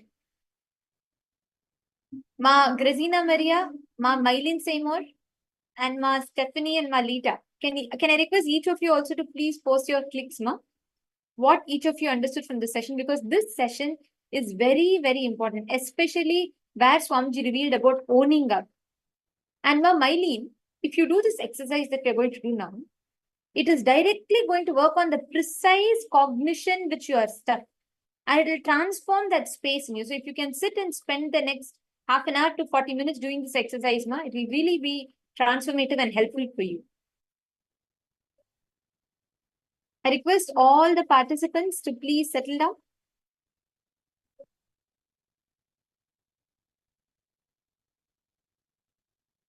See, understand, like Swamiji revealed in this session, all the Panchakrityas, the 5 cosmic acts, Srishti, Sthiti, Samhara, Prabhava, and Anugraha.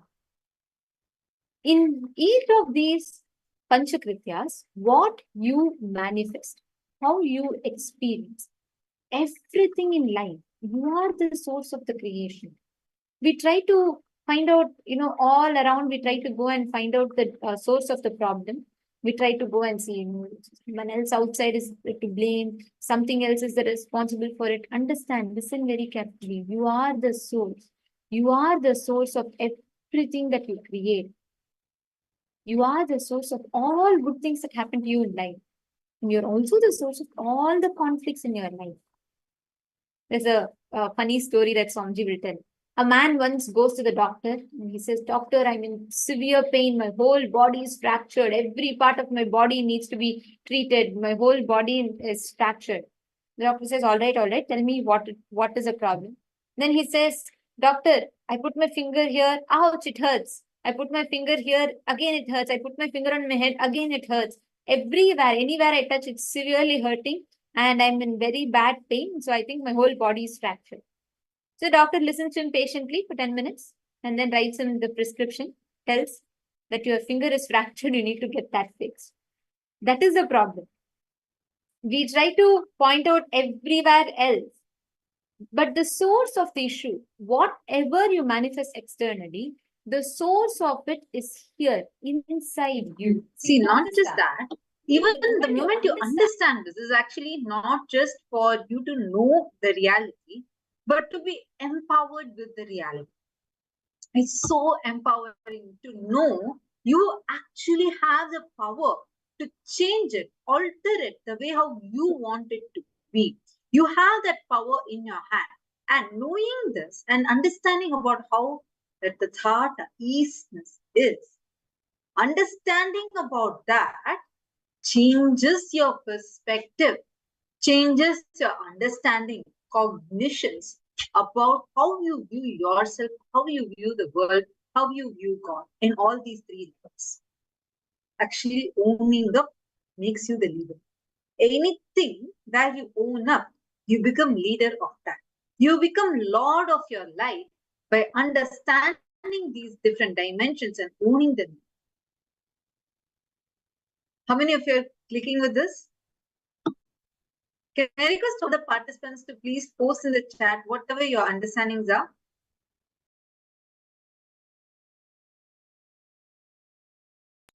Actually, every one of you, if you address all aspects of your life from this context, from the context of owning it, everything that has happened in your life, good, bad, right, wrong, irrespective of what you have created, if you understand you are the source of it, you have created it, you have sustained it, you can rejuvenate it, you have the power to put it in delusion, pull it out of delusion, and liberate it. You have the power for all of it. And it's all about how you can express, experience, and own it up.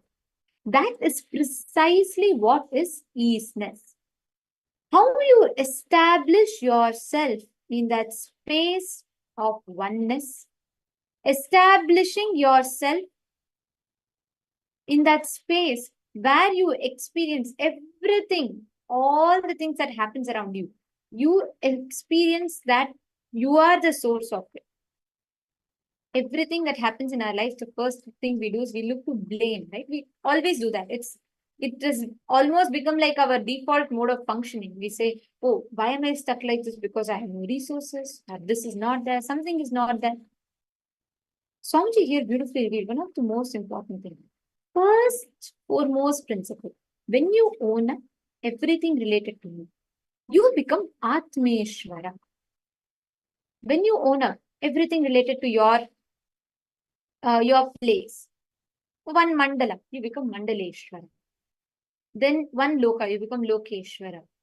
When you own up for everything in your life, you become Ishwara. The quality of easiness, the absolute easiness in which Sadashiva is established is Ananda, bliss. If you are enjoying that easiness in you, you will reproduce more and more of that easiness. If you are constantly reproducing depression in your life, understand you are cherishing that. What you cherish is what you will reproduce. See, anything that you are,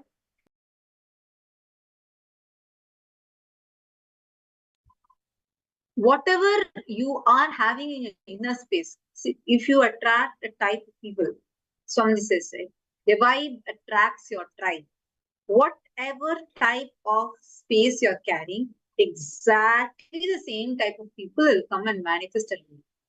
That's why for high achievers, people who are so highly intense, highly successful, that type of people will come around them. It's your vibe that attracts your tribe. Now, take a few minutes. I request all the participants to take a few minutes, look into your life and identify what all aspects in your life are you reproducing? Like what all aspects are you reproducing in your life? Look into your health, look into your wealth, look into your relationships. Say, for example, what kind of relationships are you attracting? What kind of wealth are you attracting? Like, look into every dimension. What aspects are you reproducing? Take a few minutes. I request all the participants to look in and identify this, analyze this. Please start now.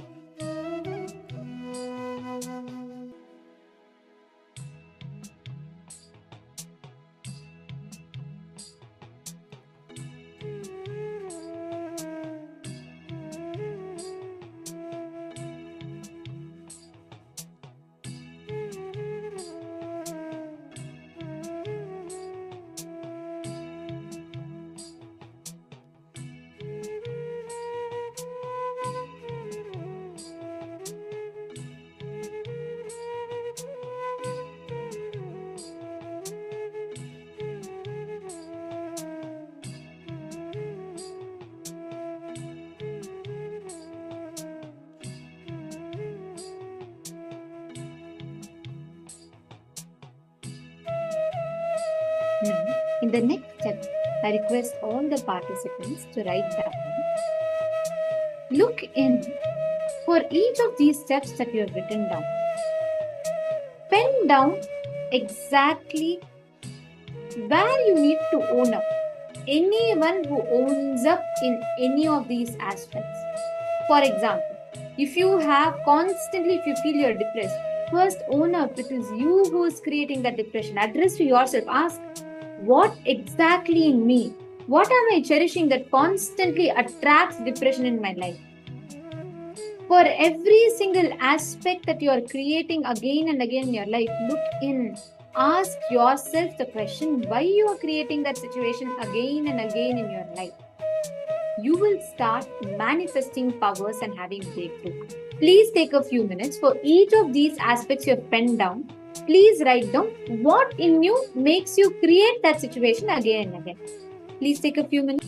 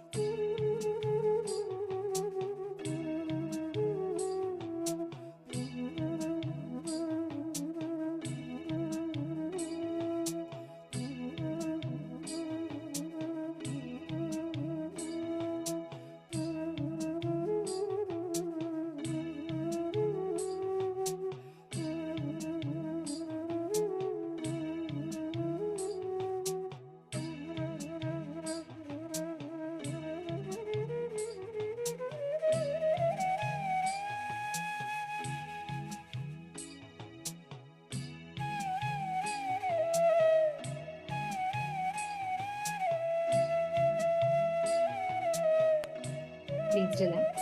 Hope all of you have finished writing. Now, listen very carefully. All the participants that are here. The moment you decide to own up, this is one of the most important and most amazing powerful cognitions that Swamiji is revealing. If you start deciding to own up in every aspect of your life, your decision to own up, your decision to take responsibility for each aspects of life will make you Ishvara. It will empower you. Many times when you think, oh, does owning up mean I am going to blame myself? Shaunaya has posted, I understand everything so far. I'm one with every single thing, and whatever state I am in is what I'll receive externally. Shaunaya, that's beautiful. In addition to that, many times what you externally create, let's say, for example, there are some situations, maybe situations where financial struggles are there, or situation where there are issues in relationships, a situation where there are some kind of a conflict in life. Understand the context when we say owner, it is not for you to blame yourself saying, oh God, it is me who has created it, so let me take and suffer. No. When you understand you have created it, you know the good news. Because you have created it, you have the power to change it. You're not dependent on anyone else externally. Like, for example, if the whole control of your life is with someone else's hand, then you can say, oh, I can't do anything about it. This is how life is. I know this is how all my financial struggles are going to be, and let me just live with it. Normally, we talk like this. Society has created that as a way of living. Like, commonly, every one of us, we blame life, we blame God, and whatnot, right? Here, Swamiji is addressing that very core cognition of us. Everything, good things, all the best things in your life, you created it.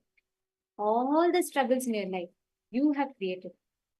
Now, the good news is you have created it, and the best news is because you have created it, you have the power to change it. Right now, if you decide, take one struggle, one conflict that you're creating. If you just acknowledge and understand, yes, I have created. Now, what for I created it? Why have I manifested that situation? If you start asking yourself that question, you will start addressing the root of the issue and you will be able to resolve it. Are you catching it? Sean here, yeah.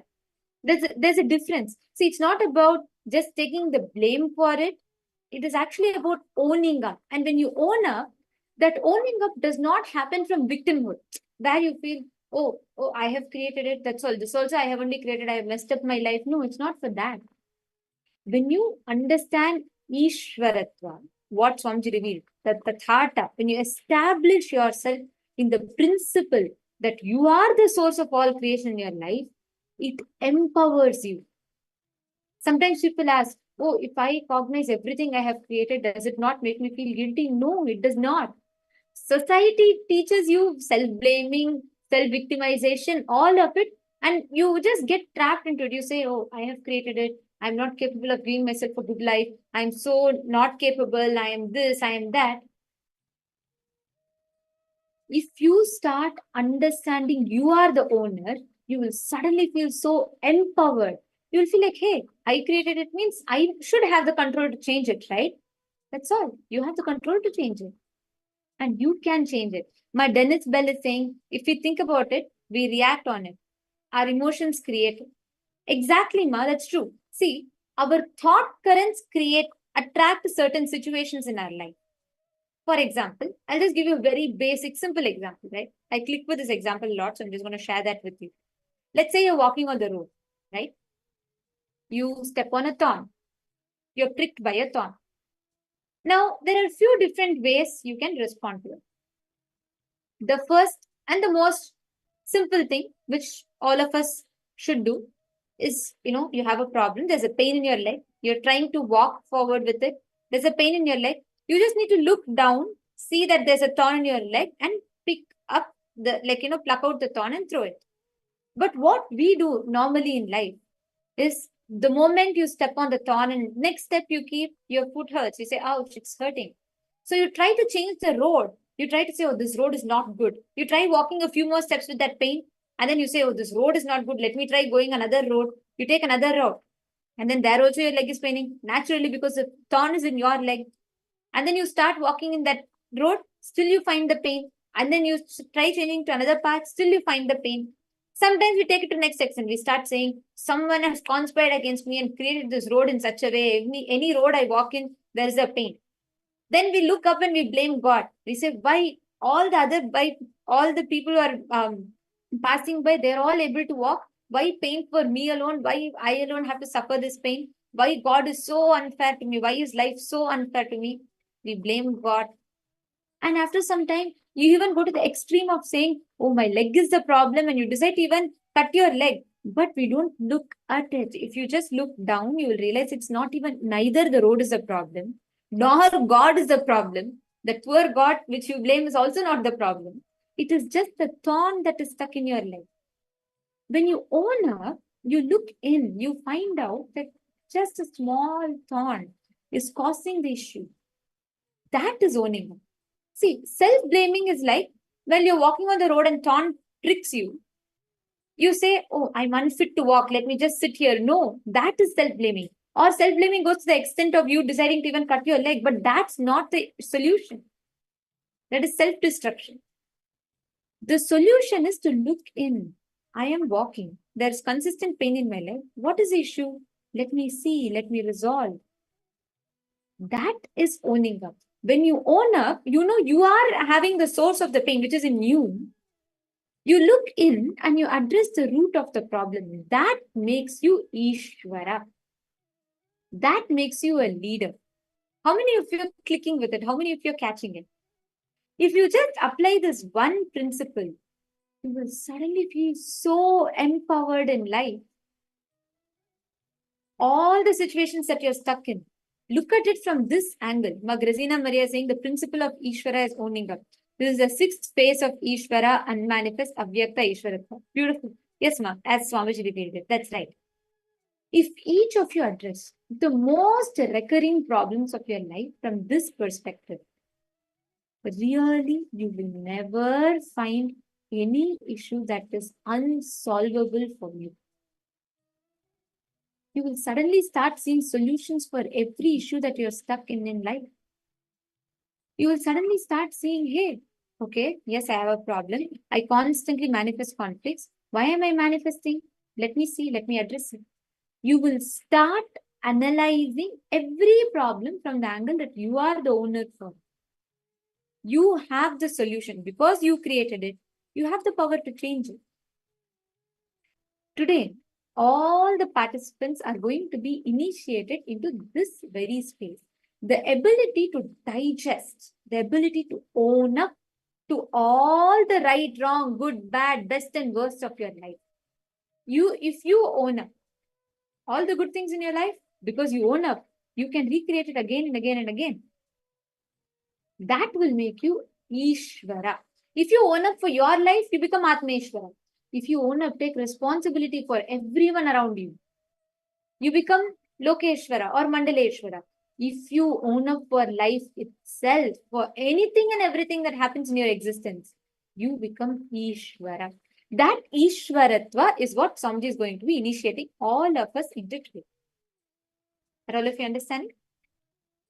Now, with this understanding, we are all going to be manifesting this principle, the Tathata, the state to declare, the space where you declare and you start manifesting everything extraordinary and best in your life.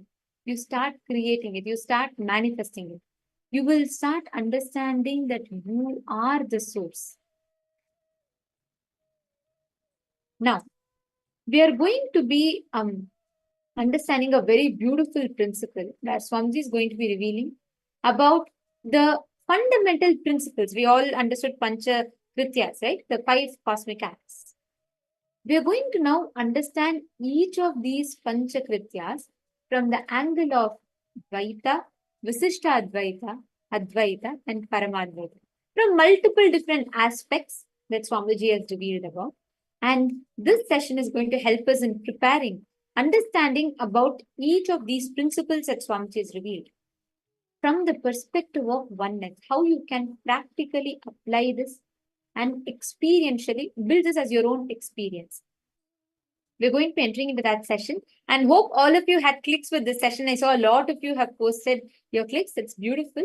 I'm going to request all of you today during the darshan, any aspect of your life you're stuck in, like you feel like you're constantly reproducing the same thing again and again and again.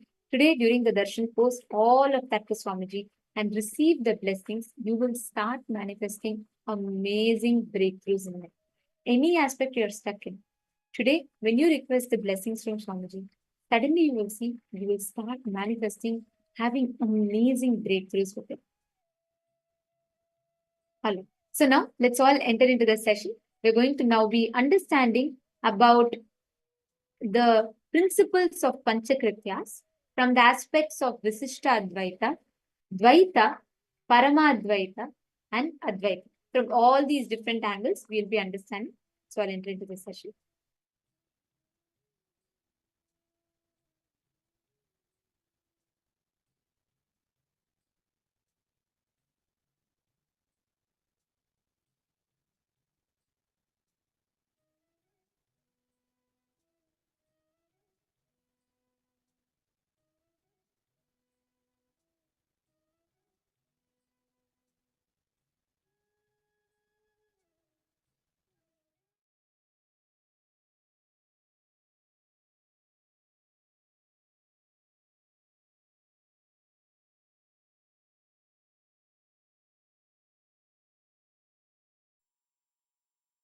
Today, I'm giving you the core truth of Sadashiva,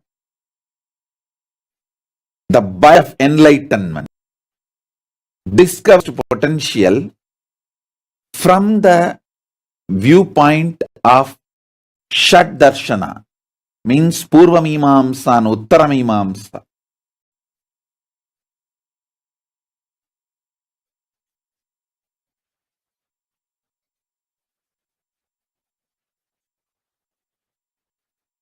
Paramashiva's 5 major aspects: creation, sustenance,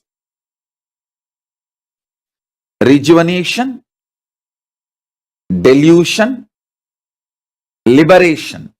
These 5 aspects, you can connect with these 5 aspects from Dvaita, Visishtadvaita and Advaita angles. Understand? From the angle of Dvaita, understanding creation, understanding sustenance, understanding rejuvenation, understanding delusion, understanding liberation. From angle of Visishtadvaita, understanding creation, understanding sustenance, understanding rejuvenation, understanding delusion, understanding liberation. From the angle of Advaita, understanding creation, understanding sustenance, understanding rejuvenation, understanding delusion, understanding liberation.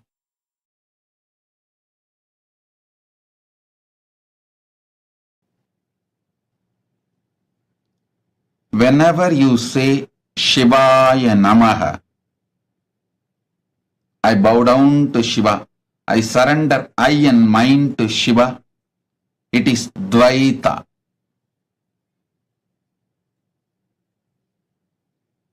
Duality. Shiva is there, you are surrendering to Shiva. Whenever you say Shivoham, I am Shiva, Shiva is me, it is Advaita.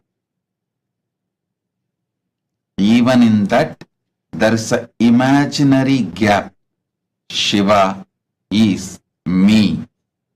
So, Shiva exists, you exist, both of you exist together.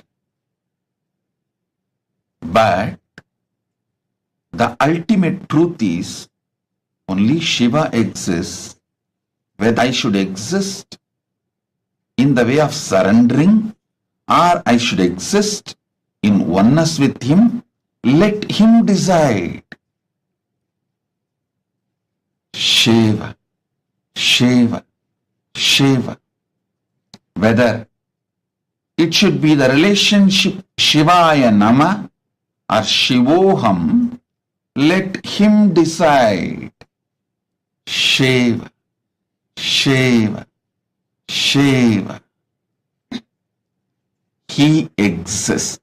Shiva exists. How I should exist, how I should relate with Him, let Him decide. Shiva exists. Shiva exists. Shiva exists. Is Paramadvaita. Shivaya Nama is Dvaita. Shivoham is Advaita in Bhava level, in visualization level. Shiva, Shiva, Shiva. Only He exists. Whether I should exist, whether should I have the relationship Shivaya Nama with Him, or should I have the relationship of Shivoham with Him, let Him decide.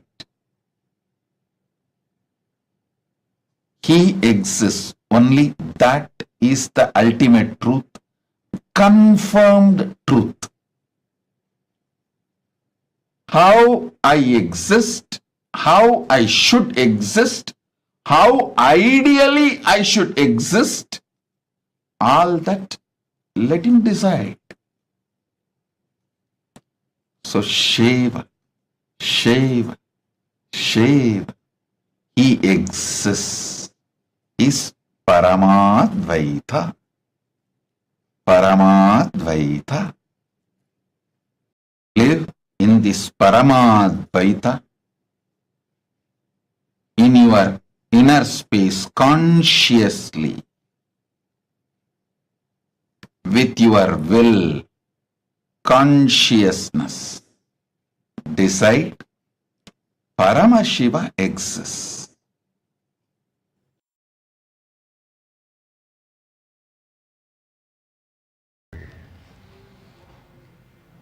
I tell you, I really tell you, you will find crores of temples, lakhs of monasteries, thousands of gurus, but only very few incarnations.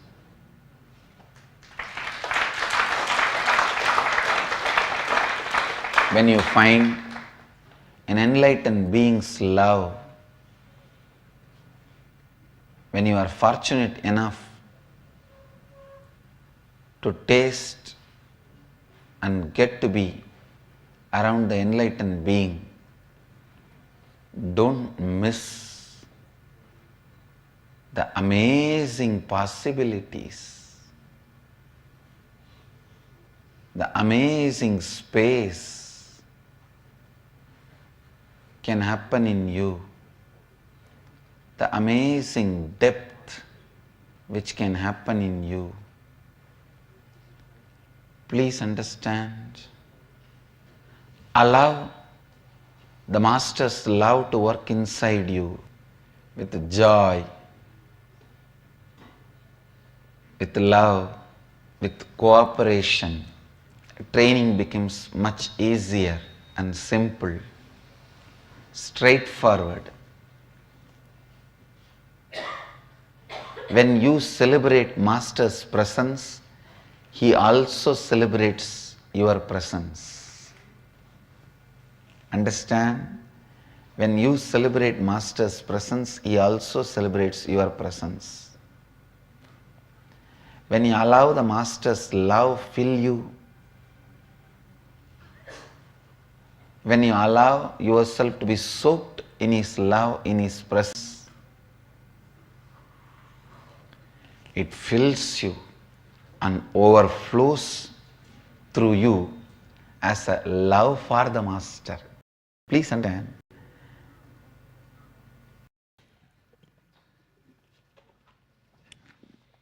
When the love of the Master gets poured in you and turns into the love for the Master and connects back with Him, you are enlightened. Now nothing more is there in you which you can call as you.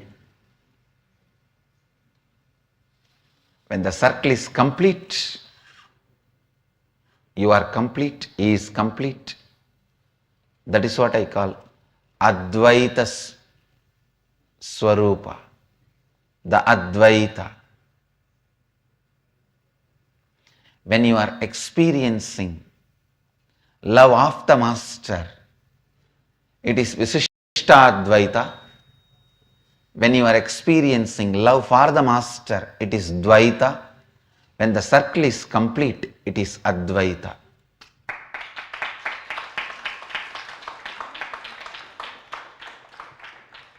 When you are experiencing love of the Master, it is Visishtadvaita, means you are part of the whole. He makes you feel so complete.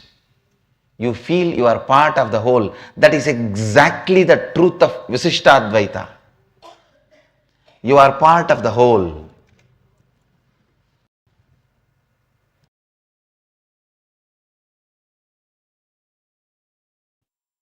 All of you listen. I was revealing some of the most important, powerful understanding about the whole cosmic knowledge system. First, Purva Mimamsa, which reveals about the beings of higher lokas. Uttara Mimamsa, which is science, to relate with them, to manifest them in your life.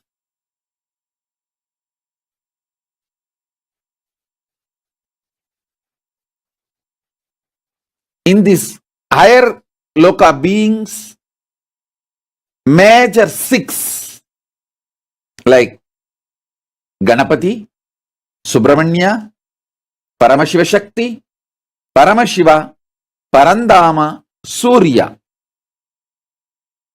Shanmata, and three system of philosophy: Dvaita, Visishtadvaita, Advaita. And through each of these philosophies, you can relate with each God. That creates the multiple sampradayas in Hinduism. And Paramashiva is five aspects: creation, sustenance, rejuvenation, delusion, liberation. These five you can approach from the angle of Dvaita, Visishtadvaita, Advaita. This understanding, type, each one of you please type what you understood from this few-minute introduction. Then I will take you to the next step and give you the deepest clarity and sakshatkara. Oh, listen. Listen intensely, sincerely. Listen. When you are in Dvaita, God is separate, you are separate. In that idea, how you look at the creation, how you look at the sustenance, maintenance process, how you look at rejuvenation, how you look at delusion, how you look at liberation. contemplate deeply. Usually when you are in duality, Dvaita, you feel creation is real, as it is. So scientists are the greatest beings for you. When I say E is not equivalent to MC square, so many people resisted, refuted, made fun. But now,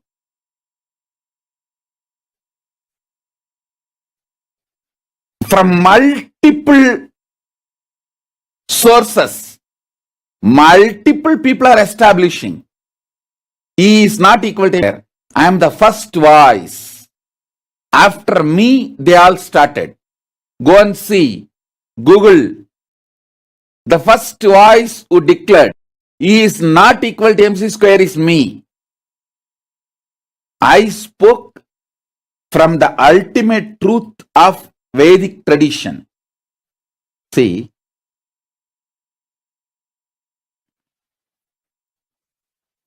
everything that exists, either it is 51% of intensity and 49% of the matter, or 51% of the matter, 49% of the intensity. Instead of matter, let me use the word intensity and continuity. See, everything that exists, either 1% extra intensity, 1% less continuity, or 1% extra continuity or 1% extra intensity. That is the only way a duality, dvandva, dvaita mind can perceive. But Advaitic mind only knows intensity and continuity does not have independent, separate existence. Intensity is intensity. Continuity is continuity. It both are qualities of same existence.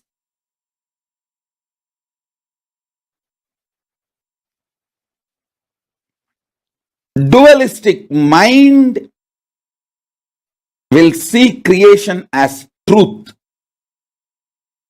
will see maintenance as work, will see rejuvenation as a death, will not have an idea about delusion, always will be afraid of anything unknown, will always have the greed for liberation. That's all.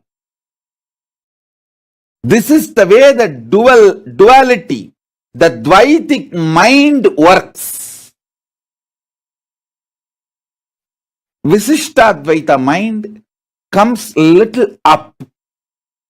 It looks at creation as not truth or reality. It needs to be explored. It is there, but we do not know fully about it. We need to explore. A Visishtadvaita mind will see maintenance not as a work, a spontaneous.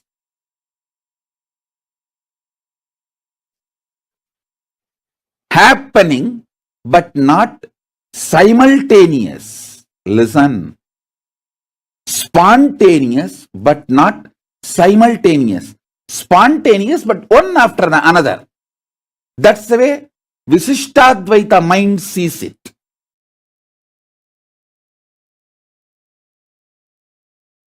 But Advaitic mind sees maintenance as spontaneous and simultaneous and synergetic.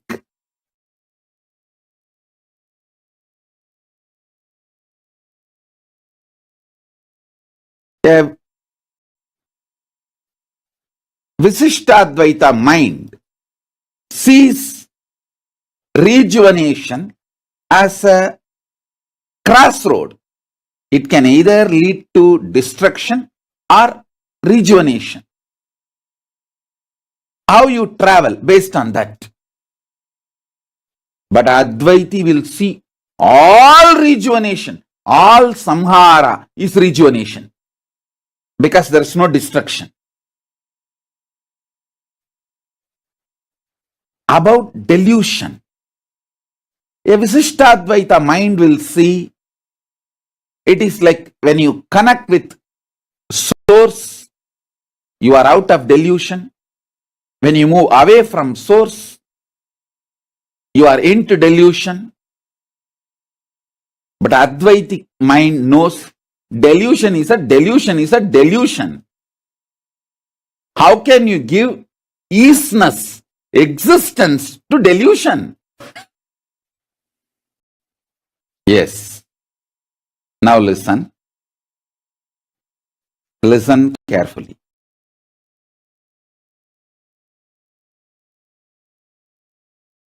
See, creation. A dual Dvaiti mind will see creation as reality, truth. A Visishtadvaiti mind will see not completely true, not completely false, need to explore. An Advaiti's mind will see this creation is experienced in my inner space. As it is seen externally, it does not have existence. Sustenance. About sthiti, maintenance. A Dvaiti will see it's a hard work, lot of work. Visishtadvaiti will see it's a spontaneous process, but not simultaneous. It's a spontaneous process, but happens one by one. Spontaneous, but not simultaneous. Advaiti will see maintenance, sthiti, as spontaneous and simultaneous. Same way, rejuvenation, samhara. Dvaiti will see samhara as death, end. And Dvaitis are always afraid of Rudra because they feel samhara is end, death. But Visishtadvaiti will see that as the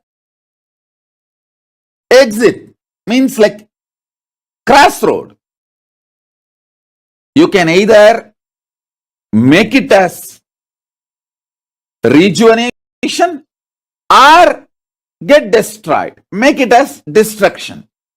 But Advaiti will see all samhara only as rejuvenation because he knows there is no destruction possible in the existence. Next, delusion. A Dvaiti will see delusion as complete kind of a demon, devil. Do not is happening. Oh, it is a hell, patala, all that. Naraka, hell, all that kind of an idea. The Visishtadvaiti will see if you move away from source, you will fall into delusion. If you move near to the source, you will be liberated from delusion. And Advaiti will see Delusion is delusion is delusion.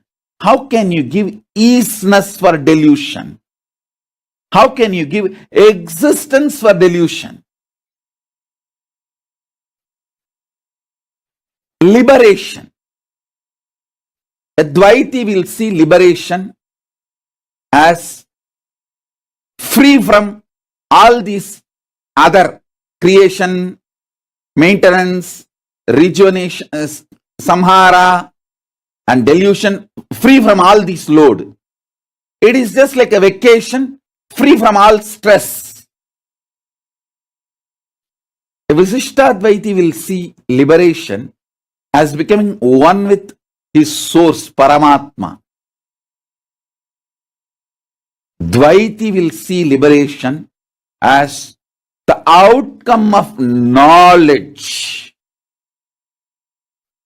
Liberation is not something to be achieved, it is the manifestation of knowledge.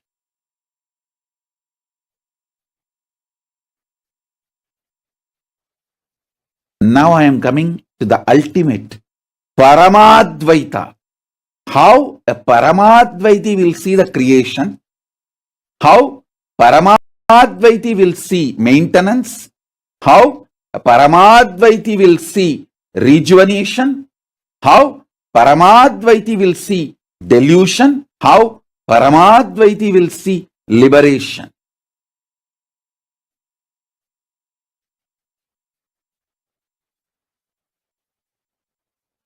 Listen. Paramadvaiti sees the ultimate truth.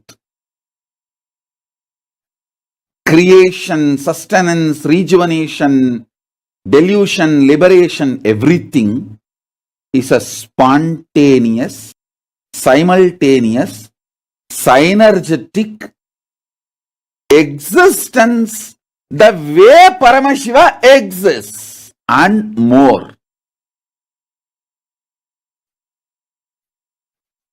And Paramadvaiti knows Dvaita is also Satya, Visishtadvaita is also Satya, the Advaita is also Satya. At various frequencies, all these three are Satyas. By raising the frequency of the being, making them realize the Paramadvaita is the Paramasatya, ultimate Satya. Listen. Maybe what I am revealing now, if you make a table column of 5, means 5 aspects of Sadashiva: creation, sustenance, rejuvenation, delusion, liberation. Satyojata, Vamadeva, Agora, Tatpurusha, Asana. And put the how Dvaiti see, Visishtadvaiti see, Advaiti see, and Paramadvaiti see. If you make the column, you will see clearly most of your problems are internal non-understanding. When these internal non-understandings are cleared,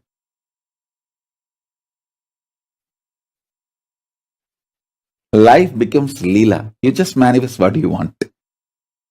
Listen.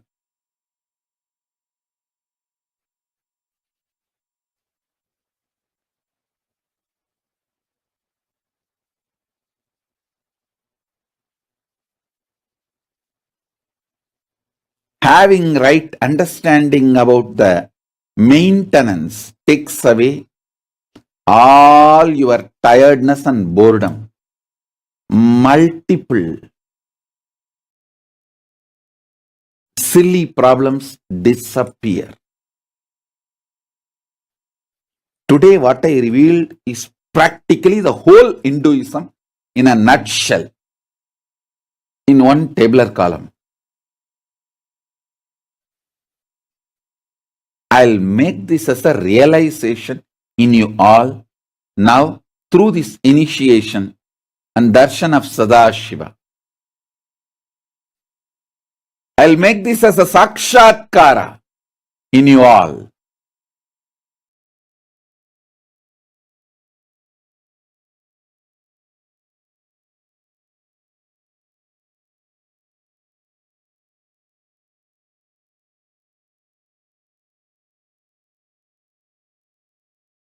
Om, Om, Om, Om Nithyananda Paramashivoham.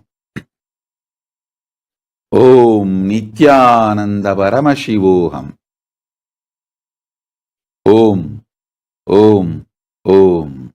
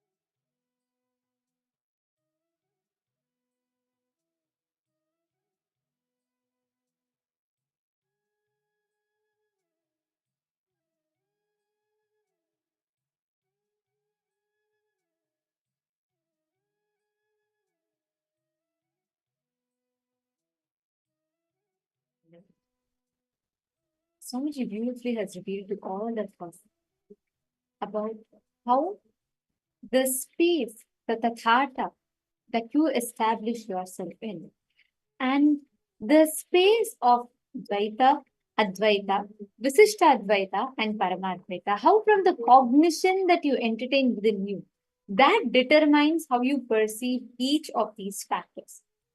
Dvaita, Advaita, Visishta Advaita, and Paramadvaita, all of these, how exactly they build the perception, the cognition that you carry in each of these aspects or dimensions. This is a very, very important and a beautiful revelation from Swamiji. And this cognition, in each aspect, how you build the perception that you carry from the Paramadvaiti, the eyes of Paramadvaita, from the eyes of Visishta Advaita, and Dvaita, and Advaita, and Paramadvaita. From every aspect, the cognitions, the kind of understandings you have about Panchakritya changes. And of course, it's not like one is great, one is less. Any path you choose, the experience that you get, all of them ultimately will lead you to the experience of Paramadvaita. Experience that you are in oneness. Swamiji very beautifully explained to all of us and gave a very detailed description of each of these. The first and foremost, like Swamiji said, from the eyes of Advaiti, as Advaiti, when you look at the Panchakrityas, or as a Visishta Advaiti, when you look at the Panchakrityas, in each of these, how you cognize, how you understand as Advaiti, Visishta Advaiti, Advaiti, and Paramadvaiti. For Advaiti, seeing the reality or truth as it is. Visishta Advaiti, not the complete truth or false. It needs to be explored, creation. For an Advaita, they see it as their reflection of their inner space. But Paramadvaita, they see it as a spontaneous, simultaneous, and synergetic existence, the way Paramashiva exists. And the more and more they know Dvaita, Visishta Advaita, all are Satya. There are various frequencies, but all three are Satyas. By raising the frequency of being, making them realize Paramadvaita is Paramasatya. This is a very, very beautiful revelation Swamiji has given. Actually, what I'm going to do first is I'm going to request all of you to take a moment. See, what Swamiji revealed is something phenomenal. And first, let us take a few minutes to understand this. So I'm going to request each of you to write down this table. Just write down. Forget about how much you are understanding, grasping or not. But first, write it down so that we are going to be taking you all through an activity to understand this better. When you write it down, it will help you cognize it better. So I'm going to request all of you to please take a few minutes. Just write down this table. As it is, please take a few minutes and write this down. Create a table, formulate a table, and please pen this down. I request all of you to please do.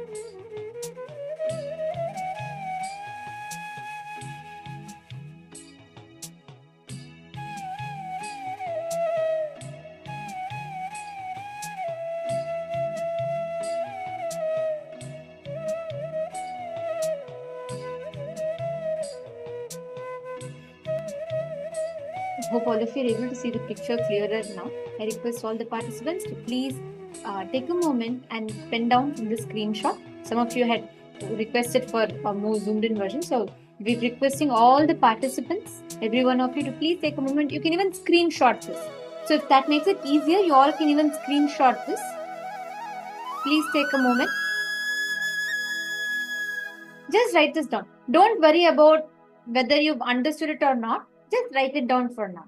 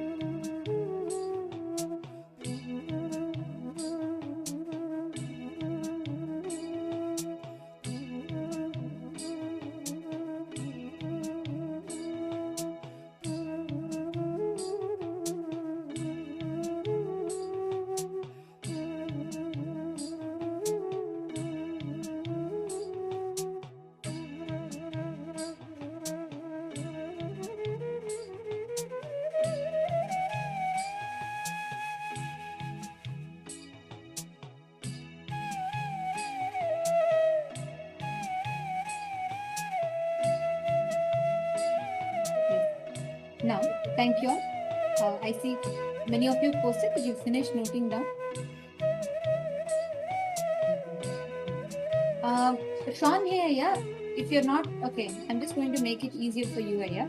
I shall also spotlight it for you, so you'll be able to see it better, and you could take a screenshot. If not, I shall also send you the screenshot in the chat. The support team will send it. That way it's easier for you. Thank you. Okay. See, the purpose why all of you are writing this down. Listen carefully. When you experience these panchakrityas, right, all these different creation, sustenance, rejuvenation, each of these layers, each of these aspects of Paramashiva, what does it mean to us, right? When we understand, when we say like panchakrityas, right? We are saying creation, sustenance, rejuvenation, putting in delusion, pulling out of delusion, liberation, all of these. What does it mean to us, you and me? Swamiji very beautifully explained today. Today we've all learnt about the three fundamentals, right? Jiva, the self, Jagat, the universe, the world around you, and Ishvara, God. How you cognize you manifests, extends as how you cognize life around you, the world around you, Jagat, and how you cognize God, Ishvara. It's all very closely interconnected. That's why many times, if you feel personally, if you feel like you're very unloved, you lack love in your life a lot, see the kind of deities you connect to. You'll connect to deities like Radha, Krishna, Gauri Shankar, Shiva and Parvati, Lakshmi and Vishnu. You will connect to these deities, which you feel you will experience that love, that fulfillment. You will connect to deities like Krishna, Subramanya, and so on. If you're a person who feels very like insecure in life, like you feel like there's so much of fear and lot of things, see the type of deities you connect to. Kali, Veerabhadra, Kala Bhairava. These will be the type of deities you connect with.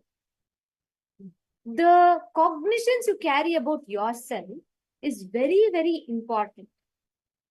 That determines how you relate with life, Jagat, how you relate with Ishwar, God. Today we have addressed these foundations. You have understood about Jiva. We have understood about Jagat.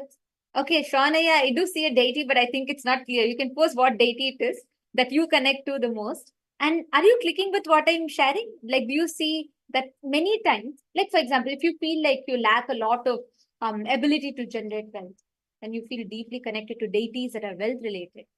So our cognitions that we carry about ourselves determines how we experience Jagat, the world, and Ishvara, the God. See, actually, that experience, the moment we start even cognizing this, right, the awareness, mere awareness, will change and resolve a lot of your problems. You know why? Because many times the issues you're facing, you will not really be aware. Many of your thoughts are not clearly spelled out thoughts. Your fears, for instance, they're not clearly spelled out thoughts for you. They don't have a clear, full explanation, logical thinking behind it. Even the full fear, the sentence itself is incomplete inside you. The moment you start understanding the connection you have, many times you'll feel anything with me is okay, but it's my relationship with my God. It is directly getting affected, like your connection with Swamiji. If that perception is going to change, let me better change the way how I relate with myself. You'll start realizing how unattended SDHD or unattended self-doubt becomes self-hatred. Unattended self-hatred becomes self-denial. And that self-denial pattern slowly starts leading to self-destruction. And this SDHD, when left unattended, becomes GDHD. It first becomes Guru doubt, Guru hatred, Guru denial, God doubt, God hatred, God denial. This is the scariest part. This is not to put fear in you, but the moment you bring the awareness, you'll suddenly realize that which you feel something as cute, like it's okay, it's not a big problem. I'm just comfortable having this little silly incompletion. Many times you cherish it. Those incompletions you start becoming aware of because it is now going to be affecting. You realize how actually that word you're carrying inside of you is impacting your relationship with God. The very cognitions you have about God, the cognitions you have about the world. Why do you think suddenly your relationships are all behaving in a certain similar fashion? It's not that everybody is conspiring against you. No, it is because that's what you're carrying in you. People can simply see through how you hold yourself. People can very clearly see through that. People will see through. And that is the thing life starts reflecting about you. Even if you start becoming aware, start understanding about the kind of cognitions you cherish, you will start seeing how many times the incompletions and the cognitions we have leads ourselves to have immature conversations with ourselves. It's like you blame life, you blame something. It is like having grazing an invisible cow. This reminds me of a story that Swamiji tells. Once two fellows are sitting and having a friendly chat outside a tea shop in a remote Indian village. One fellow says, if I win a lottery, I will buy plenty of cows, bulls, and buffaloes. The other fellow says, if I win the lottery, I'll buy 1,000 acres of land.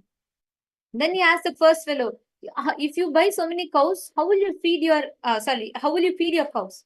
Why you don't want to buy some land for them first? Then the first fellow says, no, I don't need to buy a land because I can graze my cows on your land. The second fellow gets furious and picks a fight with him. Both of them start fighting.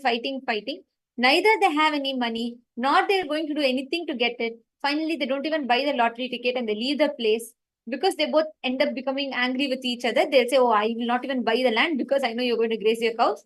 The guy will say, I'll not even buy the cows. You can keep the land without any profit or benefit from it. And both of them leave the place.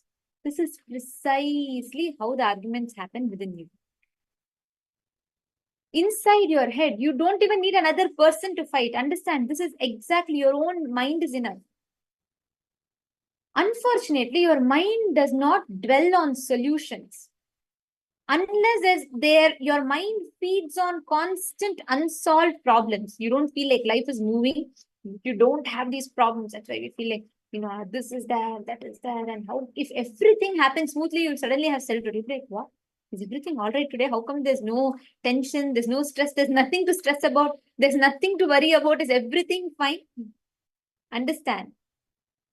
If you start cognizing the principles of Panchakrityas, if you start understanding all these cognitions, today we are only learning the basics of this. In the further days, you're going to be learning in depth about each aspects of these. Even if you start understanding, cognizing, experiencing, establishing yourself in this space, you will suddenly see in all aspects of your life, you will be able to establish yourself in that space of oneness. You will not, these empty conversations that happen within you, that you have, the discussions which does not lead you anywhere other than brooding over incompletion, all of them will drop. Instead, you will start having more and more matured conversation within you.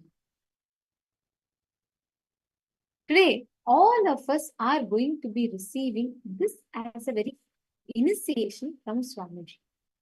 We're all going to be showered with the initiation to become Ishvara.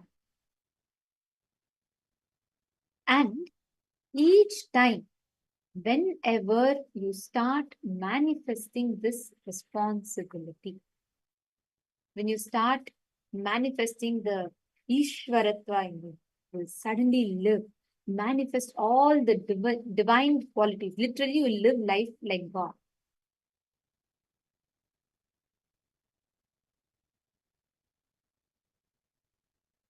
And all of us are going to be receiving this as the very initiation to do.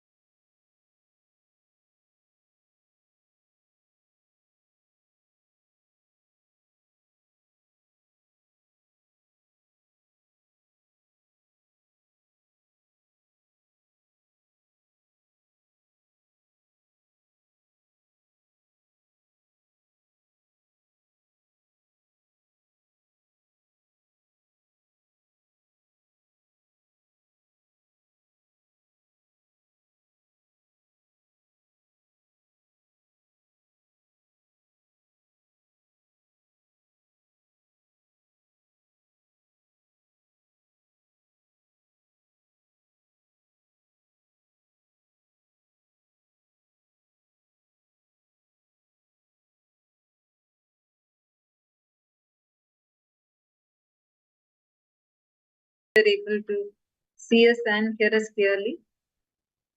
See, now all you need to cognize. Take a few minutes. Can I request all the participants please be on camera? Listen intensely. Listen to this. Whatever is happening in your life, just by you cognizing this Panchakritya, I'm going to tell each of the cosmic actions. Let's all do it together. I request all of you to post the first cosmic action. What's the first cosmic action or these 5 actions? Anyone? Post the first one. And I request all of you to also give me an example for each of these. Okay, let's get started. First, creation. Yes, Grazina Maria, that's right. Creation. That's the first one. You got that right? So now, give an example. I request all of you, give an example of how you are creating in your life. It can be creation of anything. How you feel you are manifesting this dimension in your life. Quick, each of you post.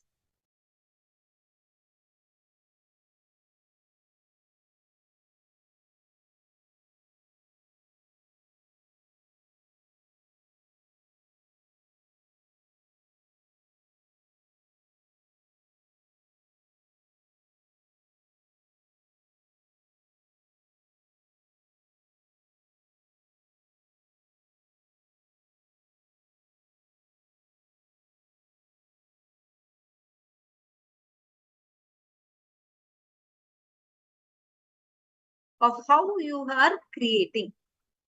How are you doing this creation dimension in your